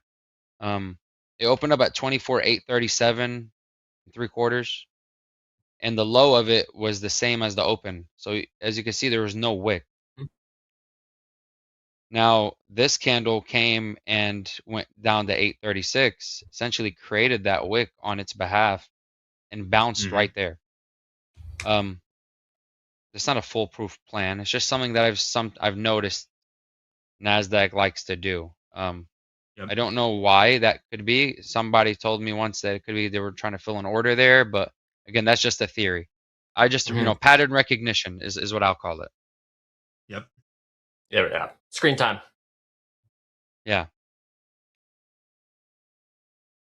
That is screen time. Hanging in here so far. Pretty good hold time for this trade. Provided some good conversation and entertainment. It's mildly stressful, but so far so good. It hasn't failed yet. And it has not market failed hasn't yet. failed yet here either. I'm still trying to break the habit of going to break even too soon. We're on month 35 of breaking that habit. One day. Month 35 of trying to break a habit. The toughest habit to break. It is, man. Once the times you don't decide to do it, that it goes against you, and the times you decide to do it, it goes in your favor. It's almost 100% like correct. The 100%. outcomes are distributed randomly, and we don't know which one we're going to get, so we have to be consistent so we can get somewhat consistent results for our strategy. Keep on moving it to break even, messes it all up. Let's Just see if we nailed can it. get. Let's see. So we have a nice set of higher lows here on the 3-minute. And our little buy is kind of right below this 3-minute candle. Let's see. Oh, you dog. NASDAQ is just going to grind everyone to powder today. We're coiling right now. That's it. Mm-hmm. Are you on the long, Dolby? Yeah, I'm long at 853. You're long too at 859, I believe. Yes. So I think we're in good position, close. man. Oh, yeah. This is a bullish engulfing candle right here. Ooh, nice. Bullish engulfing is. Do you want to describe what that is for chat? Bullish engulfing is where the candle after the one, it is bigger than the one that was prior. So it covered the whole thing and more. So if you can see here, this was a red candle with a long wick. This candle actually went underneath it, took out its low, and went past it all in one candle. And that's called bullish engulfing because it engulfed the candle, literally covered it all entirely. And then it would be vice versa. If it's a bearish engulfing, it means it covered the whole prior candle that was green.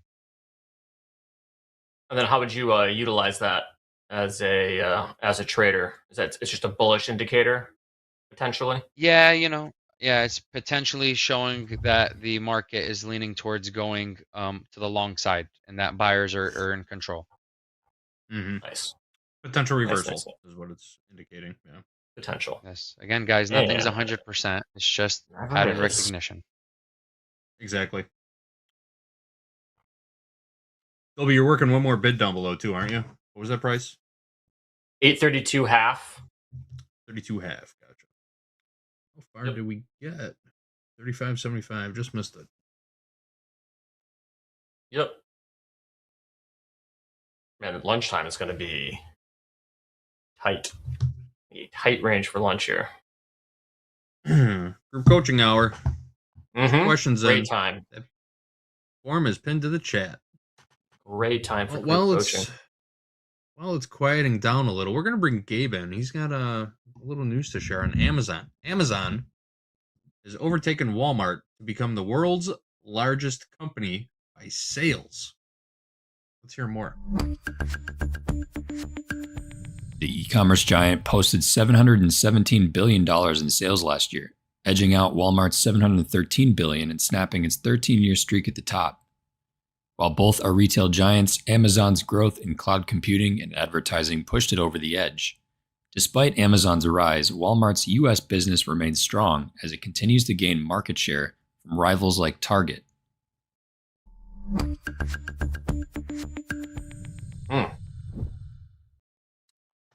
I used to go to Target all the time, but I probably haven't been to a Target in like 2 years now. Out. Oh, there it goes. We've been stopped. We have been stopped. If we get down to 800s, for sure going back to the well. Did you get for sure? Dolby, our bid hit and stop run at the same time? Yeah, whole thing all at once. Yeah. Whole thing all at once. Very happy I was able to manage that risk properly. If it was just yeah, for sure. Yeah, $170 hit is nothing. That is totally fine. That is totally fine. Towards the lower extreme of this upward sloping channel. I drew this as soon as we came into this segment on the NQ. Textbook channel. Intraday channel. I should say regular trading hours channel. Looking at a 5-minute chart. 3 points of contact, 2 on the lower extreme, 1 on the upper. You could probably even count that as 2 on the upper. But we are right on the lower extreme of that channel right now. See what this market wants to do. Well, now I want it to go to 800s. Yeah, I mean, if it's already made it this far, should go down there and try to create. It's just slightly. It seems irrational the way it's moving, just based on what I'm seeing, because like that higher high here, and then the higher low, and the fact that it couldn't have a follow through. Percentage wise, I would assume that this is a good, trade that would work a lot of the times, but it looks like it is a failed Mm-hmm. upside auction. Oh, we're gonna bid 801.5. Ooh. What do you like about 801.5? Just that Lots previous of low? wicks, big round number. All right. Here we go. Dolby wants to get back in on the long side. Putting a bid in. Lots of wicks, big round number. Last time we were there, we bounced 100 points. See what he has a second time. Bounced right off the lower extreme of this 5-minute channel. Trading just above it right now. Mm-hmm. The last time I got to 800s, it jumped pretty dang fast. Pretty dang fast. Here we go. Here we go. A little more selling pressure coming in right now. Check the tilt one more time. I don't think it's going to be much, though. No, tilt hasn't moved much. That's a I think pretty you're going to decent get these, move Dolby. for Let's see. this time of day. See if we do. Couple ticks away. Hold the button there. Working 01 halves. Is that correct? 01 halves. Yeah, hold on. I had to redo the order because I wanted to make sure my brackets were correct. Yeah. 01 Don't half. quite get there. 01 half. There we Filled. go, and we're Ooh, filled. that got slippery. Ooh. 10 points. Straight down. Looks like a lot of orders got triggered at the same place you were at, Dolby. Yep. Stop See City. what happens. That was it. Let's see what happens. Where are you contemplating keeping your stop at? 25 points worth of risk, so 776. But if we can get back to break even, I'll try to increase it to reduce risk. I'm gonna pull up the NQ ladder. Where are you at? Got 100 lot at on the 780 bid in the micro contract. Man, this is some strong selling coming in now. It is. I want to be surprised to see us fall to 24/7 now. Looking at the golden pocket on the 4-hour time frame. 7, okay. 24,007 or 697 if you want me to kind of be more precise. That's a 100-point move from here. We got a full 3 hours. We just went 60 points in 2 minutes, so There's close to break even. We'll cut our risk down to 20 points.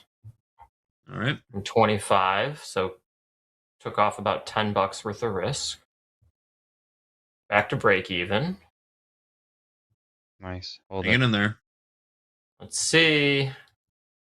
Was that a liquidity grab, or are we starting, or is this momentum? Or is this downside That's momentum? what we're betting on. We're betting on a liquidity grab and just rocket to the upside. Can we get it?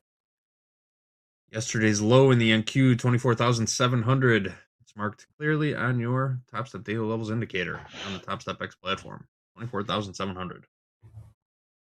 That's a downside target. Still maintained a higher low.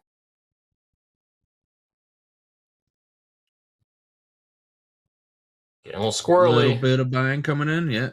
Getting a little bit squirrely. Oh yeah. Is looking solid. Not out of the trade For a yet, second, Yusuf. Yeah. Just please, let's get a close over 810. Yep. I've been really trying to be conscious about that these last few weeks. Not saying nice trade to somebody until they're out of the trade. That's exactly right. That's exactly right. Don't know what's going to happen. Should we do opposites? Oh man, this looks horrible. Would that help? Terrible. Toast. Terrible. Pull up the toast. Pull up the toast in the back. This is the worst I've ever seen. What are you targeting here, Dolby? I think we might be able to get 861s, about 60 points. That's just back to the midpoint again, pretty much. Are you in just one micro? Mm-hmm. Ryan, M999 wants to know, are we just at the casino? Is there any reason for these trades? I think Dolby explained pretty well why he was getting into that trade. It's range trade. Big round number. In the low. 800 bounces, out bounced before. It's a good range trade on a long time frame. We still It's a haven't 1 broken hour out. range. We're still haven't broken out of the regular trading hour session range. So this is a range trade. Yep. I mean, they're always going to look scary. If your range trade does not look scary, it's probably not a great range trade because you're buying lows and selling highs. When everyone's trying to pile in to push price higher, you're basically making the bet that you're all going to fail. You're all going to chicken out simultaneously. A little more selling pressure coming in here now. Let's see what it does. Now it doesn't look too hot, but never know. Never know. Let it play out. Assume the risk.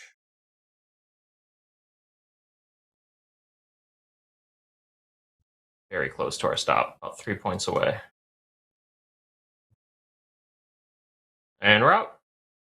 That was And it. that's it. Tough. That was a close one. That was About close. to take out initial balance low. Coming upon initial balance low in the NQ. I've got 24,763. Just a couple points away from that now. Failed upside auction. Played out in the NASDAQ. That was it. Making new lows. Do we end up finding support down here, though? I don't know. Probably going to not take that trade this time. Maybe the buyers or sellers are a little bit more serious. Going to lunch. Nice trade, Mass Trader Rick.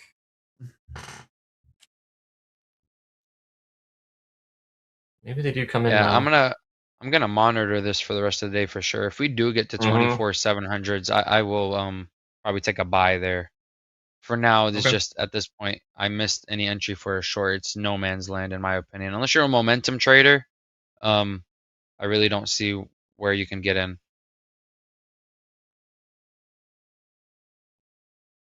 Tough right now. It is a very tough market. It's just I've noticed a lot of the times where you see these wicks right here that came to like this strong level of 24,800, bounce. Well, this one closed where all those other wicks didn't. So that kind of gave me an indication that it is going to continue its way lower.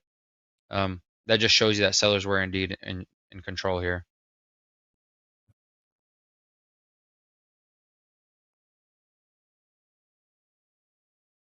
Very good. Very good. Let's see if they can push initial balance low here. Again, in the NQ, got initial balance low at 24,763. 24,763. Initial balance low.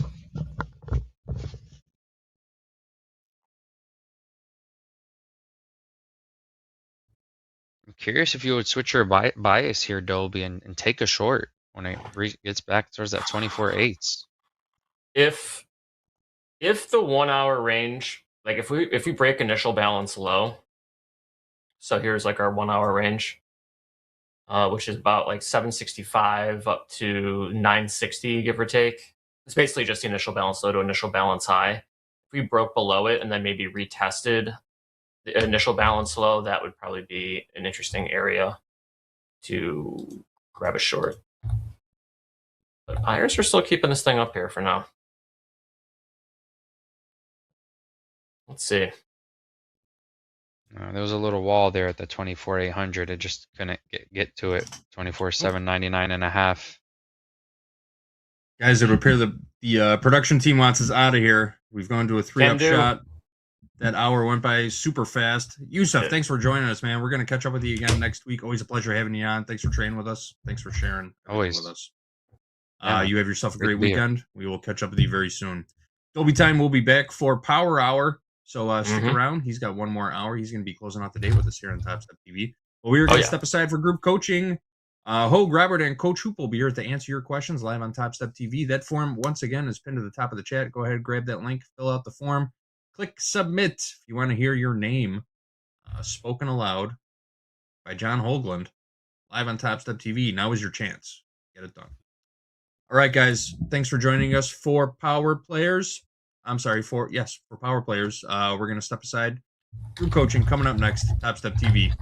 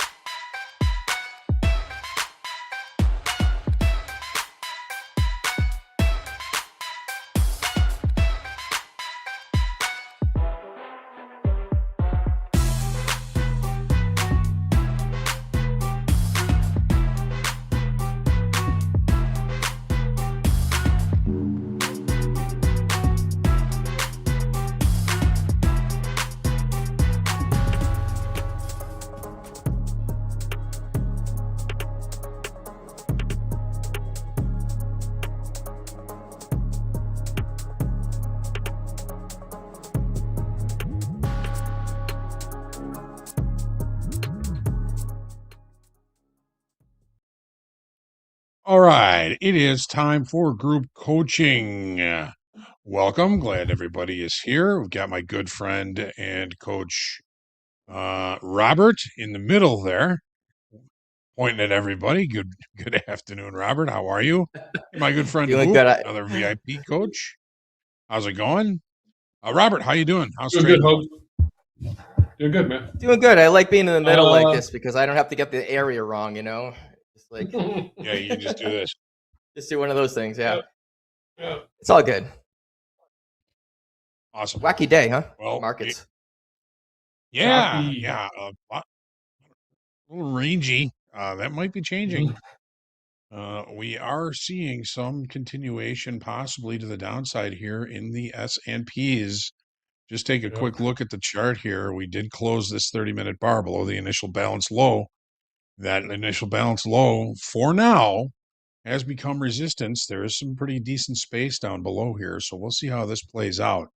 Not in the frame of mind right now to take any trade right here, right now, but as always, we usually like to start this segment with today's live leaders. Let's take a look.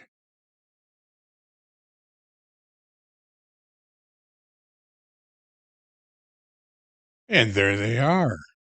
So, live leaders today, live accounts, real money, real ball stuff. We've got Mukund up 17,117,000. That number means that all those ones and sevens that kind of ringing my mind on something. I don't remember what it is. I made But we've 16 got grand. Christopher. That's what I would know when I walked off, right? Yeah. Christopher B up 15,797. Chu up 11,746, and Anna up $11,023. Great job, live traders. Make sure you keep those profits, if not all of them, at least some of them. Tomorrow's another day. Great trading from our live leaders today. Awesome stuff. Hoop, have you been trading today? Yeah, this is it's funny when you say it's a day you stay away. When this choppiness and scalpiness is around, it's kind of where I tend to live. Last couple days of us being kind of more rangy and not breaking out. I traded some cattle today, Robert. It's funny I'm on with you today. Cattle was super rangy the last 2 days. Used my inner Dolby and bought the lower end of the box. Didn't quite realize we'd get this big move when we broke out, but we came right back into the range. So I'm in a see money, take money environment for me that as a scalper. So that's kind of how I did that. I did the same thing. I kind of said yesterday with Crude, I smelled a little bit too much premium in there, and I took some paper cuts in the overnight. But on that news hog, when the house account was short, I had shortened up at that point as well. And once again, see money, take money. Didn't marry the trade. We went all the way back up. So yeah, this is scalp mode. Is tend to be a little bit where I tend to thrive a little bit more. So good day so far. Awesome. We're getting a little bit of tweets here from Trump, at least coming off the wire. Trump is saying really bad things will happen if there's no Iran deal. Then he says, we will get a deal on Iran one way or another. And then he says, I would love to have China and Russia involved in the diplomacy. So a little bit, I would say a little bit more threatening rhetoric coming from the White House on this Iran deal. We'll see if that affects these markets at all. Markets very range bound. I think they're relatively anticipatory, waiting for the oh, hang on a second. Waiting for the information coming out tomorrow with the PCE and from the Supreme Tariff thing, Court. maybe, right? Yeah. Yeah. So you're just kind of hanging around here, down here near these initial balance lows. NASDAQ did put a failed upside auction at the highs earlier, and it failed to take out that initial balance low. That failed upside auction in the NASDAQ is still looming large. But the fact that we weren't able to take out the initial balance low has me maybe leaning towards a little bit more range bound activity. The S&Ps are having trouble holding below that initial balance low. So we'll see some opportunities here. Just taking a quick look. All right. Coach Robert, how did you trade today? Or did you trade today? Nothing from me. Several meetings and a lot of project stuff doing, a lot of building going on. A few things that I really can't let out of the bag right now that we're working with. Good stuff, good stuff coming up. There's always something going on in the background. You got to know that by now. Double secret. He's on double secret probation. Secret probation. There you go. So we're gonna start with a question from the chat today. There's the questions for Hoop. Could you discuss the ag hour and how you manage them because of the reduced hours? Well, I mean, I know Hogue. I don't think I've ever traded ags overnight unless I can't. I mean, they do trade overnight. They have funky times of when they trade. They're not super liquid.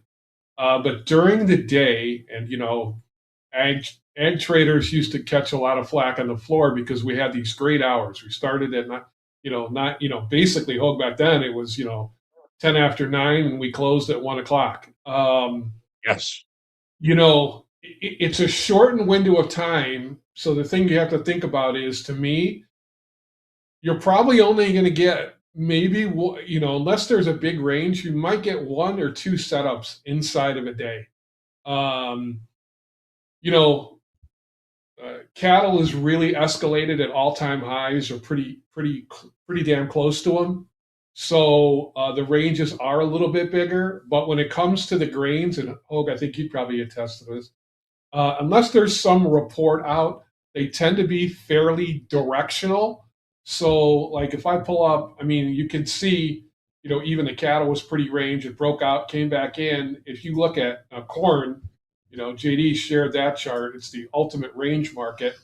You're just not going to get, from a day trader's perspective, my feeling is especially with grains, I typically wait to hit a longer time frame moving average, like right here. The white line and the orange line. Orange is a 200-day exponential moving average. The white is just a regular SMA. So when they hit one of those big levels on a daily, that's a pretty good spot to be able to limit risk to me.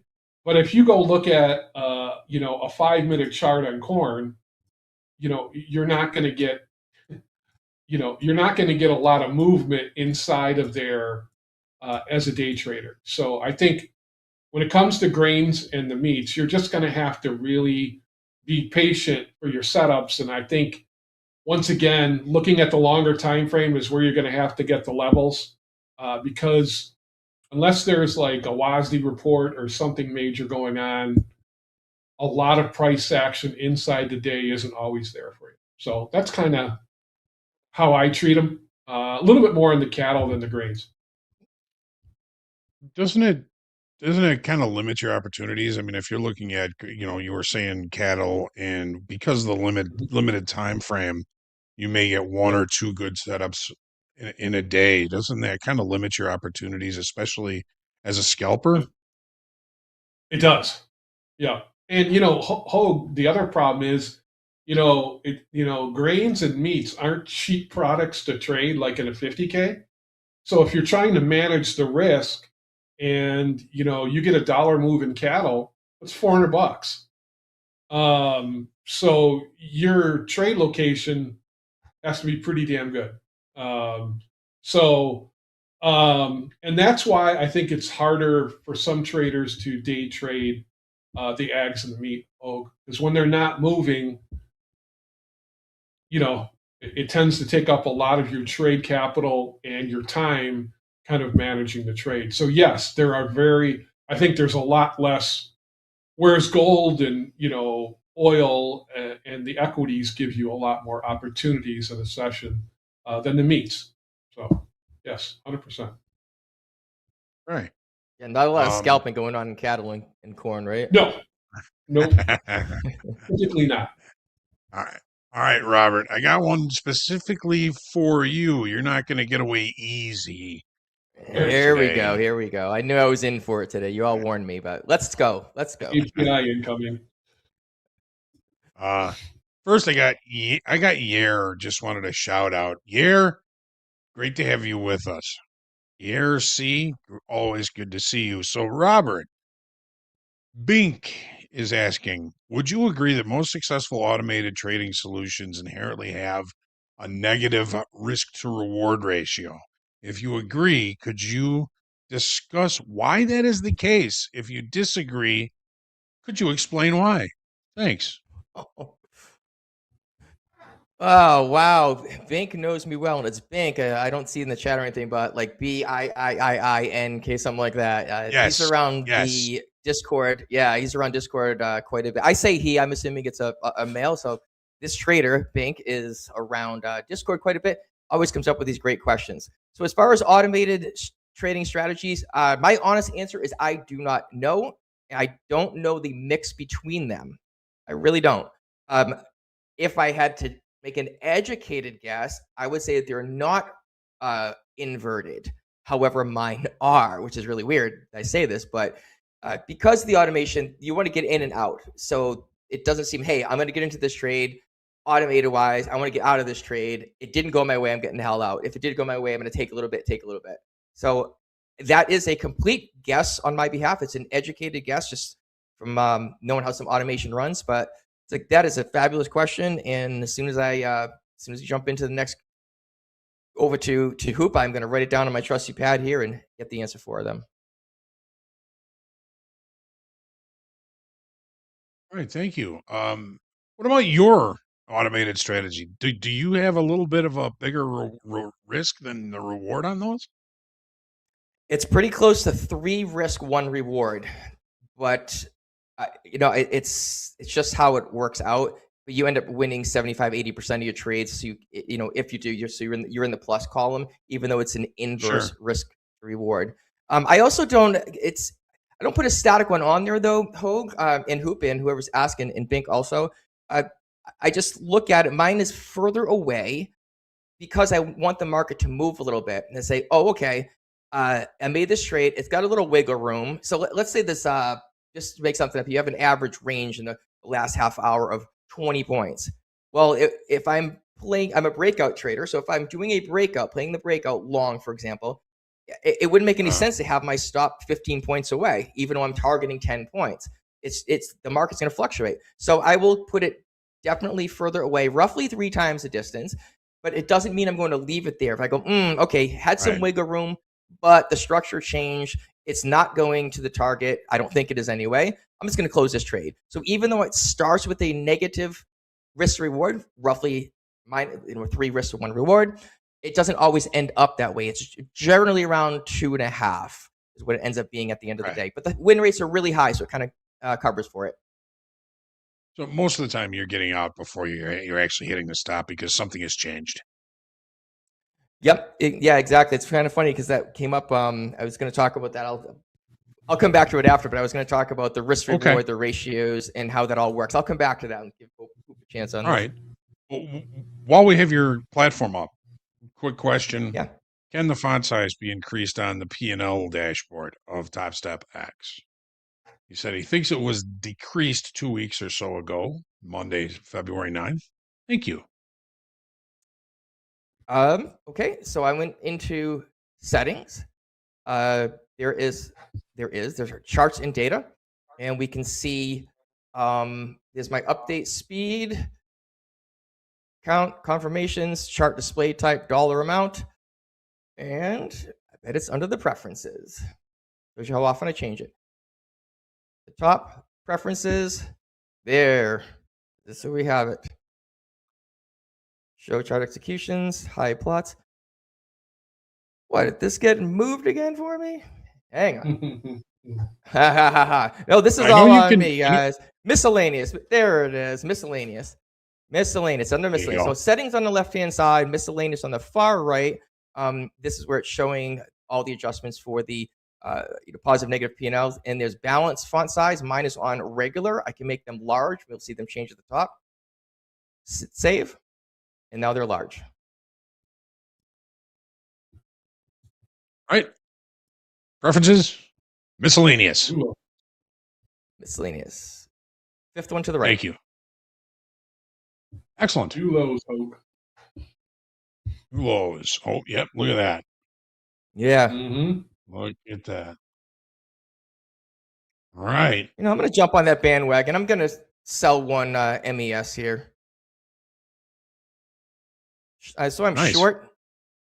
I'm just going to jump on the bandwagon here. Short one MES, and the entry price is 6848.75. All right. We got a fish on. Let's see how this plays out. Fish on. All right.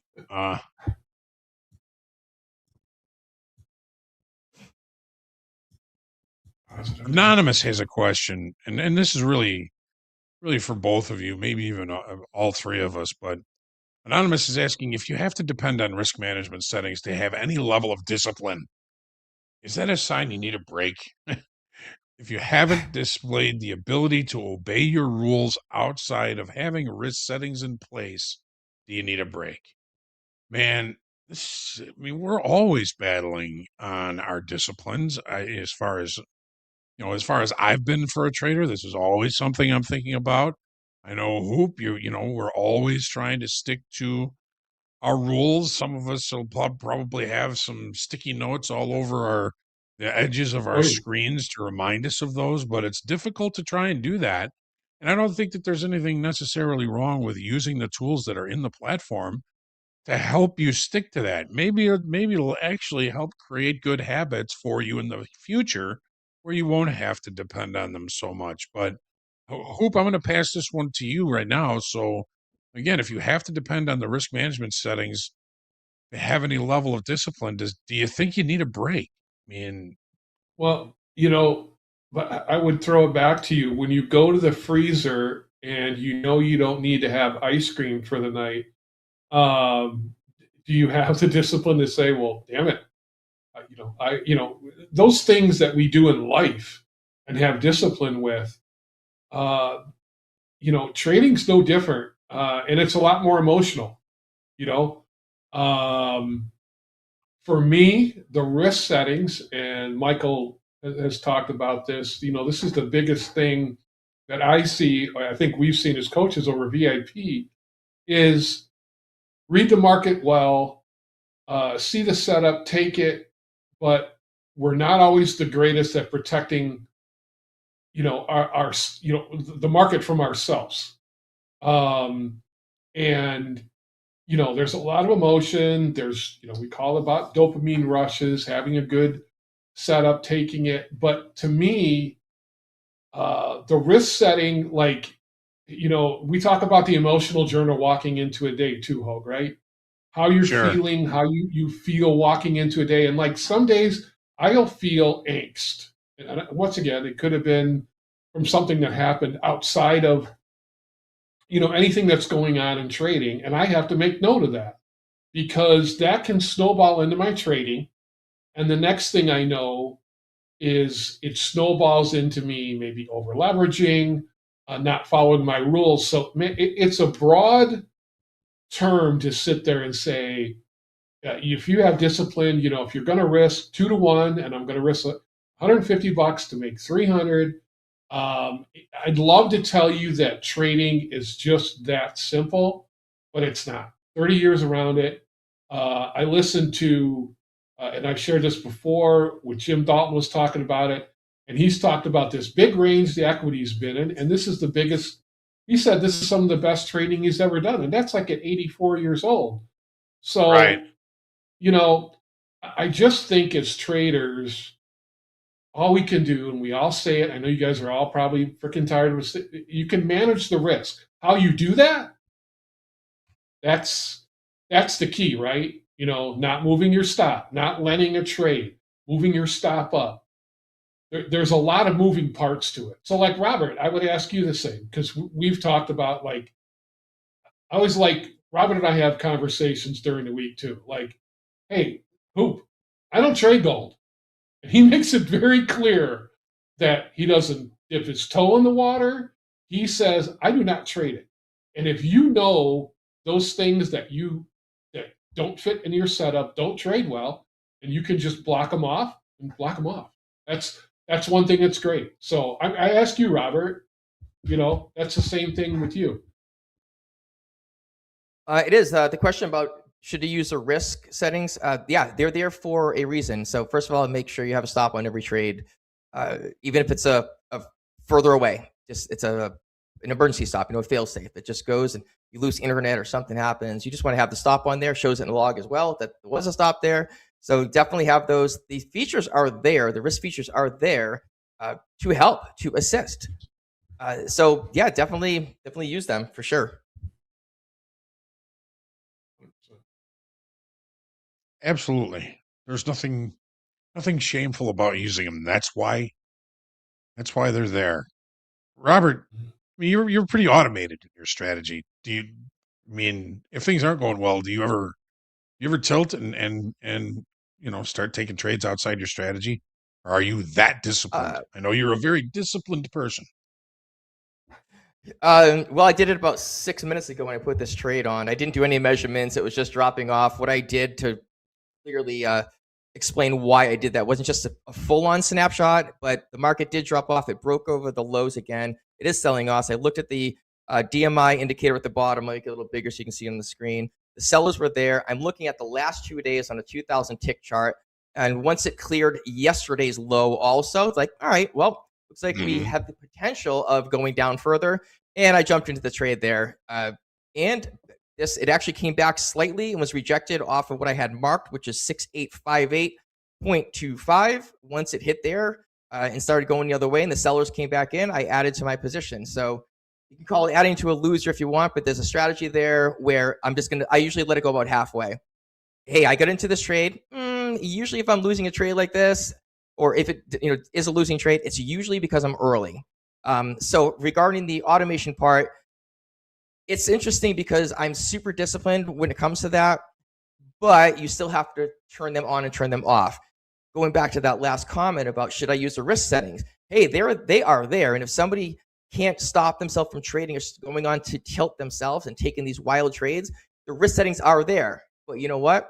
Turning them on still falls to the trader. So even though they're there, you got to turn them on and use them. That's and that's the human element of it. Great answer. Thanks, Robert. Shad is asking, well, I can't tell you how many traders have asked me this question, and I'm sure both of you have had lots of traders ask you this question, or at least discuss what this is all about. So Shad is asking, I've developed a bad habit of bringing stop to break even to cut risk, particularly due to some big losses in the past. This is reducing my real wins. Any advice other than the obvious of committing to a trade? Chad, I've been asked this very question probably 1,000 times. And my answer is always going to be, don't move your stop to break even too early.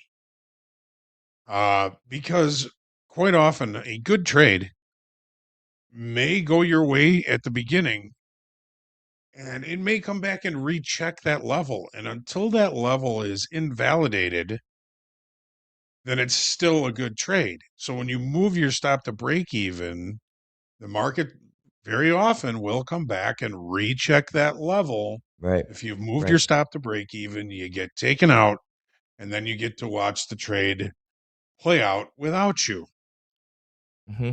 Is it as simple as, well, then stop moving your stop to break even or committing to the trade? I wish it was that simple, because it is a decision. It is part of your brain wiring, and it's a wiring that you may have to change a little bit. So I don't know how quick you're moving your stop to break even, Chad, but maybe give the trade a little bit more time before you move it to break even. Maybe let the market go your way and then set up some sort of a swing back in that direction, and then move your stop to break even. But I think, moving your stop to break even just to alleviate the feeling that you have risk and the possibility of loss is the biggest reason that people do it. We all want to just take our risk off right away. We don't have to worry about it. But at the same time, we're taking ourselves out of trades that are still valid. Yeah.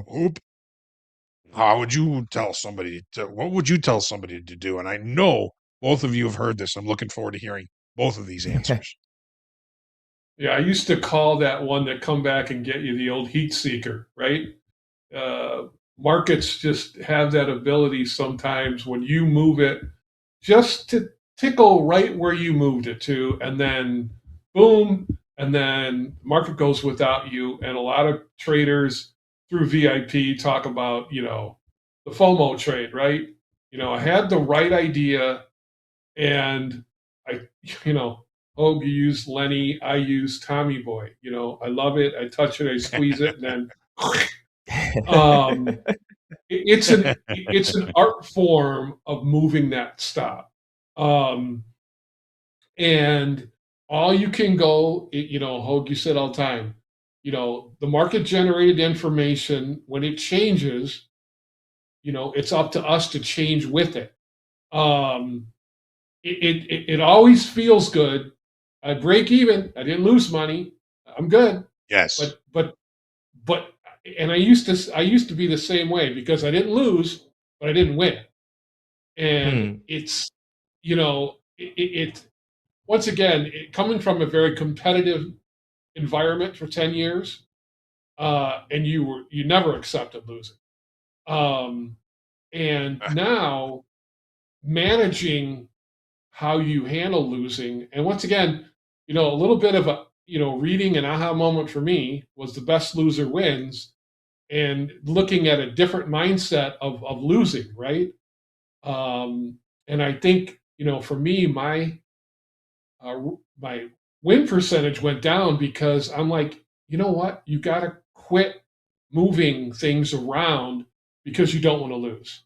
If you see your setup, you manage the risk, you talk about it, and if you're wrong,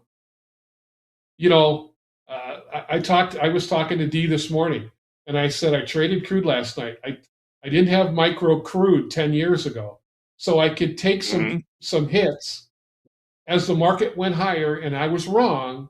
But when the market pivoted today and broke $1, I mean, I could catch some of that, where a lot of times you would come into a day session, and by the time you take a bunch of fighting a directional market or getting stopped out, you have no bullets for the day. So that's why we always keep talking about managing the risk.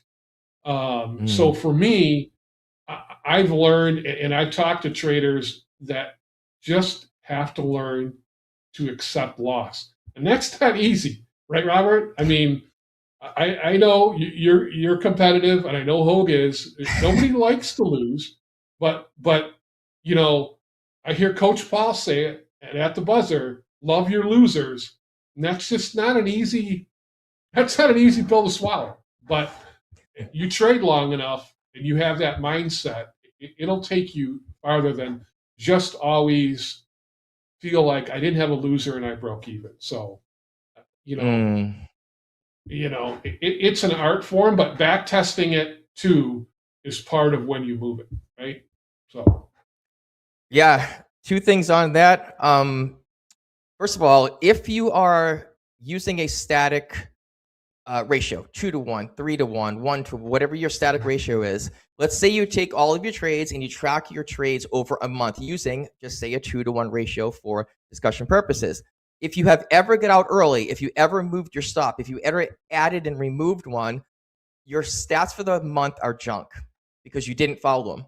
So if you're always doing 2-to-1 trades and 20% of the time you moved your stop to break even, you just ruin your whole analysis. It doesn't matter anymore because you just changed it. You changed the rules in midstream. So that's number one. Number two, during Hoop, I'm glad you said that about VIP, because we did an analysis on some of the VIP traders, not the traders themselves, but the trades that they took. And what we did was we plotted the trades where they entered, where they exited, and we did two things. We said this is a 2-to-1 ratio, and we left it there and we let the trade play out. Didn't touch it. The second one, we took the exact same trades, followed them along, the exact same trades, and we said, all right, this time it's still the same trade, 2-to-1 ratio, but once the trade reaches 80% of the profit, we're going to move our stop to break even. And in every single instance of every single trade of every trader we tested, it was worse moving to break even 100% of the time. I'm not saying that's always, I'm saying the sampling we had. We took multiple traders, plotted our trades as an exercise, and one of them we left at 2-to-1, let it go. And then the one that we 80% of the target, moved stop to break even. In every single instance, it was a worse scenario. So take that for what it's worth. I'm not saying it's like that all the time, but that's what we did. I never moved my stop to break even. So the answer was, when a trader reaches over to move their stop to break even, just flatten. You're better off. You're way better off. Why give back all that profit? Interesting. Chad. There you go. And Robert, what you said about changing your results for any review that you're trying to do, I mean, that is so true. If you optimize your strategy at all, and you do that for a month, and you've optimized the strategy several times during that month, your stats don't really add up. So you need consistency and honesty in that. And you mentioned Hugard, and I can still I listen to the audiobook, and I can still hear him saying, if you move your stop, it's to alleviate pain. If you get out of the trade early, it's to alleviate pain. If you all of these things that we do that Lenny trades, it's just to alleviate pain. And nobody likes pain, but losses, are they painful? How do you learn to love them? It's all part of the game of trading. So it's a great question. And bringing stops to break even is comforting. You love it. No risk, but it's all about alleviating pain. And you don't know when that, if the market's going to come back and recheck that level. It's like getting smacked in the head twice, right? You move your stop to break even and it gets taken out. There's one slap. Then the trade starts going your way and reaches your profit target. That's the second slap. You get taken out and you get to watch the trade play without you. Let it play. Remember, right. Let it play with remember, it's dynamic. The closer you get to your target, the worse your risk reward ratio becomes.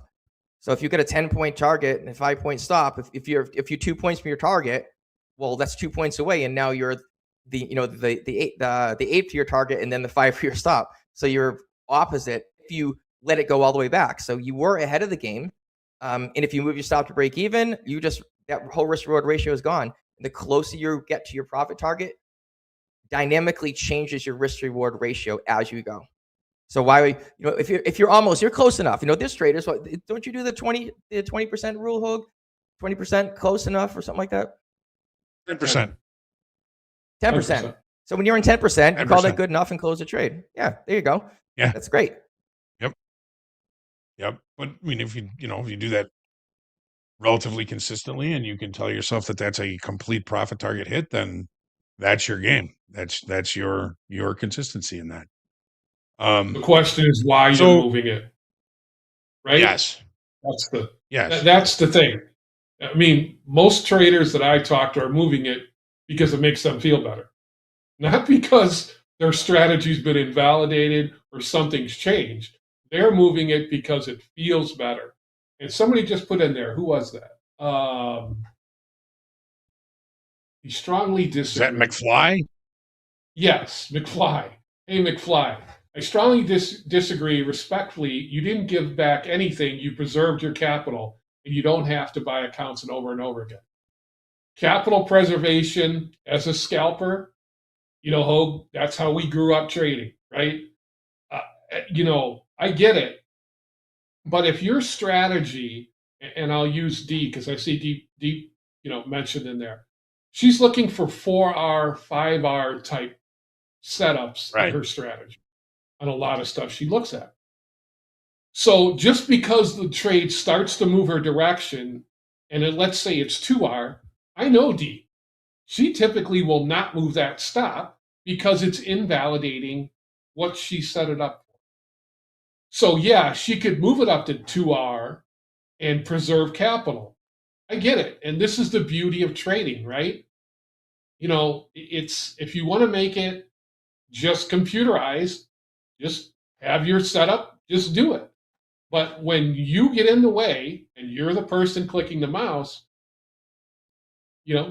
all I've ever said, Hogue, is you have to accept that if I cut a trade early, and whether it's intuition or whatever, I live with it. Yeah. But most traders will cut it, not necessarily because the trade's been invalidated, because it makes them feel better. I agree with that one 100% more often than not. All right. We got a little stats drop in coming up. We got top 5 live payouts and P&Ls from yesterday with my guy, JD. Come on in, JD. Thank you, Hogue. Good afternoon, everyone. Let's take a look at yesterday's top 5 live funded payouts and P&Ls. We'll start with the P&Ls. Impressive numbers coming from our live funded traders yesterday. Up first, Karab in the 150K live funded account trading the NASDAQ. He's got 100K in payouts already this year, and he needs just 2 more winning days to get to another payout. $32,730 in profits yesterday trading the NQ. Sushil, close second, just about $26,000. All 5 of these traders are in 150K live funded accounts, by the way. Sushil is trading micro gold and micro NASDAQ. He needs 1 more winning day to hit that next payout level. Jacob, 18,754, trade on micro gold. Nothing but micro gold for Jacob. Ajit, 16,382, trade in NASDAQ and micro gold. 28,000 in payouts just last week for Ajit. Big week for Ajit. Kausar, $15,316, trading NASDAQ and micro gold also. 7 total winning days so far this month for Kausar in the live funded account. Those are your top 5 live funded P&Ls from yesterday. All right, payout numbers. Some more impressive stuff. Brian W. up at the top of the list, $68,564 going into the pocket for Brian W. That's what's possible in the live funded account, folks. That is a huge, huge payout number. Great job to Brian W. Also, Eric C. 23,153. Jean B. 12,453. Hiroki 10,800, and Paul H. rounds out the top 5, 1,278. $1,200. That's pretty good. Any payout, anytime you're putting money in your pocket is a win trading that live funded account. All these traders showing us what is possible in the live markets, pulling money out of the live markets, putting it in their pockets, and doing some good stuff with it. Thank you, guys. All right, back to you, Mr. Hoagland. Thanks, JD. Good funded P&Ls there, man. Good stuff. Next day, yeah. All right. One last thing I wanted to mention to McFly is, you may be right. There's no one right answer for everybody. But if you were to take a look and take the last 100 trades you took, and take that 100 trades, and if you moved your stop to break even on every one of them, if you can, go back and see how the outcome would be had you not moved your stop to break even. There within lies your answer. Because if you're just forgetting about the trade after it comes back and hits your break even, and you're moving on or whatever it is, you're not getting the information that says, it never would have hit my stop and would have eventually hit my profit target. Just a thought for you. We appreciate you there. Hey, McFly. Robin's got a question. What's the best way to trade when you're at a price? Sorry? Oh, the McFly. I was knocking on the head here. McFly. McFly. Yeah. All right. What is the best way to trade when you're at a prior level of support or resistance? Wait for confirmation, preempt the trade with small size tight stops, and then add if it goes my way, or do nothing until clearly established trend is seen? Great question. Great question. In my experience, when you get to a level of support or resistance, or you get to a setup, waiting for confirmation usually costs you in trade location, but it may not necessarily be a bad thing. Preempt the trade with small size and tight stops, and add if it goes my way. In certain situations, that sounds like a good idea. Again, there's no one size fits all, but do nothing until clearly established trend is seen. I think a lot of folks would prefer to do that, is to wait for confirmation. But again, that's going to cost you in trade location and expand your risk. Robert, what do you think of this? I think all of the above, because it really depends on your trading style. There's no way I'd wait for my style. I'm the breakout, so I'm going to wait for it to fall through. And as we can see, this MES trade is not working out. I did add a second one on. I did alert the crew as the second one, so you can see I'm 2 MES short at 685175. And I did put a stop market, so I'm going to take one off. If it goes up any further, I see the buyers coming in stronger than the sellers. So I'm going to give that a chance and see if they get absorbed or not. And if they don't, I already have my stop set at one of them of 6868 quarter. And I basically just put it up at the next support, next resistance level.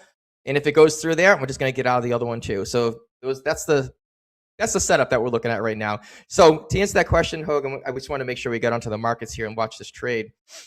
It's going to depend on the style, So, okay, let's say support is established. How do you know, right? We're speculators. We can only speculate that it is. So if you're a reversal trader and you see buyers coming in like they are right now, maybe it's time to get out of that trade if you're in one. Or if it comes up and it starts rotating back down again, maybe trade within that range, just like Dobie did on the last segment. So it really depends on your style, what you're doing, your account size, your risk tolerance, and everything. I'm going to manually close this market. There's no sense in letting it go up any further. I'm going to get rid of that, and I'm just going to buy one to get out of one. The buyers are coming in strong. ADX is turning up. There's no sellers to be found. Might be the wrong thing to do, but I don't want to let it go further if I don't need to into the negative. Sure. And if it comes back down, I can MGI. absolutely just put it right back on again. Yep. Just if it goes, this is just exactly what you're seeing right here. I was in one, looked like it was going to continue. The sellers were strong. Jumped into a second one.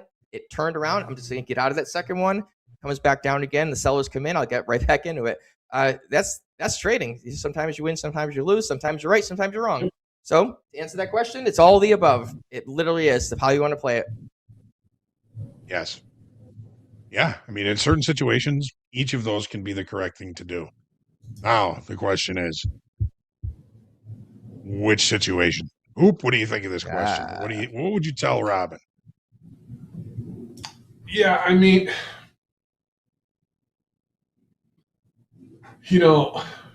I guess when you look at it, anything we do in trading, like what Robert just did, cut a trade before it hits your stop.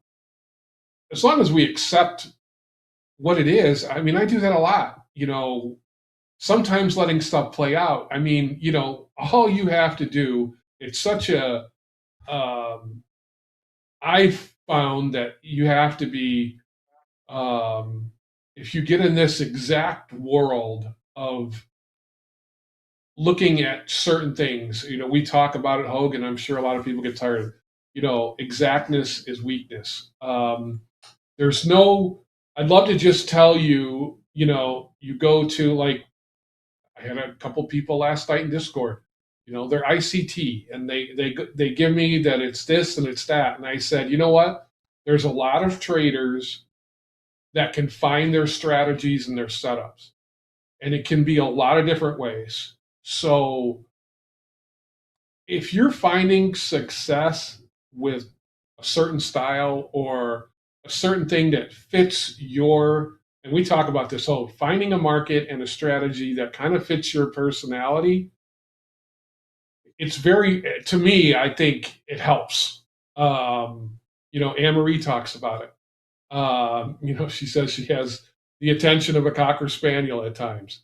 Yeah. It's different, and I'm kind of, we have conversations as well.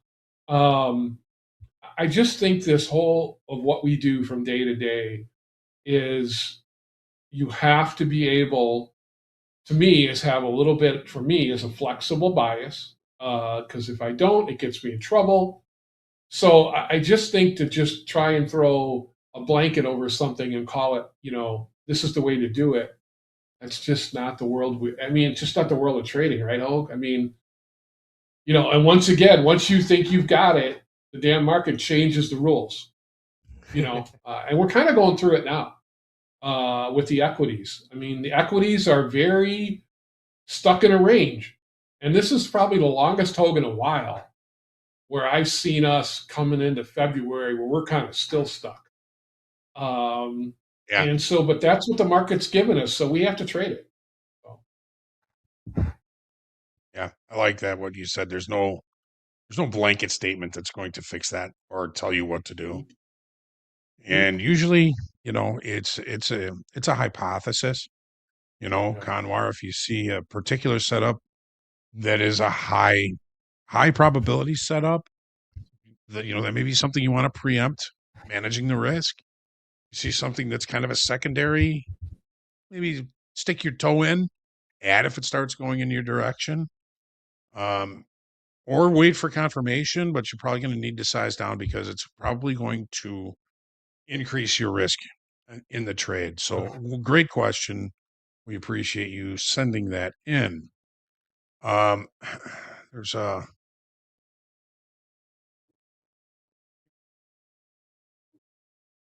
quick one I there. found one here that I was looking at.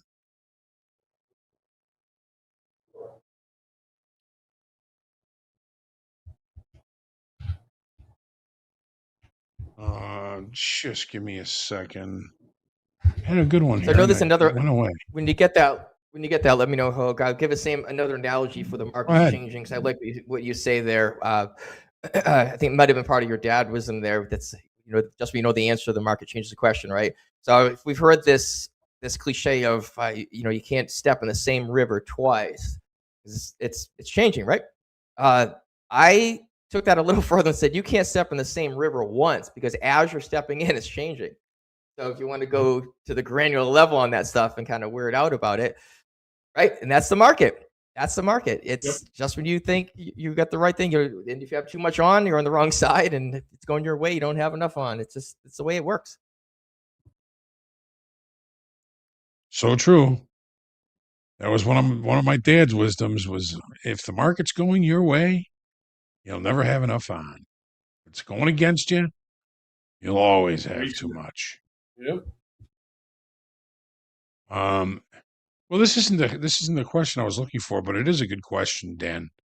Dan is asking, we've just got a couple of minutes left here. So Hoop, how can I spot a directional market or a trend faster? I need to lose a big chunk before it gets through my thick skull. Did we talk about this already? I know we get a lot of the same questions. I don't think we talked about this one particularly though. I think you're just picking on me because I'm always fighting a directional market. I think for me, I spent the early part of my career looking at wicks and bodies and tick charts. But Robert and I are kind of in this, for me, when I look at a range chart, and even like 100 tick is maybe a little bit, depending on which market you look at. When you're looking at Hogue, we have this huge dichotomy between me and you. Market profile is different in how it interprets range. But to me, in a range bar world, it gets pretty evident pretty quick when your swings just continue to make higher highs, higher lows, and they're very evident. I'd like to show. Let me try and see if I can grab it like 100 tick, like in gold. But to me, it's the identified swings, and I can just see that. It looks like it's the analogy we've used for years. It's escalator up, elevator down, and I think at times, um, you know, here's a good Hunter. Here's a good one on 100 tick on gold. So it's pretty evident when you get really in there of just watching how this is plotting its way down. So you want to think that you get a swing and this is a spot to buy it because you think there might be exhaustion. Looks like a little bit of a double top. I just use either range or tick charts because I just think if you're going to play with fire and fight the directional market, it's usually going to be pretty evident where your pain points are going to be. That's why typically if I see the escalator down, I'm not looking for longs, at least until I would get a break above that, an identified swing, right? Sure. But that's kind of. I just think they're a little bit more evident, and you don't have to. You're not looking at dojis, and you're looking at once again, candlesticks. It's a little bit different to me, depending on what time frame you're looking at. So I think that's why a guy like Mo or myself tend to, or even Robert, we look at ticker range charts, just because I can identify that directional market. Yeah. Sometimes moving averages can certainly help with that on any time frame that you're looking at, and you got to remember that trends are time frame dependent, right? You could be looking at an uptrend on a 1 minute chart that's just really part of a pullback of a move in the opposite direction on a longer time frame chart. Robert, I'm sorry we didn't get the chance to get you kind of to talk about that. We got the end of the segment. These hours move so quickly when we are having fun. But thank you, Robert. Thank you, Hoop. And thanks all of you. We've got Trade with Topstep is coming up. We got Jack, JD, and Mo coming up here on Topstep TV. Let's go.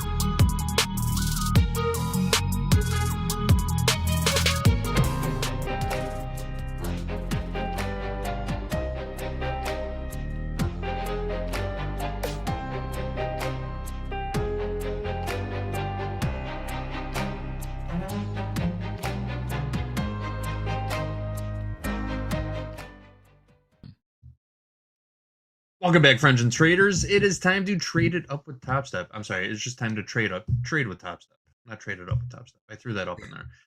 The guest of honor for this hour, the man in the middle, Mr. Mo. You know him very well. Joining us from Riyadh. Mo, how are you doing this afternoon? What's going on? I'm doing well. Actually, the market is difficult today. This opening range played me. Minus 1,146. Trying to actually shorting this market, but it didn't play well. I short one time, hit my stop, short another time. Then I realized that the sellers are having difficult time. Then I went long, cutting that short earlier with very tight stop here. I took one profit already at around my stop right now, and having a runner to that last pivot. I'm looking to this as an opening range. Didn't work out at the highs, going down, stopping at the middle, couldn't make it, and then try again, and then have a little extension down there where it's giving me a signal that we are in a big range day from high to low, and now we're looking to the middle of that range, which is 60,874, the middle of that range, which is actually my target for this trade. I took some profit, and I will keep trailing. If we struggle at the middle, I will just I will be out of that trailing stop. If it is breaking up higher, I have an opening range long, which created after this small fair value gap. Market maker is giving a signal around 6,865. The invalidation of this, if we break the last 5-minute candle, which is my stop at 68.63. So we keep this long. I have a nice position, 68.57 entry around the low of the opening range. And it's an X on the trail. All right, Mo's got a little wood to chop, but he's still in the markets. He's jabbing away. That's how you do it. You keep fighting, right? Yep. Dig yourself out of that hole. Jack, what is going on in your world today? We haven't seen you since Fast Markets. Hey, You got the keys to the house account. What's going on? I do, but in 1 p.m. fashion, we are pretty much in the middle of the middle for me in the ES, in that we are exactly on the 58.50 SPX line. And as you can see, just overnight, it was low, well, lowish. We did spike below it, but it's been pretty important as like a midpoint here. So showing out a little bit, I can see the short. We've been making, kind of higher highs, lower lows. There's some positive gamma support down around the 68.30 level. We didn't quite get there. So I'm going to wait to see if we get a little bit of movement. But it's 1 p.m., so maybe we'll start range trading at some point. Sounds fair. Yeah. Going into the close on a Thursday. We're expecting some numbers coming out tomorrow. What are those numbers? I've got the calendar right here. GDP, just the PCE number, PMI composite flash, couple talking feds, new home sales, consumer sentiment, Baker Hughes. There's actually quite a few numbers coming out for a Friday, or expected out for a Friday. We're not really sure what we're going to get due to this partial government shutdown. But we have been getting reports out all week long, so we'll assume that they're coming out. We got a little 30-minute head and shoulders on the S&P. I just pulled up a 30-minute chart. Looks like just is this weakness coming in? Mo is long. How you feeling about this trade, Mo? I'm feeling good, but I see the supply zone in the ES. It could be a nice shorting area that worrying me a little bit. This is a supply area I mean, Mhm. sellers would like to sell high at this area between 68.70 and 68.74. 68.74 is the middle of the opening range, so this could be, a decision level for sellers. If that fails, I hope it will. I think we are going to the high of the range. So 68.74, 68.70. This is why I'm trailing my stop even higher. We Sounds touch good. 60, I like that. 68.73. I will trail got my an- stop to 68.65. We've got an overnight VWAP at 68.75, so that 74 area is a Mhm. nice target in the S&P. I can definitely see it reaching there. That's a good profit target zone. And we're seeing a little buying coming in right now. 68.71 last trade. Looking pretty good for Mo's Long. I like it. Let's see how it reacts around that overnight VWAP. Choppy day in general, though.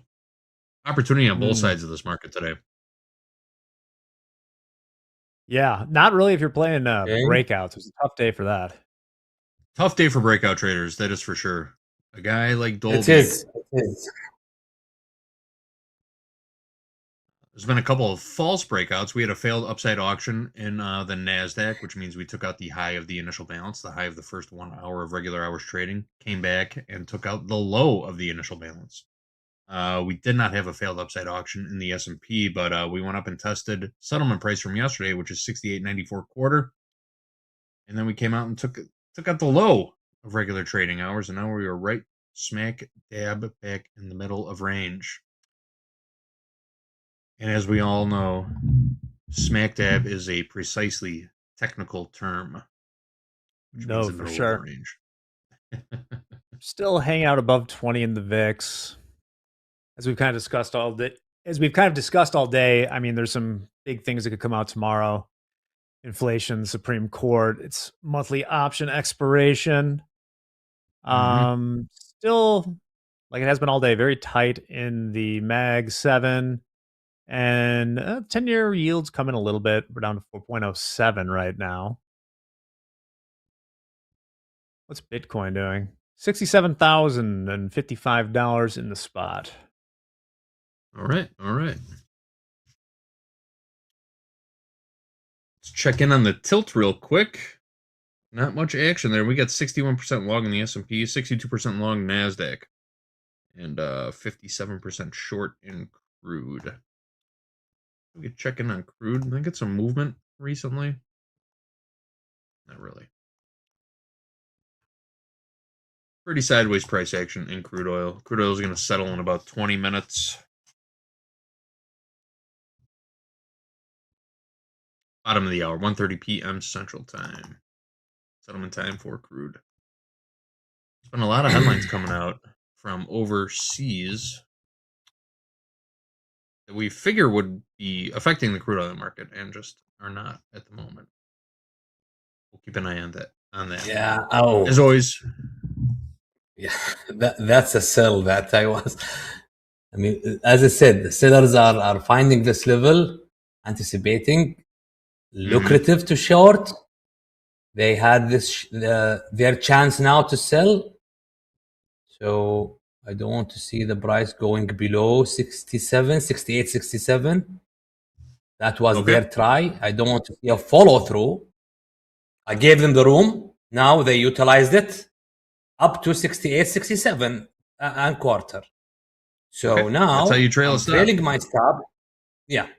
They are telling me, look, this is your stop, should be here. Okay. Okay. Thank you, market. Thank you. Yes. Now. Thank the market for letting you know where to get in and where to get out. That's how you trail a stop. You got to be active in real time. Yeah. I cannot go short. Actually, I can, but I don't want to.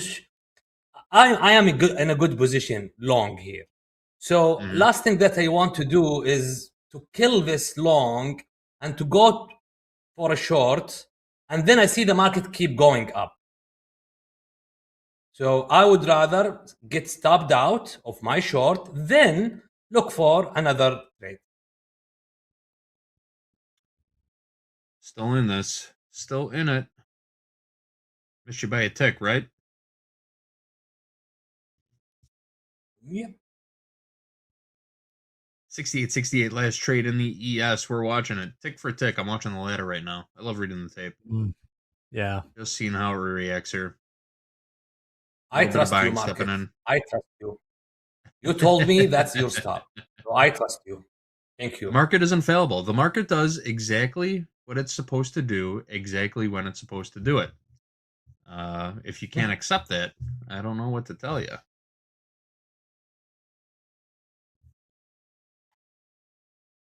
We still have 68 buyers looking for 68.73 or 74, maybe 75. These are, buyers' goals, buyers' target.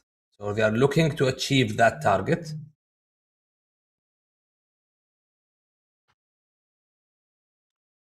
We're watching it. Still sitting on top of 68.70. Yeah.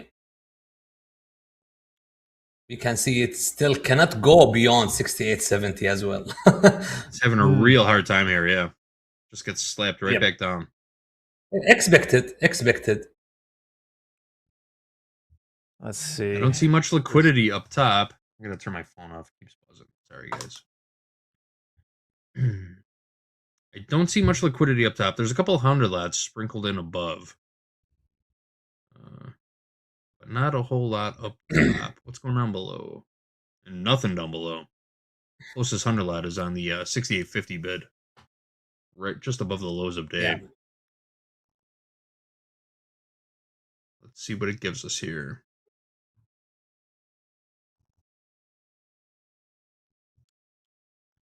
Jack, no interest in these markets at all.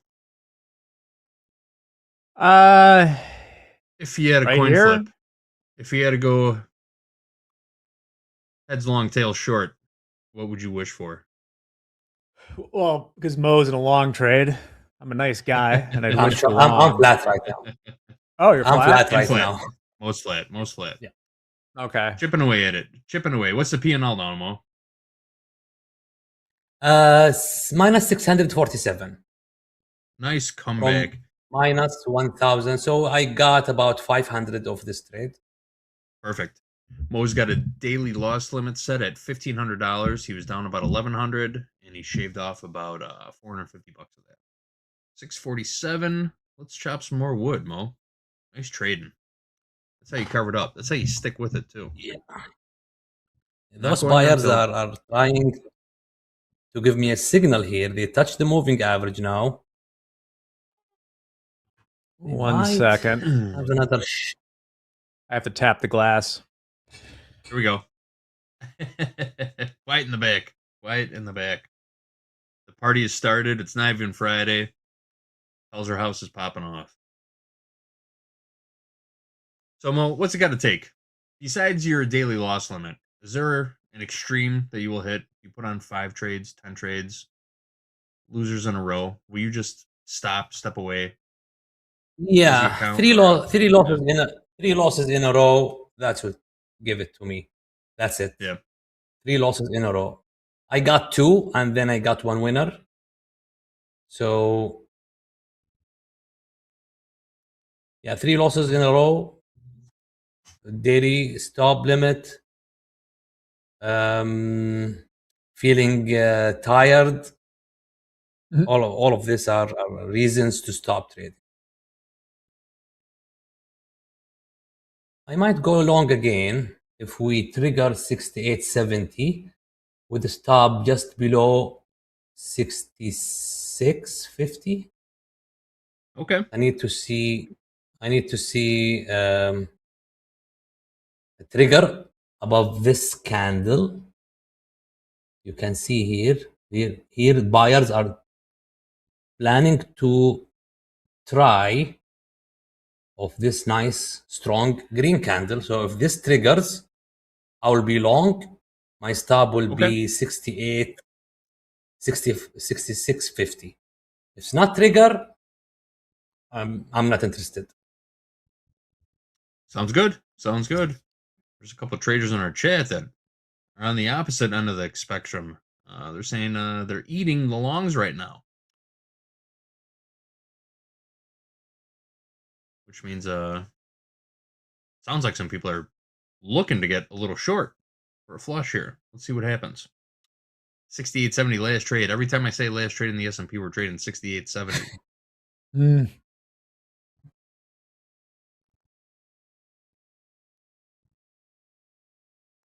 Yeah.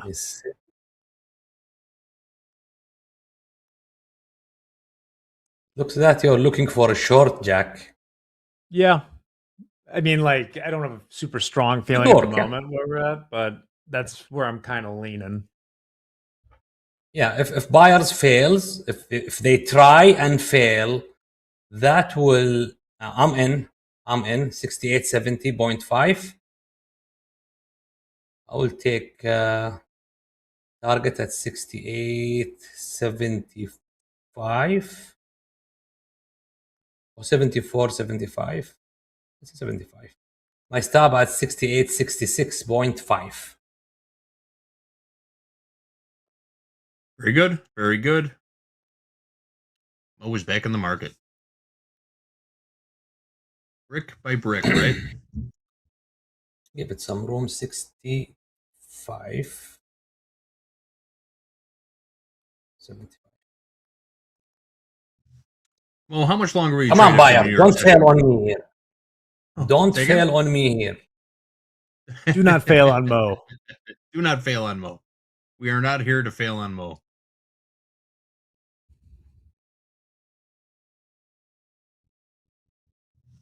How much longer after the New York session will you continue trading, Mo? Will you take that hour off and then get right back in the market on the reopen, or will you wait a while? Every trade, after every trade, I have to take at least 15 minutes.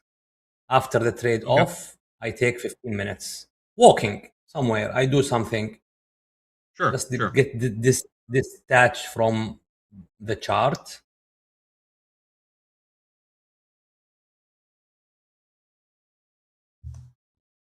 That makes sense. Yeah. Go touch some grass. Do what you got to do. Clear your head for a little bit. Looking good here, Mo.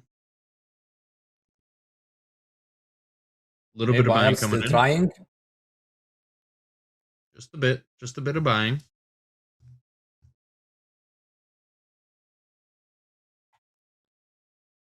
Checking on the news. Nothing coming across the feed right now.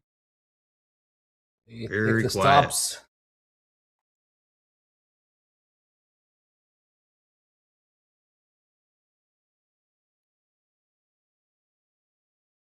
Okay. Will it break? Will it do anything? The President Trump, is expected to participate in a podcast Supply interview zone. at the bottom of the This hour. supply zone is so strong. I mean, if buyers want to take it, this is where they should take it. If they fail to take it this high, that means they are not interested at this level. Mm-hmm. Agreed. Agreed. 68.72 half last trade. Scale it out just a little bit.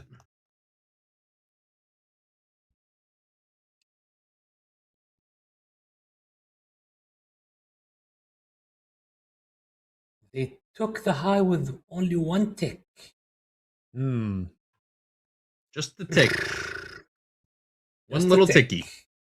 One little ticky. So they want to keep you wondering. Is this a trap? Or what is this? Well, participation has really dropped since the open. We've seen volume die, as we typically do around this time. So it's a lot of bots just battling each other. The cannibalization of the bots is what happens during this time. Back to point of entry. How many tests the I point of don't entry like it.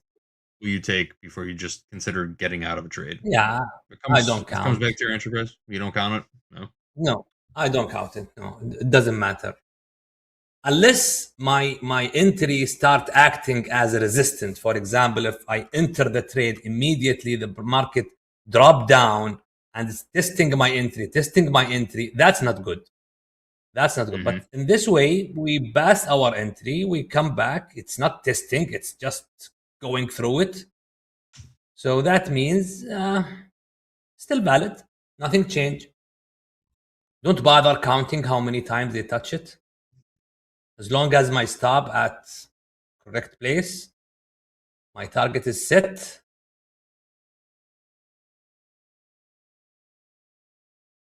Although I hate that rejection of the highs. Couldn't quite hit that 74 level. 73 was the high tick of that last pop. Okay. Remember, Just do it for JD. Do it for JD. Do it for all of us. Do it for all of us. Forget about me. Never forget about you, Mo. I don't even have a trade on. But yeah, go ahead. Do it for me. I'll take the heat on this one.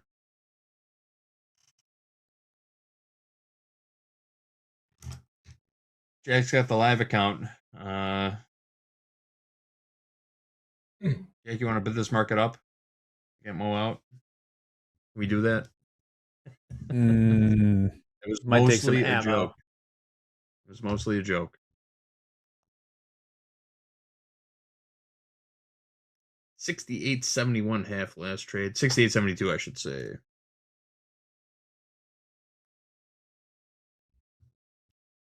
Do it for the lulls. That's a good one. Yeah, let's do it for the laughs. It's all I've got about my the house. markets we moved along the way. Jack, between us, we've got some buying power in these house accounts. We could force this market up to 74 to get Mo out.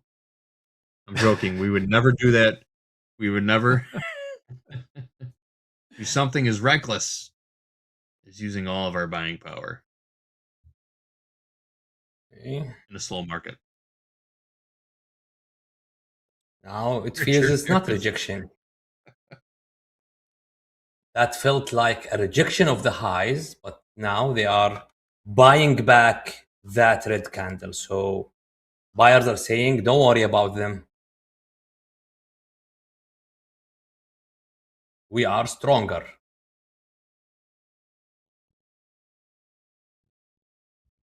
Trying to listen to the market. Looking a little stronger. Market generated information. Yeah.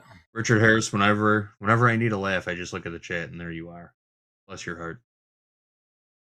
We haven't seen that stop run yet. You know that stop run when it comes, the market moves quickly.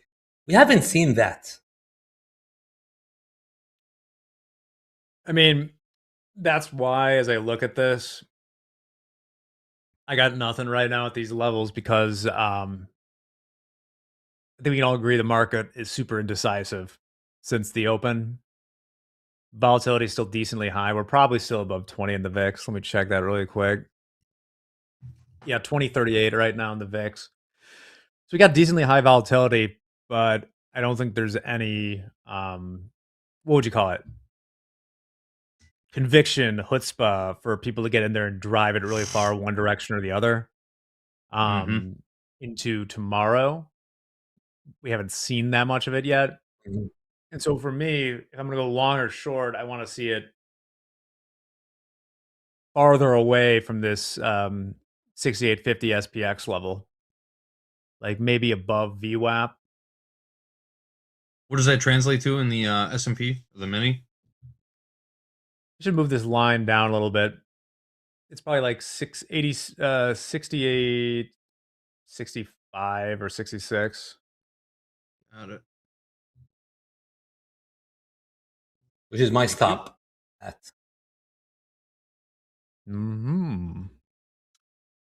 Top trade one's looking for a bear hammer. A hammer of justice. Yeah. It's Is not the a bear hammer of hammer justice. the market going up or going down? Like, are you hammering the bears or the bears are hammering the market? Bears. The way I read it is the bears have the hammers in their hand, and they're going to pound the market. I could be wrong though. No, the hammer of justice is when the market's just acting stupid, greedy, like a zombie rally into a blow off top, and then gets whacked down to reality. Mm-hmm. Yeah. Not the same thing. Not the same thing. No. Bears hammering bulls. There's your Buyers answer. tried now, failed. They tried here and failed.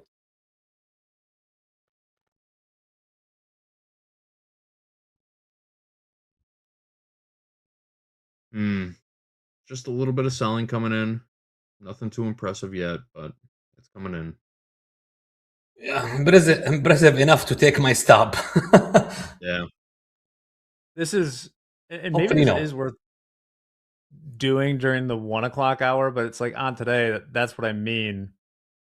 It's like, I like the fade back to that level I talked about, but what am I going to fade it when it's like 4 points away?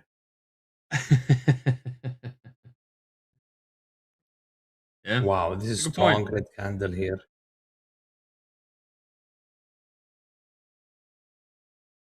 Would that convince you to reverse position, Mo? Would you get into a short? Yep. Yep. If they took my stop, then I will consider the short. Okay. Not over yet, though. 68 half last trade in the ES. One more check in on the tilt, because see if anything's moving around. for me that was the last low before making the recent high. So if that low is broken, I mean sellers will take this lower to the low of the opening range because they almost get their target, the middle of the opening range. So the rotation is saying we are back to the low of the range. Okay, understood. If we get that rotation. 68.67 last trade.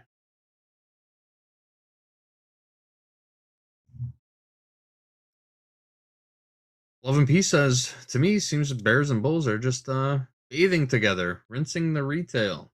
It has been choppy. We've traded on both sides of this market today. We're pretty much mid-range. Yeah, Ooh, I'm there's out. some selling. I'm out. Heavy selling just popped in right there.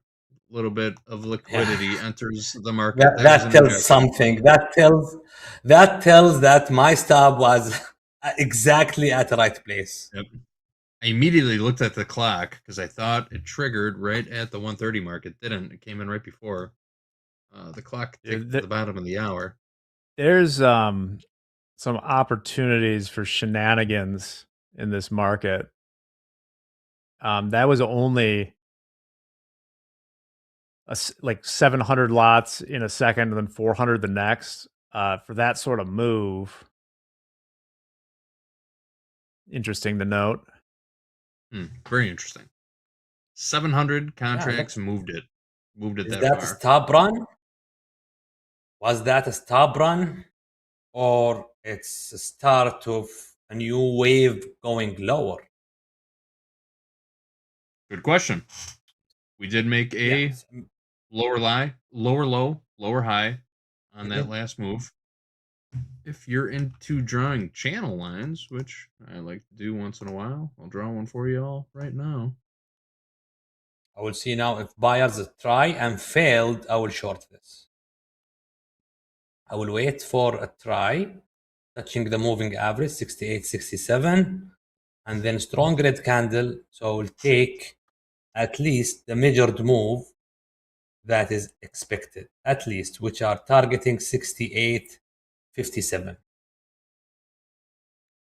68.57 next target on the downside. 68.48.75 on your Topstep daily levels is yesterday's low. Some downside targets for you.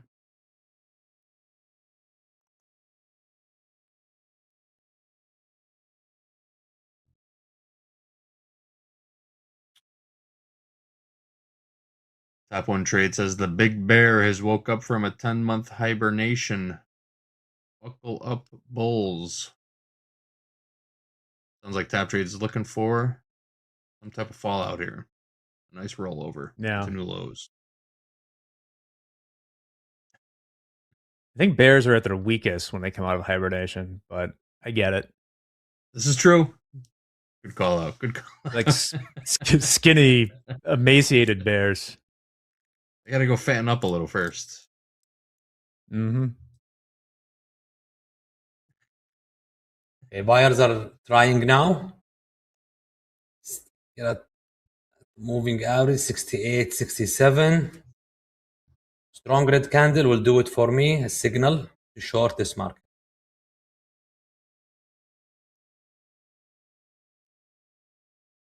It didn't touch the moving average actually, but where's that offer that's at, a Mo? sign What's of the price? weakness. What's the price of that offer you're working? What?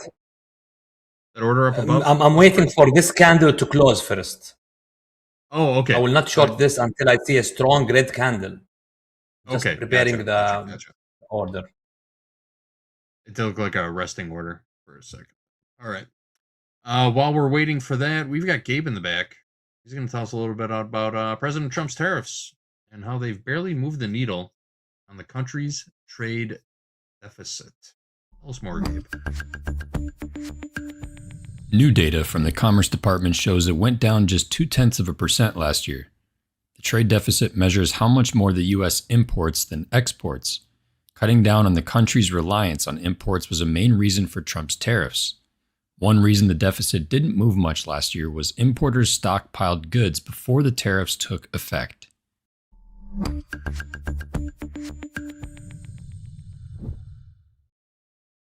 Proof.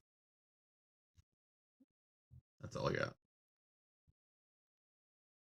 We are exactly at 68.50 in the SPX. Okay. It translates to 68.65 in the S&P. 68.64. I'm short. Here we go. Mo's back in. I'm short 68.64. Buyers tried and they failing. So let's see if my stop 68.69. 68.69. I mean, it should be less. Yeah, 68. Yeah. If that stop, that means I'm already at my daily stop limit. So okay. It will liquidate Trading the me. minis. How many did you put on? One or two? Two. Got it. Short 2 mini S&P 68.64.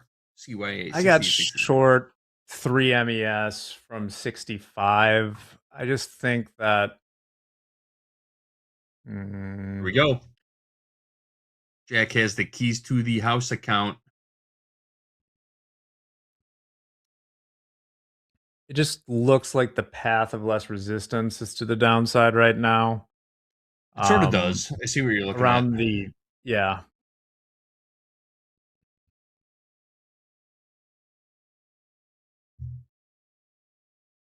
You're about to say something around the what? You looking at a specific level? I'm short only one. I'm short only one. Oh, okay. Mo peeled one off. Yeah. Did you scratch one, or did you take a little profit? Yeah, because two, it will liquidate me before the stop. So I will just make it one. Gotcha. We want to see some sellers step in right here, right now. See what happens. 68.65 last trade.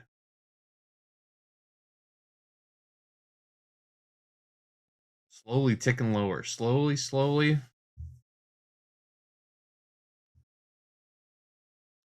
ticking higher now. Slowly.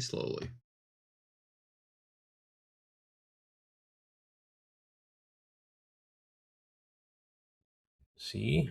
I'm not expecting any change in the tilt, but I'll check it out. No change. Tilt is flat across the board. Who's in the market right now? Sound off in chat. See a lot of battling messages. Who's long? Who's short? We won't do a That's poll. what makes the market. Yep. Everyone's battling. Everyone's got a plan. Mm-hmm. For Sarker, who was locked out for the day. Well, that's a plan too. They're eating the longs. Here comes some sellers. Here come the sellers. 66.82 last in the ES. Just a little bit of selling. I want to see some follow through here. For a 1 o'clock sell. Here we go. Here we go. Keep it coming.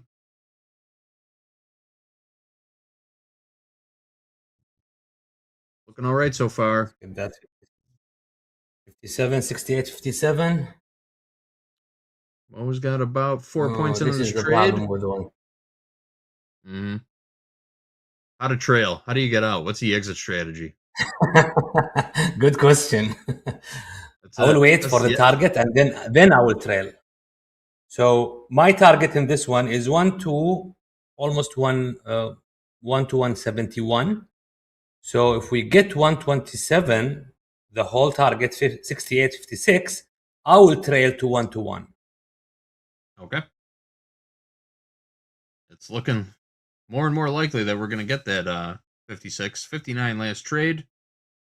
And some sellers aggressively stepping in here. Okay, since we've broken out of that range, I'm pulling this stop now to more of a defense of the 58 SPX instead of the top of that range. Okay. I don't want to see it reverse this bar, and then you'll notice JD down there at the lows. That's not a target. I got a sell stop in to add. Yeah. Caveman into the liquidity zone. Well, also knows flush. what crazy thing could happen, you know, with everything that's going on. It's like, play the momentum. That's it. We have a Fed speaker at the podium right now. We do not. 138. This candle is not joking. This candle is looking for something. We're moving now. We're cooking to the downside. Shout out We got to the chat. target. Cautiously short. Now I will trail my stop to, let's say, 68, 61. Okay. Locking in $150 worth of profit. Yeah. And we're still seeing sellers. Sellers still stepping in here. Big Bear is hungry. Top trade. We've got our settlement prices for crude. This Texas Intermediate March crude contract, March futures contract settles at 66.43 a barrel, up $1.24, almost 2%. There's your target, Mo. 64 just hit, or 54 just hit. And sellers still coming. Trailing my stop. Mo continues to lock in profits on this short. Here we go. Here we go. Jack, what are you thinking? I took one off. Low of day. Go below the low a day. New lows a day. Yeah. 68.40. New lows. Looking for 68.40. 68.47 in the order. 68.47.75 current low. Session low in the S&P. Overnight low, I should say. Oh, no, that was a low from 12:20 Central Time. 68.47.75. Not moving as fast now. I don't want to get taken out. Coach Vince says there's a buy zone right here. What's the buy zone, Vince? I got it more like at near the lows of the day.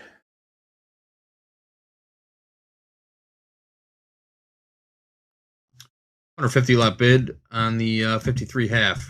See if it gets taken out, and it's trading. They got all those.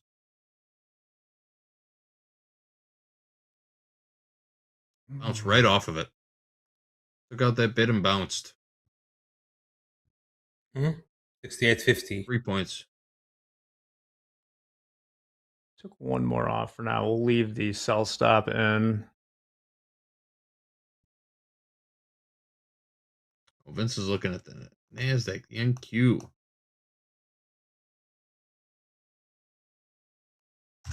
Last trade in the NASDAQ, 24,775. Saw some sellers stepping in, just like we did with the ES. Let's take a look at the other equities. Russell, still kind of quiet, 26.51.20 last trade. Dow, selling off a little bit also, 49.329 last in the Dow. Crude oil still going flat. Okay, buyers, don't give me the V shape. This is a V-shaped recovery. This is what I hate in this market. They don't Depends let on you the time trail frame. anything. It depends on the time frame you're looking at, Mo. You're looking at the tick charts, yeah. It's easy to get a V-shaped recovery on a tick chart sometimes. Yep.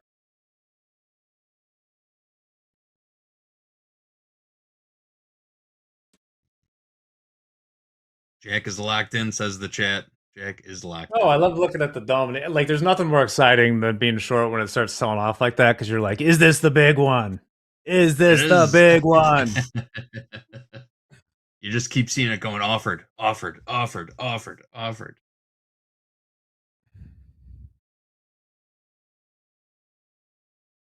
smash the low of day. Smash the low of day. Only Okay. about 6 points away from there. Yeah, as long as we are below 68.57, I'm fine.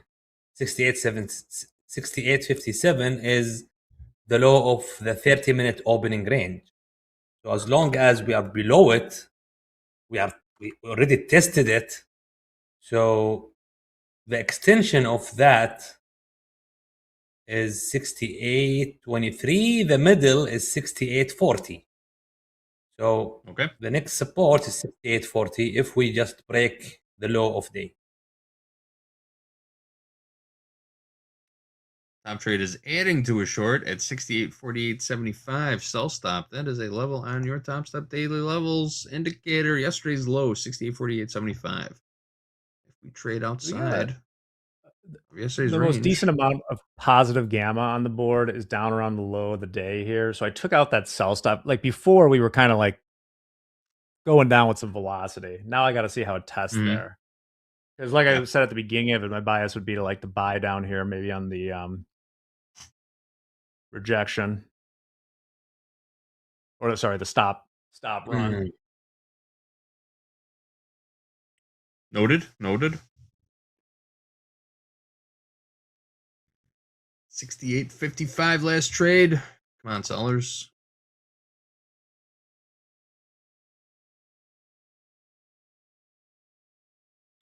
We need more. Give us more. Yeah. More. This is less. I don't like less.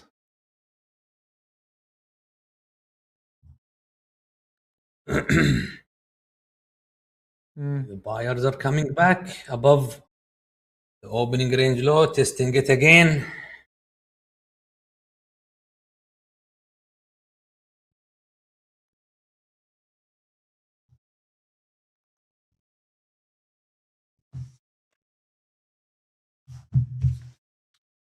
A little bit of buying. It seems like looks like pretty decent buying that just popped into. Looking at a 5-minute chart of the S&P. Decent. You might even call it strong. Yeah.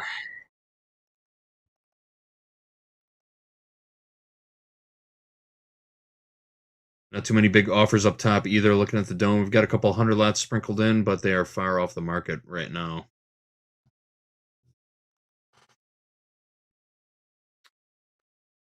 House count short. Muhammad short. Mo's trailing stop, locking in profits as we move down. How far away is your stop right now, Mo? It's 68.59, 68, let's say 68.60. So I'm locking in $200 in this trade. The 1-to-1. I already locked in 1-to-1 of that trade. Even if I get out and then strong red candle comes after they took me out, I will take short. Because that is an area of interest to short the rib again, to short the pullback. This is just a pullback now.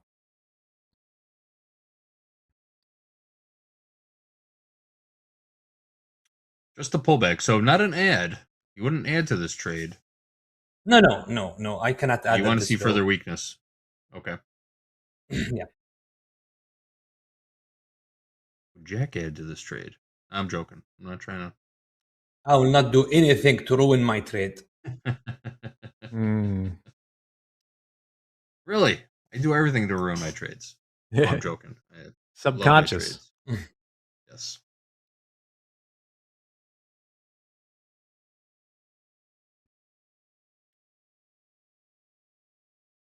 Just about halfway back through this downward facing channel.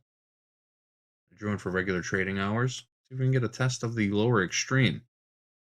That would take us in the next 10 minutes down to around 68.40, which is one of most targets. Damn what, Jack? The torpedoes? I might damn the torpedoes. I might put my thing down, flip it, and reverse it if we can get the stop runs below low, because I like that 68.30 level, which is about 68.45 to buy, assuming there's no other kerfuffleation with the news. Kerfuffleation.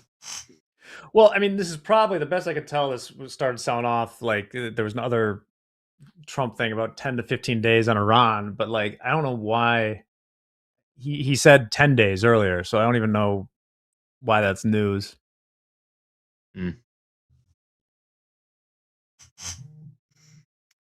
Jack, got onto your drop there, by the way, Jack.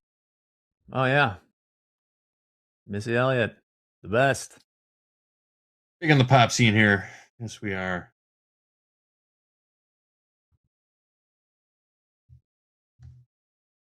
Come on, sellers. Who is not rooting for sellers right now? You can name yourselves. Identify yourselves in the chat. Who does not want to see sellers?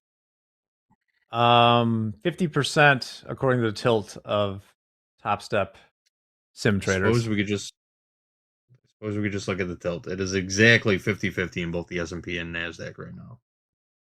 Dead heat.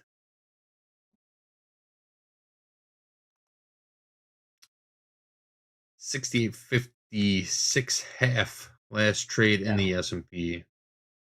I'm watching carefully this sellers now at this low. Sellers, after making that low, okay, they try once, they failed, and they're trying again. I don't want to see them trying twice and fail. That's a signal that buyers are basing here. So strong green candle could be a signal for a long. Okay. Okay. This low. I cut there for now because we're running out of time a little bit, JD. And as we are fewer personalities, I am driving the next segment. But that clears the way for you here, Mo. It does. What was the final P&L there, Jack? 120 on 3 MES. There you go. $120.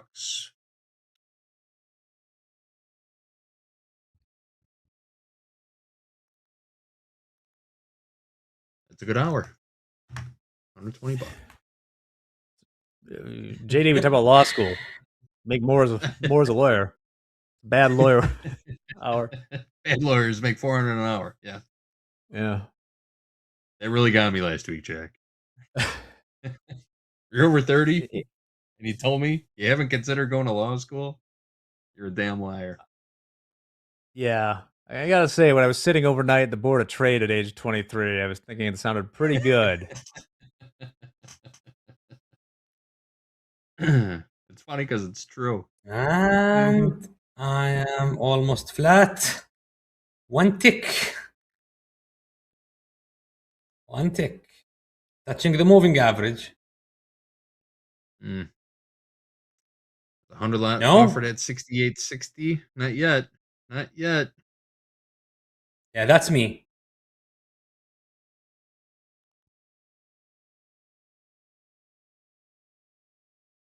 That's me. The 100 lot. That's me. Love it. Offering. I'm buying actually. Everyone fire up your live accounts. It's time to start moving markets. That was a I'm joke. This is flat not now. trading advice. This is not 983. financial advice.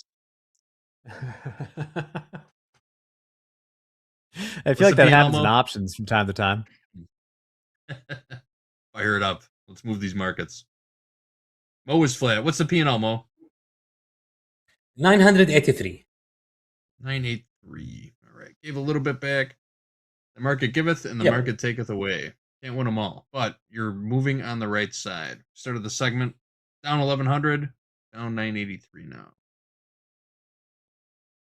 I'm using 21 EMA. The question, what moving average do you use? 21 EMA. In the 2000 tick chart. Okay. Thank you for that clarification. I just saw the question in the chat. Very good. Very good. Oh, here we oh. Shaky, shaky. Here come the sellers. Real shaky, shaky. Is this going to be the move now?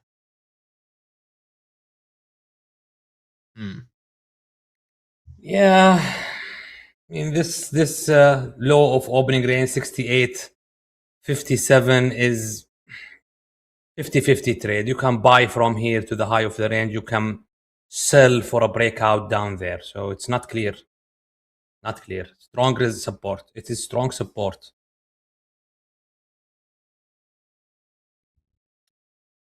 Strong support. What's going on for power? We got anything coming up in the next hour? President Trump participating in a factory tour. President Trump is participating in a podcast interview right now. We haven't gotten any headlines from that yet. Is it in the factory? Also What's going on? It's in a factory. President Trump participates in a factory tour. So unless factory is a brand name, I assume he is in fact in some sort of manufacturing complex.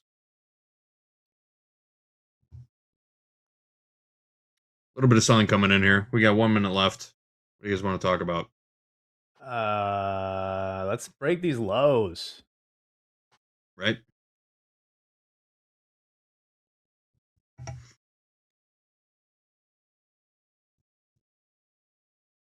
This is the kind of day a lot of people lose money. It's a stay in shop. Could also be considered a very structured day for a lot of people. If you're skilled in trading both sides of the market, today was a great day. It's those massive one-directional days with no pullbacks. Those are the account killer days. Well, of course, there are some it's people like- that got lucky. What's like up? physics, JD. Like energy, matter cannot be, destroyed or created. It's the same with money in futures. It can't be destroyed or created. It just switches hands and then some goes to the CME.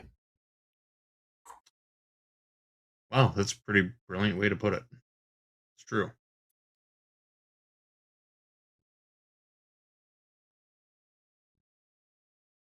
Getting All right, philosophical guys. here in the last few minutes. Okay, it didn't break down. No, it was a good time for it. We all took a quick break to think about that one, and it's absolutely. All right, guys, that's all the time we've got for this Trade with Topstep segment. Thank you more for joining us. Thanks for putting some trades on. Good luck chopping the rest of this wood going into Power Hour. We know you make it back because that's what you do. Jack, always a pleasure. Thank you Jack's very gonna much. stick around for. Jack is sticking around for Power Hour. He's going to be joined by Dolby Time and Gabe. We got a 3-man weave to close out the session today. 1 more hour of Tradertainment coming your way live right here on Topstep TV. All right, guys, we're stepping aside. Power Hour coming up next. Topstep TV. Let's go.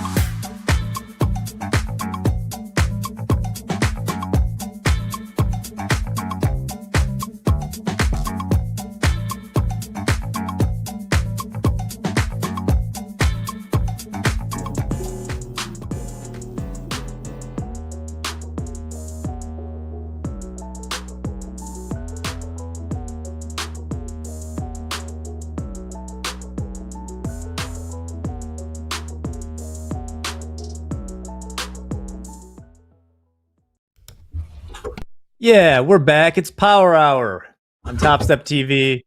We got the in-house Power Hour going today. We got Gabe, who is an NQ trader and news, and we have Dolby Time, who's an NQ range trader with us today.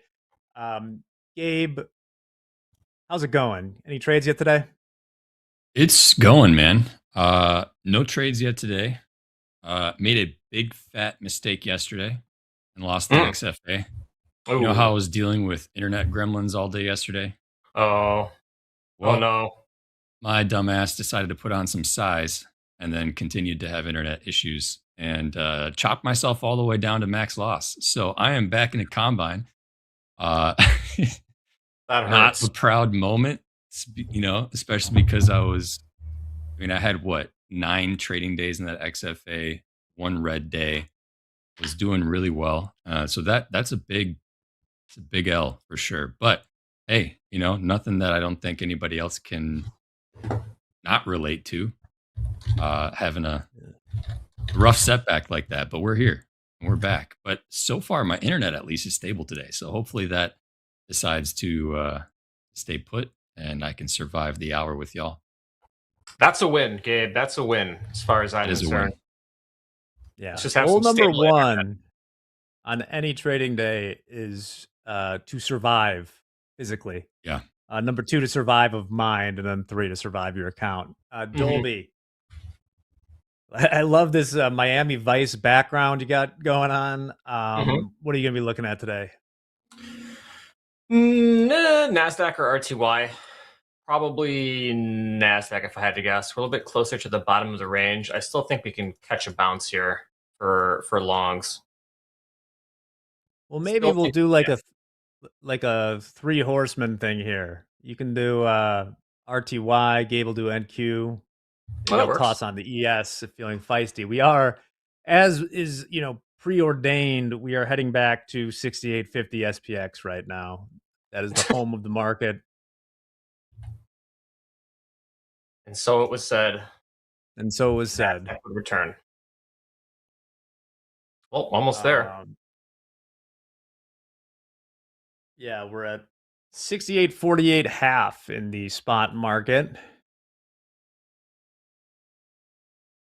Okay. Still VIX at 2065. RTY catching a nice bid here.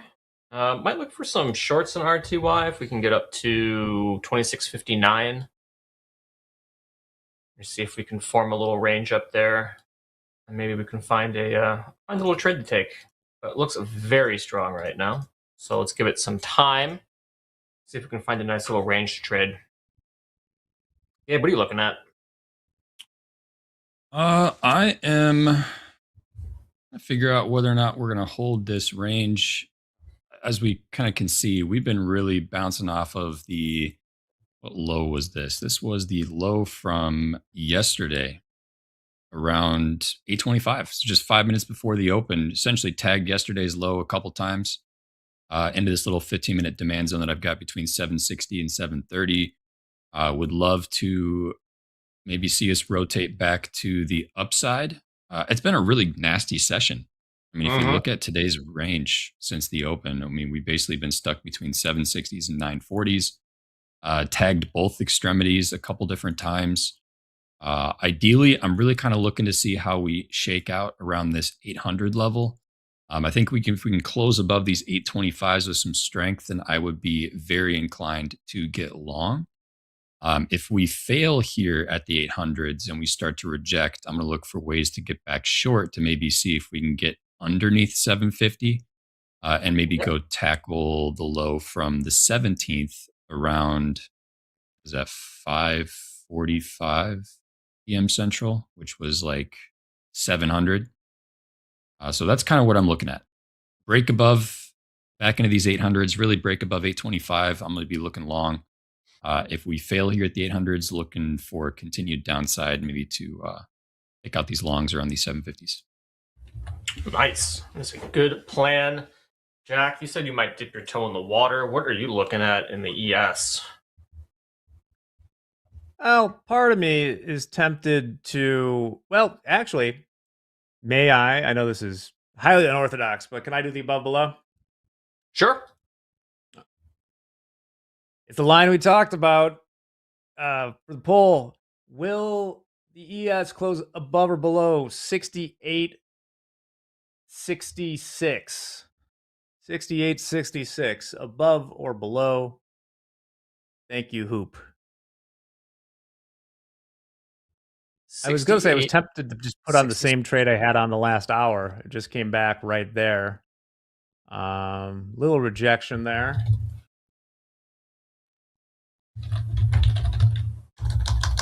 Yeah, I like that rejection. Dolby, are you sending a Morse code right now? I am. Do you read that, Jack? Do you know what that said? No, I can hear it. Mm-hmm. It was send help. I don't know. All right. Little 3-bar reversal. I'm going to go ahead and get short here. Let's try one. And we're back under right around 800. I'm going to risk those 830s. Okay, nice. Short one from 797, 24,797. And nice. We'll see if this wants to continue. I don't have the best location. I waited for a little bit of a confirmation off that level, waiting for a little 3-bar reversal. We got it. We had that little consolidation candle inside that level of supply, got the next leg candle to close underneath. So I'm happy with at least that initial rejection. The question is, are we going to see sustained sellers come in through here? I'd really want to see us close back down underneath like 780 to get any more confidence in this. But for right now, try one. See what happens. I got my invalidation in there right around that 730 level. If we clear those 720s out like I was wanting to see if for potential upside. So nice. Dipping a toe in the water. Like seeing it. Yeah, I know you just go ahead, Jack. No, I was just commenting on it. What do you got to say, Dolby? Just gonna say, Gabe, what's your mindset going into a fresh trading combine? Don't repeat the same mistake that I made yesterday, which is if you're having internet or tech difficulties, would encourage you to take the day off. First of all, lock yourself out. You're having tech issues and gremlins because that's frustrating. Definitely cause some emotional tilt. And if you're on a hot streak and you're starting to feel the ego a little bit, maybe size down. Don't size up like I did. That's good advice. Would you call the support team and tell them that your internet was bad and ask for a free reset? I did not. First of all, that's not what support's there for. But second of all, the XFA, I don't think anybody's going to be giving me a reset credit for back to funded. So it's true. That is true. 68. A little bit. The tiniest of pushes to the downside here. We'll see. We will see. What was your above below, Jack? You say 69.68? That can't be right. Is that right? Oh, I'm very bullish. No, it was 68.66. Okay, 68.66. Ah, there we go. Okay, that makes much more sense. Perfect. There we go. RTY, did you sell off yet? No, you did not. Okay. We are going to try. See if we can get filled at 59.9 in the RTY. Might be too late. We'll see. Just one RTY. No edge trades and chats at off topic. Any good info about tax write-offs for taxes? None of us here on Topstep TV are tax advisors or licensed to give any sort of tax advice. Your best situation would be to consult a tax professional that handles traders potentially in the industry. That would be something to consider.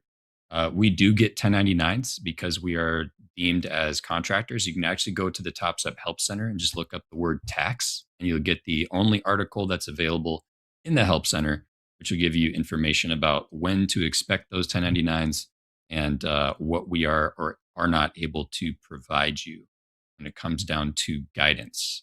That's a professional answer right there. Not be the location to get that answer. I've been doing some of that personal research myself on what to do, and I'm waiting for a professional to give me clarity over what the best situation would be, because I typically do file taxes myself. Not something that you'll really get here, for sure. Yeah, Raptor, we can totally give relationship advice. Oh, yeah, that's totally. fine. Yeah, 100%. but tax stuff, yeah. Here's one tax advice I think I could safely give is just don't go looking for random tax tips that people say are okay. If it seems like it's pushing it, is it probably pushing it? Yeah, I have an accountant, and it's just like whatever they say at the end, I pay, and it's like, fine, that's your. I can sleep knowing that I won't get Wesley sniped. The worst type of snipe, the IRS. Oh, I get so nervous when everyone talks about like, this one tax hack you don't know about. It's like, well, I mean, that sounds illegal to me. I don't feel like I want to test it. We did get short, 2659.9 in the RTY. What was that price again? 2659.9. We are risking $55 on this trade. Kind of short the high of the range here, seeing if we can get back to the middle somewhere. Might get stopped out. We'll see. Might not. Might be a great trade. Momentum is suspect currently. Yeah, we're not really getting that follow through that I was looking for at the short side, but we're not really getting buyers to step in very well either. I mean, there's a little bit of a fight going around here at these 24,800s in the NASDAQ, but I know you're not in the NASDAQ right now. Nope. We're on the RTY. Hanging on. Okay, never mind. We are not hanging on. We are stopped out. Stopped out of the RTY. Where did we get stopped out at? It has not been great sailing. We got stopped out at 61. Sanderd in chat says, "Can I deduct dating expenses from my taxes?" I don't necessarily think you can. Once again, consult a tax professional. Maybe, like if I went on a quote unquote date, but it was with a with your boss. I mean, there's all sorts of problems. This entails. Exactly. Oh my God, are you guys seeing Harden's screen it back? It's really you can see his whole body walk across. I didn't even know he had legs. I just thought he had a head. This is crazy. He couldn't even hear you. I don't even think he's listening. I know. Yeah, Harden, when you walked in there, you looked like that Jamiroquai video. Like your whole body was in this disembodied room. Pretty sick. Great artist. Great music video. Well, what news? That was directed by Jonathan Glazer, who later went on to like direct Zone of Interest, won an Academy Award a few years ago, which is that's where he got his start. Is Dakota? Did he star in that movie, Zone of Interest? I feel like he says that all the time. You might want to know the subject matter of that movie before you go any farther with this bit. You brought it up. Now I got to look it up. Now I got to look it up, Jack. What's going on here? I just want to see Dolby's face. God. Damn it. Oh, man. Oh, Jack, you son of a... Why? All right. I got a sentence in the description of it. That'll do. Golden Star Edge in chat has the right idea. I'm not going to unhide that comment, but you got the right idea, man. Kind of right around where we had the above below. Jack, I swear, if we just stay magnetized to your above below level the whole hour, I'm going to be very sad. That will Here's the option provide levels. not much of an entertaining last hour of the day. We Well, got tariff news tomorrow. Maybe. it shouldn't have. I mean, it's only a Thursday, right? I wouldn't expect us to like option pin right here. It's just been kind of just the middle of the whole day. It just seems comfortable. But there's nothing I'm seeing like in the gamma that's like, oh, we're definitely. Sometimes on a Friday, you'll see like a clear point where it's like, we are likely to stick somewhere around here. Right. Especially tomorrow, we got monthly options expiration tomorrow afternoon. All right, seeing a little bit of sellers here back in the lower 80s, 780s.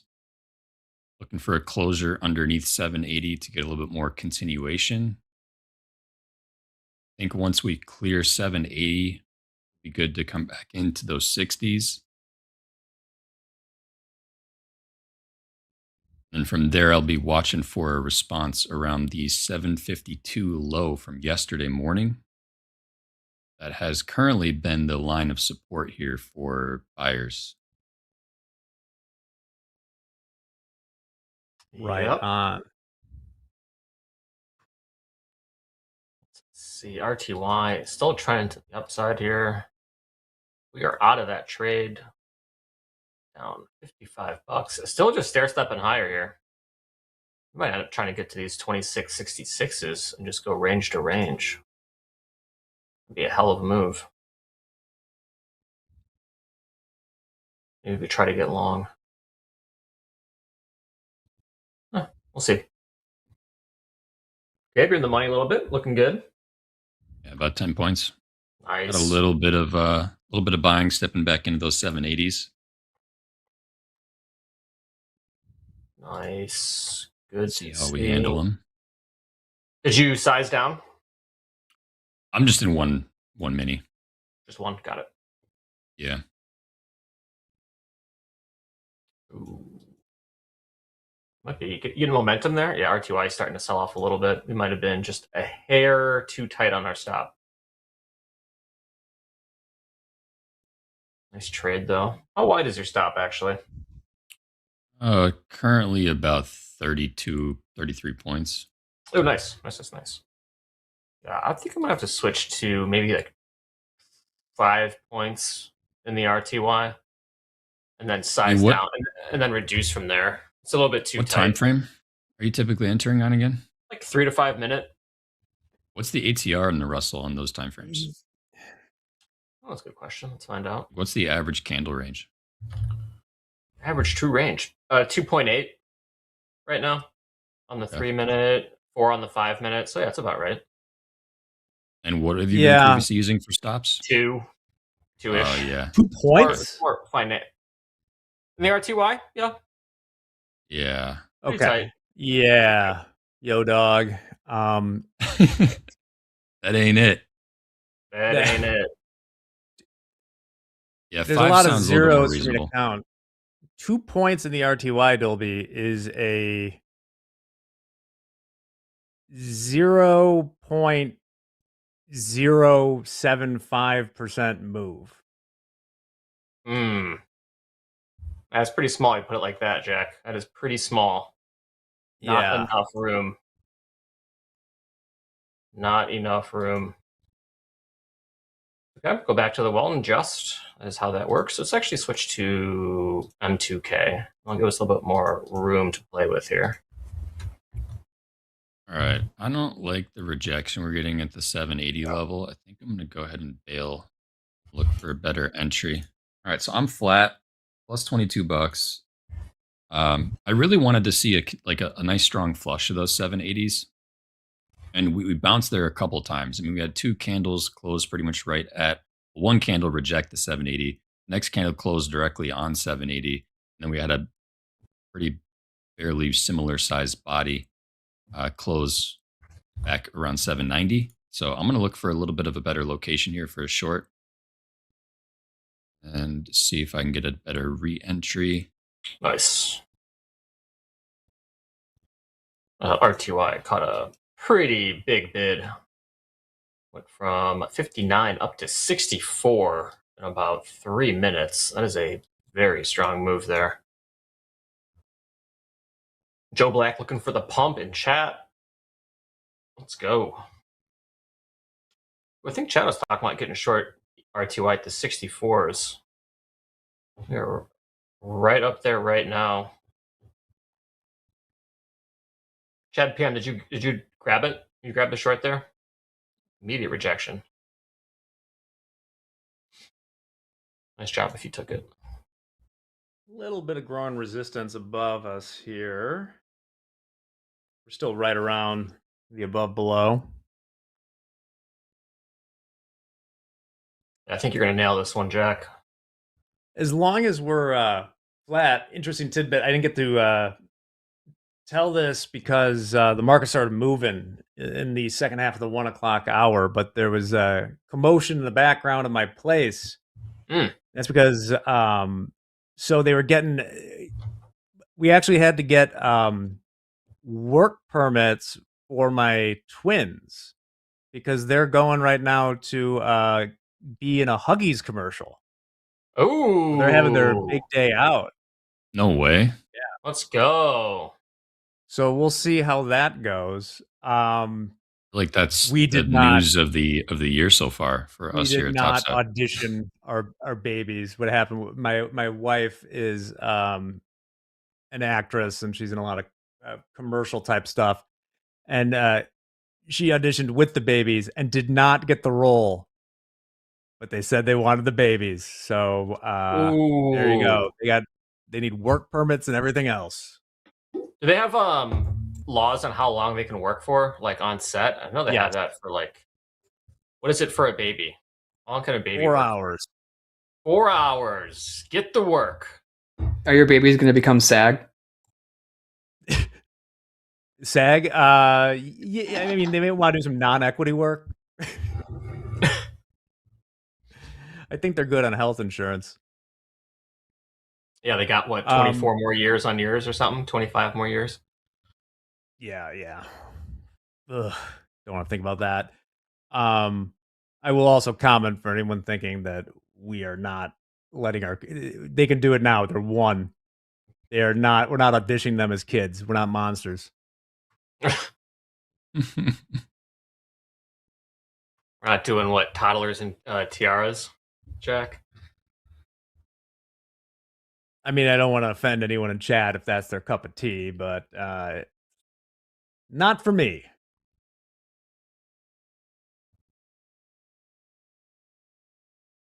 Well, RTY, top of range. 30-minute range high. Here we go. Bulls are in the house. How about that NASDAQ? Not so much. RTY, are you just doing your own thing right now? Kind of seems like it.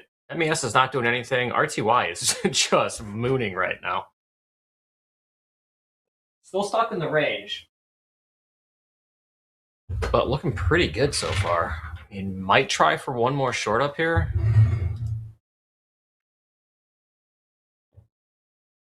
Let me check something real quick. So, not a lot of moving bonds. Whenever I go, like whenever I see the RTY move when things aren't, I'm trying to figure out if it's because the degen stuff is pumping. Give me a second. Is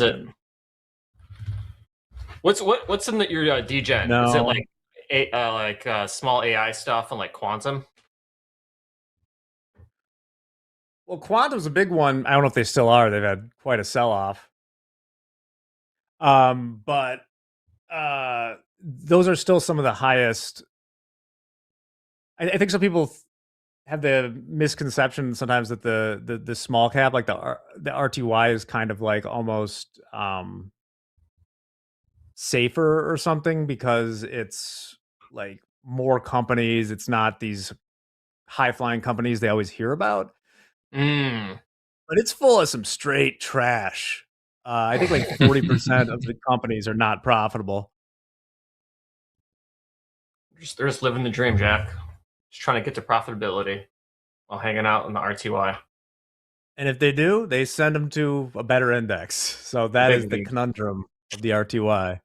Yeah, it's tough. That is tough.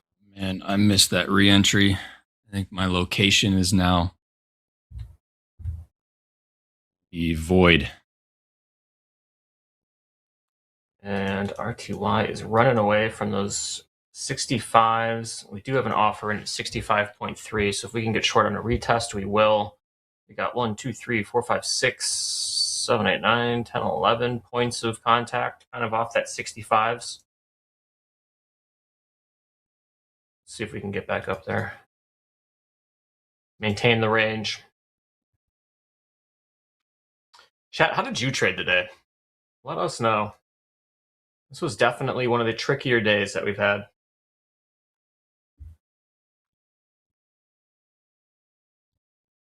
Oh man, this thing I might just sell off into middle of range. Yes, chat. There's 1 a hour. ton of econ tomorrow. 1 hour? 1 hour on Nas. 1 hour on Nasdaq looks heavy. What are you seeing there on the 1 hour? Is it because it's doing like the spinning top thing on the candle? I'm looking at the last hour's close. I mean, we got a couple inside bars back and forth, so there's no doubt that there's a little bit of a fight going on here in these 800s to like 840s to 760s. But I like the close typically. If I'm looking for continuation, so we had a nice down move, a little back and forth, a little hesitation, possibly a little bit of another further down move. We haven't really seen the market trade and stay under yesterday's low. Just seen it peak under. Like there's not a lot of excess underneath. You basically just tagged it by a couple ticks and then rallied. And we've been hanging around here fairly long. So I'm looking at a possible continuation lower this hour based on that. But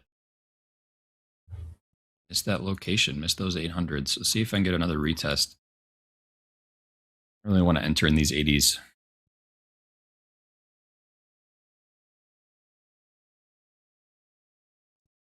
Sorry, guys. I'm going down a rabbit hole right now, looking at the components of the RTY. Yeah, so like I'm looking at like the iShare Russell 2000 ETF right now. And there's companies like Kratos Defense and Security Solutions, IonQ, something called Rambus. Rambus? And these that sounds familiar, actually. These are the top rated. Let me go down to page 159. Oh, they do memory interface chips. Rambus. Okay, what about CAD Cache? Okay, now you're stretching it. Is that real? Yeah, these are real. Okay. What about? Oh, we got Vivid Seats. Ooh. Yeah, Jack, I wanted to do a game where we put up like 3 fake companies and then 1 real one in the RTY, and then Chet has to guess which one is the real one. No one can figure it out. Hard. Without looking it up. No cheating, chat. No. Shoulder Innovations. Okay. Okay, I have to get out of here. This will be the whole day.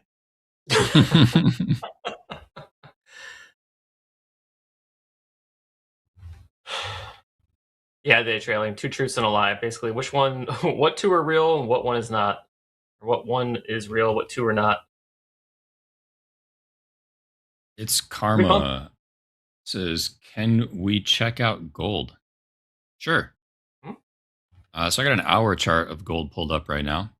As you can kind of see, we really kind of just stuck in a little bit of a range here between the 50.40s and 49.80s. Price is currently kind of in the middle of that range. So I really would be, one, settlement has already happened for the day in gold. But if we're stuck in the range and you're kind of in the middle, I would avoid diddling in the middle. I try to position myself at the extremes if I can. Like if you take Dolby's kind of approach, it's trying to nail the extremities for cheap opportunities because you have a quick invalidation if there ends up being a continuation beyond a high or beyond a low.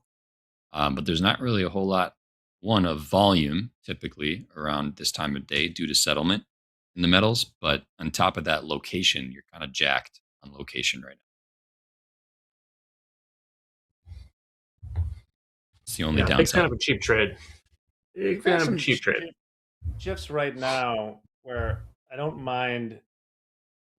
Once again, I think a good way to look at it is what's the path of least resistance, and I'm seeing kind of like I did in the last hour, the short again down to lows of the day.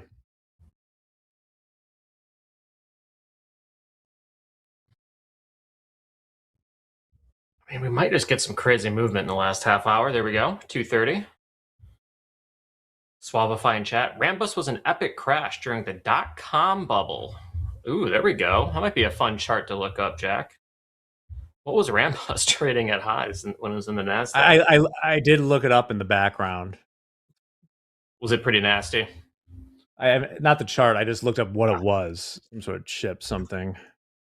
Yeah, potato chips. Rambus. I got it.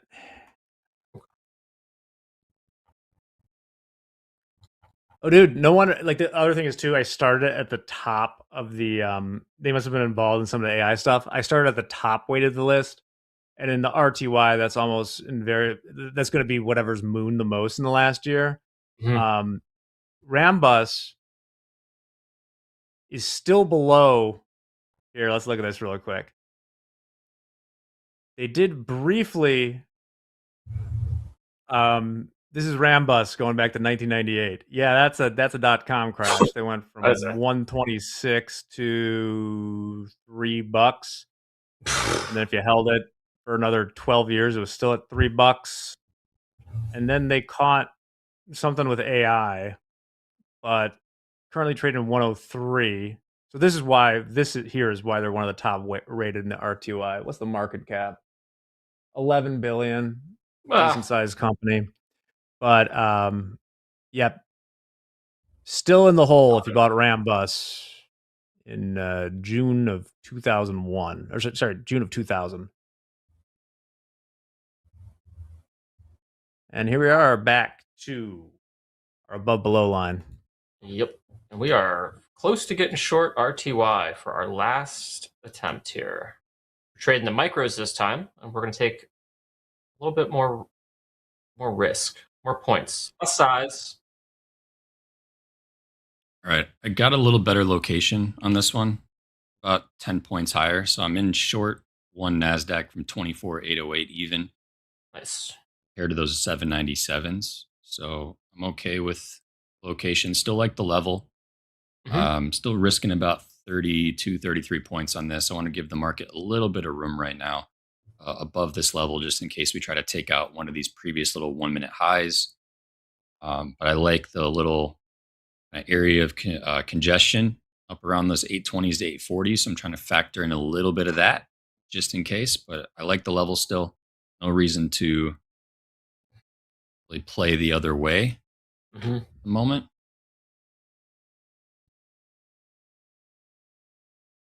Like it. See what happens here. Don't know until you bet. We are short 3 M2K micro RTY at 2664.6.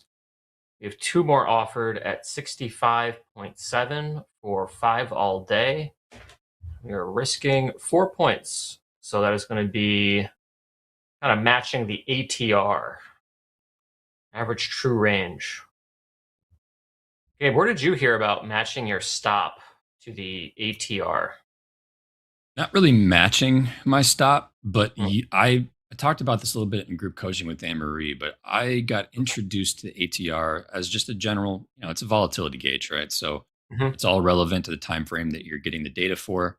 But I've been using it in the past. I used it as a way to consider a amount of buffer or breathing room beyond my invalidation. So for instance, if my invalidation in this is a closure above 825, I would take the 1 minute ATR and then tack on whatever the ATR is on top of the 825. So I'd add it to 825s essentially, whatever that might be. If I was in a 5 minute time frame, I'd take the 5 minute and so on and so forth. So it's not so much like how much distance from my entry I'm giving my stop location. It's more so additional breathing room I'm giving it beyond whatever the invalidation is.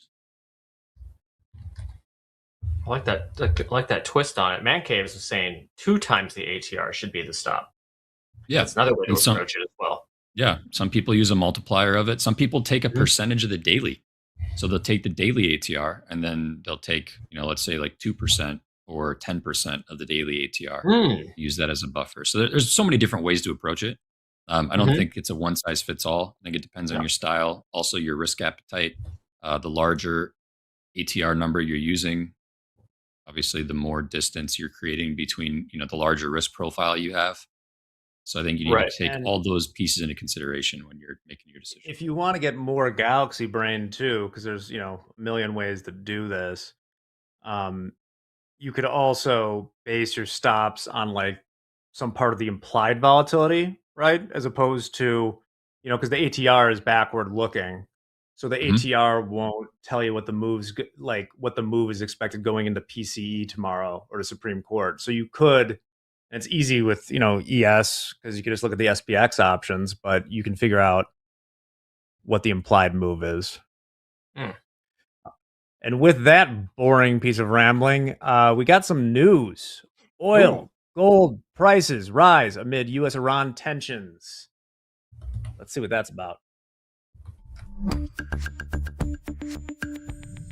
Oil prices jumped Thursday to their highest level in nearly 7 months. The increase is tied to rising tensions between the United States and Iran. Brent crude, the global benchmark, rose 1.6% to $71.49 per barrel. Gold is also up with prices edging higher Thursday morning. That's after a 2% gain for gold Wednesday.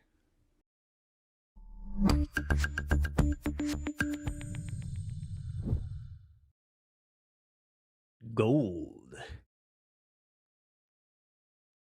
Oh, look where we are.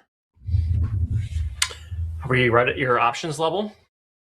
Jack. It's not.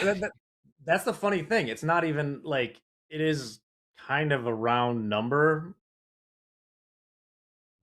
but I mean, there's not much going on. I'm still seeing it where are you guys still short? Yep. For what it's worth, the path does look easier to the downside. Now that can be countered by stocks go up. So, of course, hope the odds are in your favor. See, so far so good. We're up 1.7 points in this one. Momentum looks good. The small time frame range looks nice on the 5-minute. Kind of consolidating at the highs of the 1 hour range. So got a small range up against a big range. We have a take profit at 2660.6 for 1. And then we're going to see if we can get continuation to the downside outside of the 5-minute range. And then see if we can maybe get back to VWAP on the 5-minute, 2653. And then maybe we can even get the midpoint or just hold one for the risk team. The range midpoint would be 15 points lower at 2649.5. See what happens.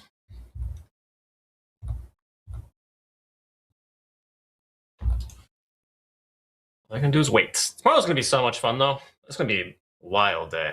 Absolutely wild. Oh, if they we're getting all those numbers. I hope we're so. Getting all those numbers, Jack? I don't know.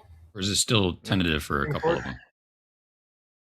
I've been on air all day. I haven't really Ho kind of hit me with it was on my calendar I was looking at. And if they are fooling me, then shame on them. Yeah, it's all timestamped still. So usually like if you see something that's being held or unsure, usually would say tentative next to it. At least what I've seen on other news websites like let's say Forex Factory. Supreme Court is tentative as well, unfortunately, but hopefully they finally just get this over with so we can figure out what's going to happen here. I'm most looking forward to like everybody having no idea what they're talking about. It's going to be fun. Let's do it together.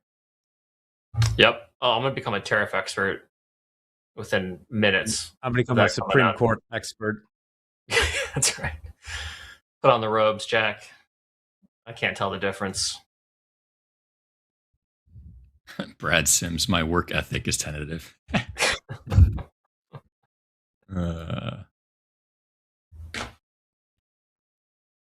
Just want some we got? volatility back here. Okay. MOC coming up here in a few, less than 10 minutes. Cannot wait for a sub-billion-dollar MOC. I think we had like record low MOC this week a couple times. Like $250,000. Or quarter billion. $250,000? Or, no, quarter billion. Quarter billion. It'd be more instructive if they gave us the buy and the sell orders instead of just the aggregate, because that's what I presume they're giving us is like It's the aggregate. You know, it could be $250,000, but it could be 10 billion to one side and 10 billion to the other. Right. Okay, guys. I like how the 6850 has been kind of resistance. We could get like not best case scenario, but a very good scenario would be us getting down to, I saw Emmons mention it too, like 6845. As Doherty would say, new lows on the close. Yeah. All right. So, a little bit of a move down here, about a little actually over 10 points here in the NASDAQ. I like the closure underneath 800. Let's see if we get any sustained selling. Struggling at these 780s, so we'll see how we handle that 780 level again. Get a break under 780. I'm going to reduce my risk a little bit here. Going into MOC. Nice.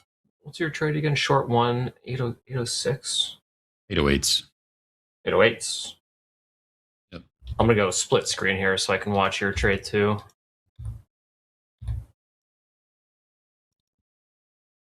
Getting kind of fast at this. Let's go.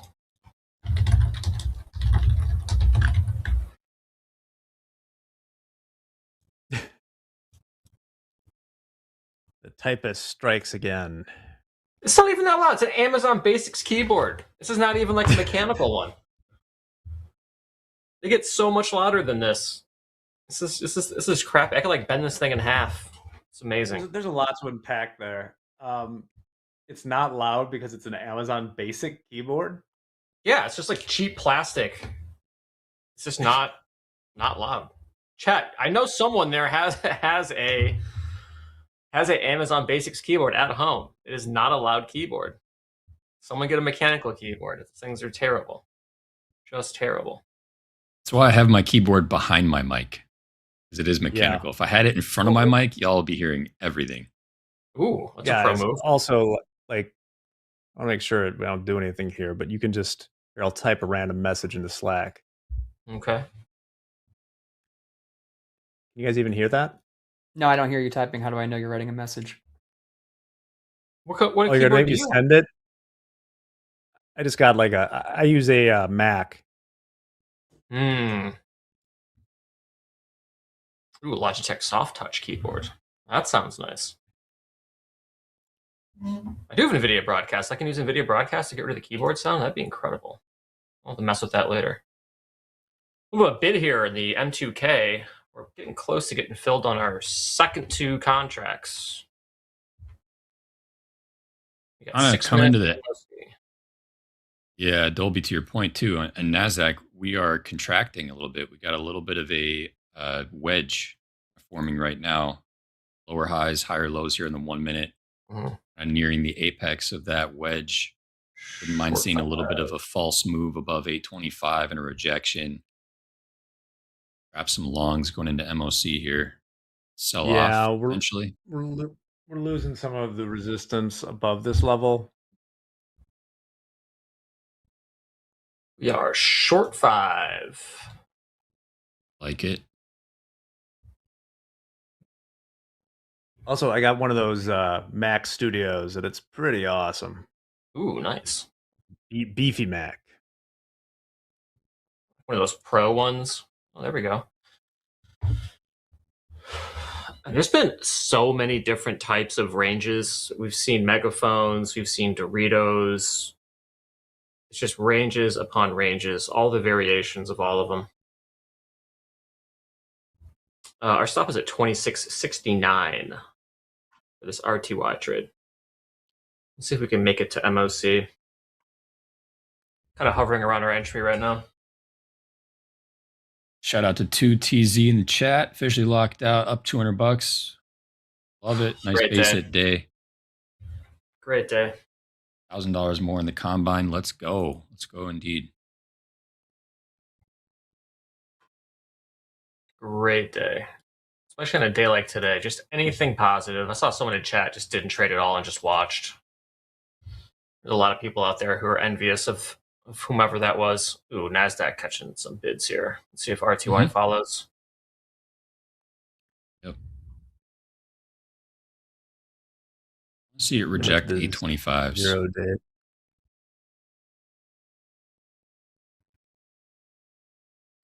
Watch. It was quite tough. Let's see if NASDAQ ends up just selling off here. RTY, we're back to break even. I feel like something's going to happen here. We've got about 3 minutes left to MOC.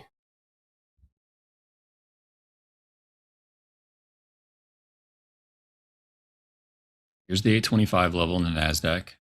Yep. NASDAQ just moves so much faster than RTY. Just incredible.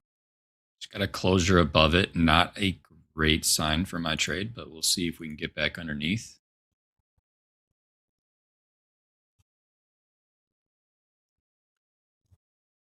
Yep. I mean, this could take a while. It's like a 4-hour range high. Hopefully our stop is in a good enough spot here, but we're starting to take some heat. Yep. Yep. That's how it goes. Ooh, big bid, And here NASDAQ. we go.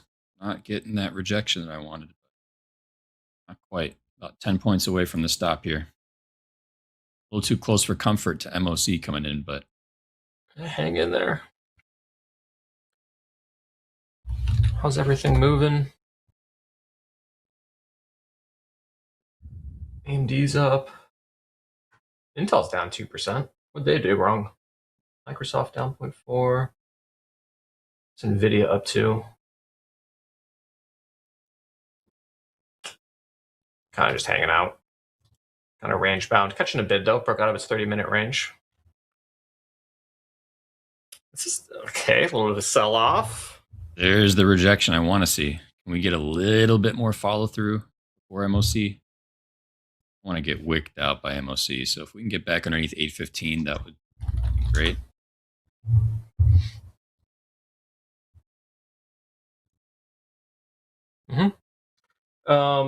Amir has a question in chat. Can we explain why we are looking for shorts today? What is the reason behind the trade?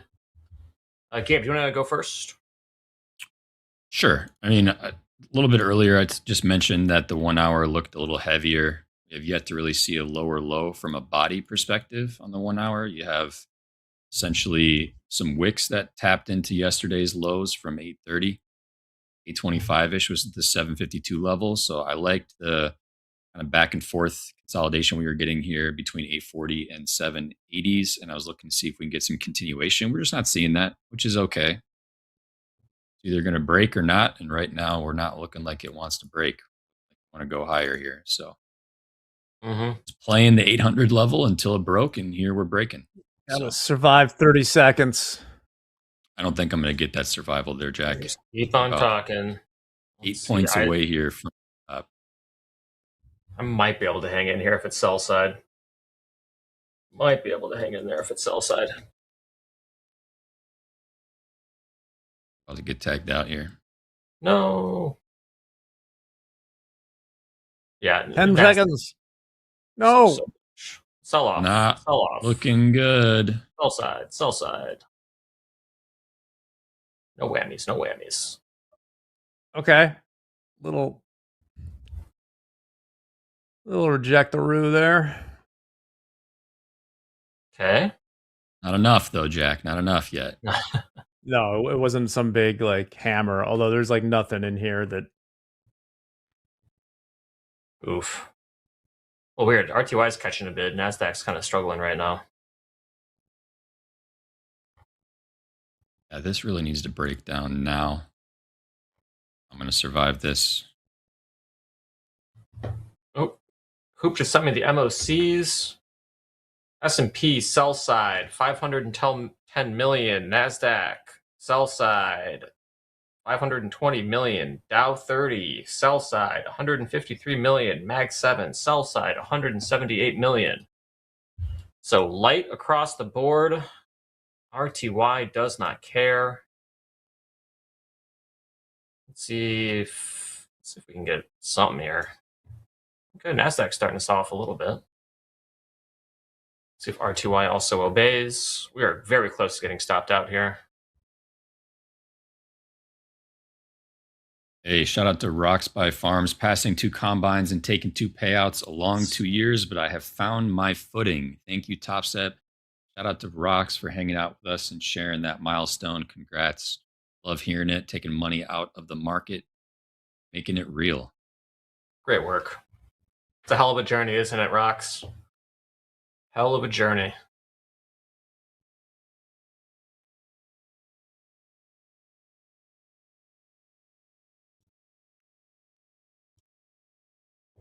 Let's see. Well, all right. Well, live again. Quick reminder: there is Jay is at the beach, so there is no at the buzzer today.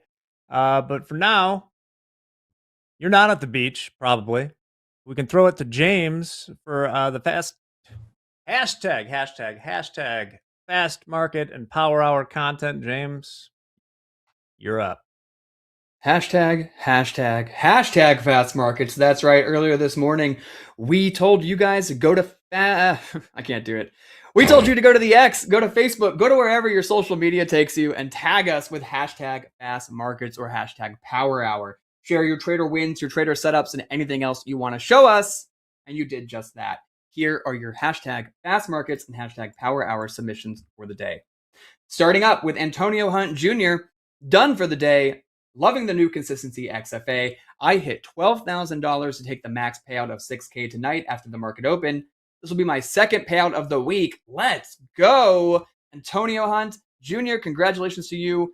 You put in the work. I love when people are paying themselves, and we love that you are loving the new consistency XFA. Keep jabbing away.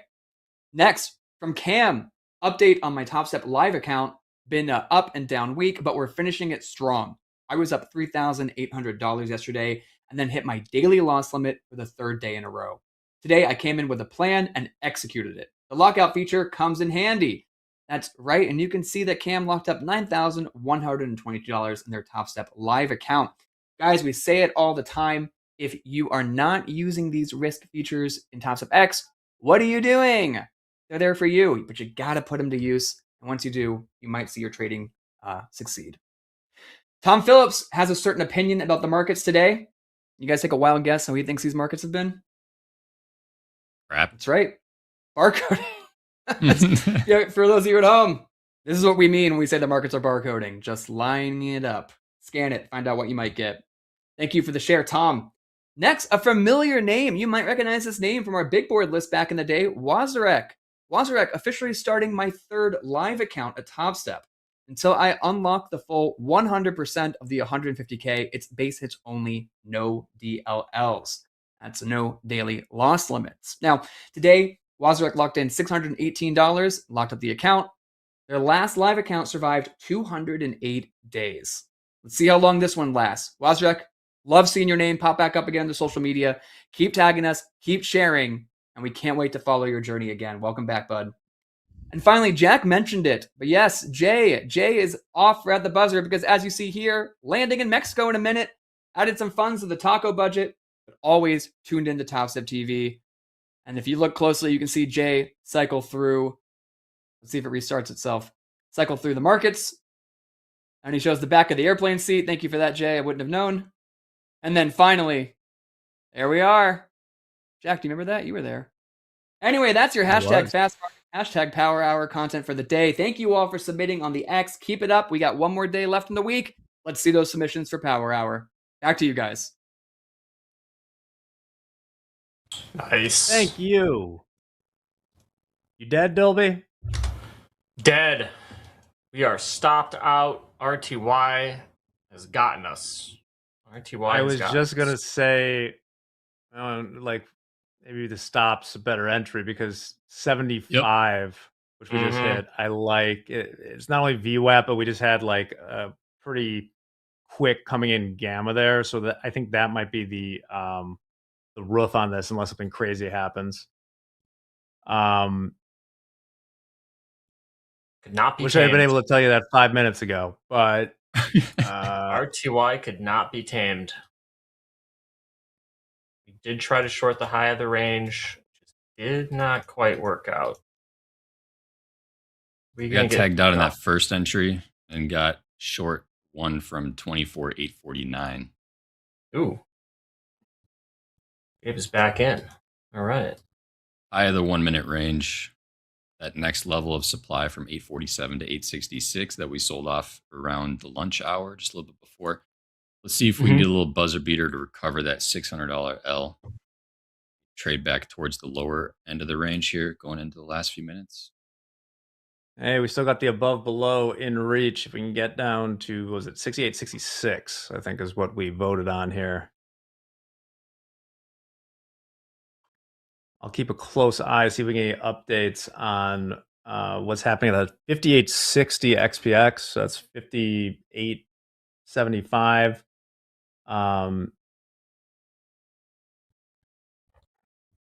Still like that as a backstop.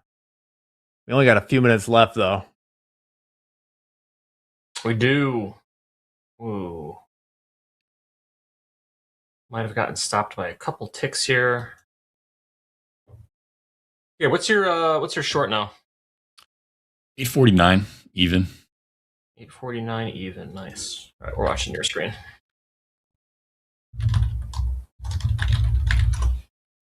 Let's keep an eye and see. Maybe get a little sell off here.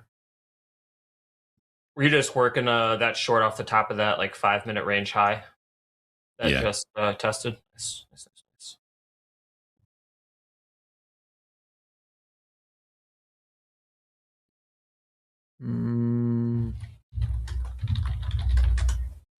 No news. All right. Let's give us a little sell off right at the end. Yeah, let's. Ooh, Get good a question sharp in chat. closure. Sorry, go ahead, Dolby. Oh, there's a question in chat. If you're doing a trade thing, just go ahead. No, it's all good. Wait. Okay, cool. Question from the Michelle. The volume bars on the very bottom are going to just measure the volume per candlestick. So that's a time-based volume. The one on the right-hand side, this is called the volume profile.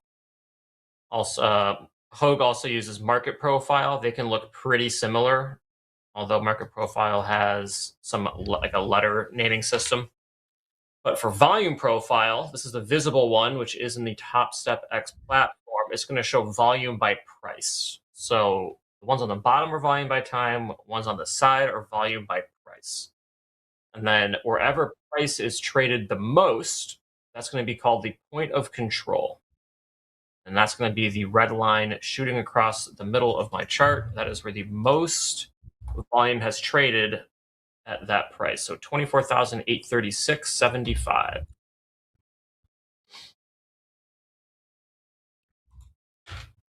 Well, 30 seconds left. I don't think we're getting that sell off into the close here. Everything looks strong. Maybe 2 L's today in the combine. It's okay. Yeah, I got 20 seconds. Something's ramping up here. Let's see.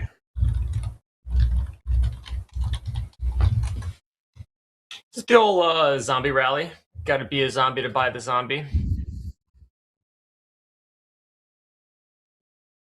I want it to stay below that 75 just for pride. 5 seconds left. Let's see. No. Yeah, no, we got buyers in the close. There's Coming the in. stop. All right. We're out. Well, it was a tough one. I had a good time with that. It was fun. Dolby, thanks for joining for Power Hour. Thanks everybody for tuning in today.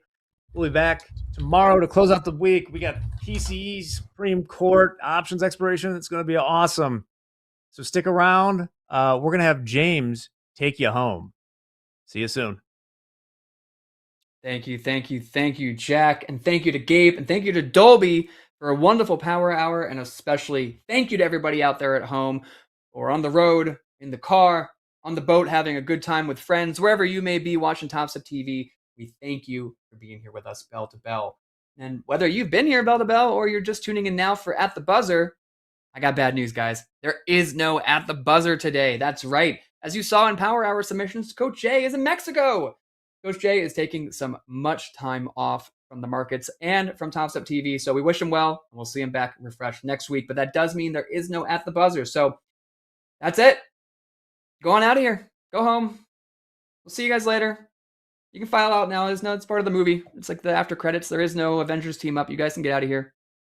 No, I'm just kidding. Come back here tonight at 7:30 p.m. for Slow Markets with Coach Dakota.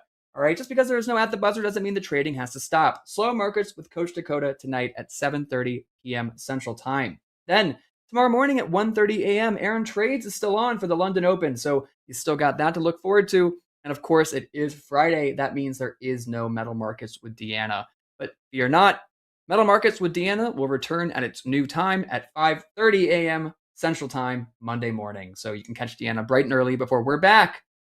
But like I said, now is your time. Go ahead and take some time, stretch your legs, get up, walk around, and then be sure to tune in back later tonight for Slow Markets at 7:30.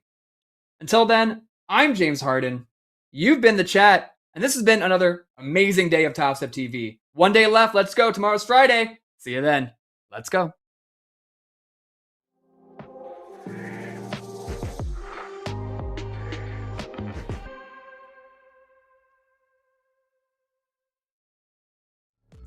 You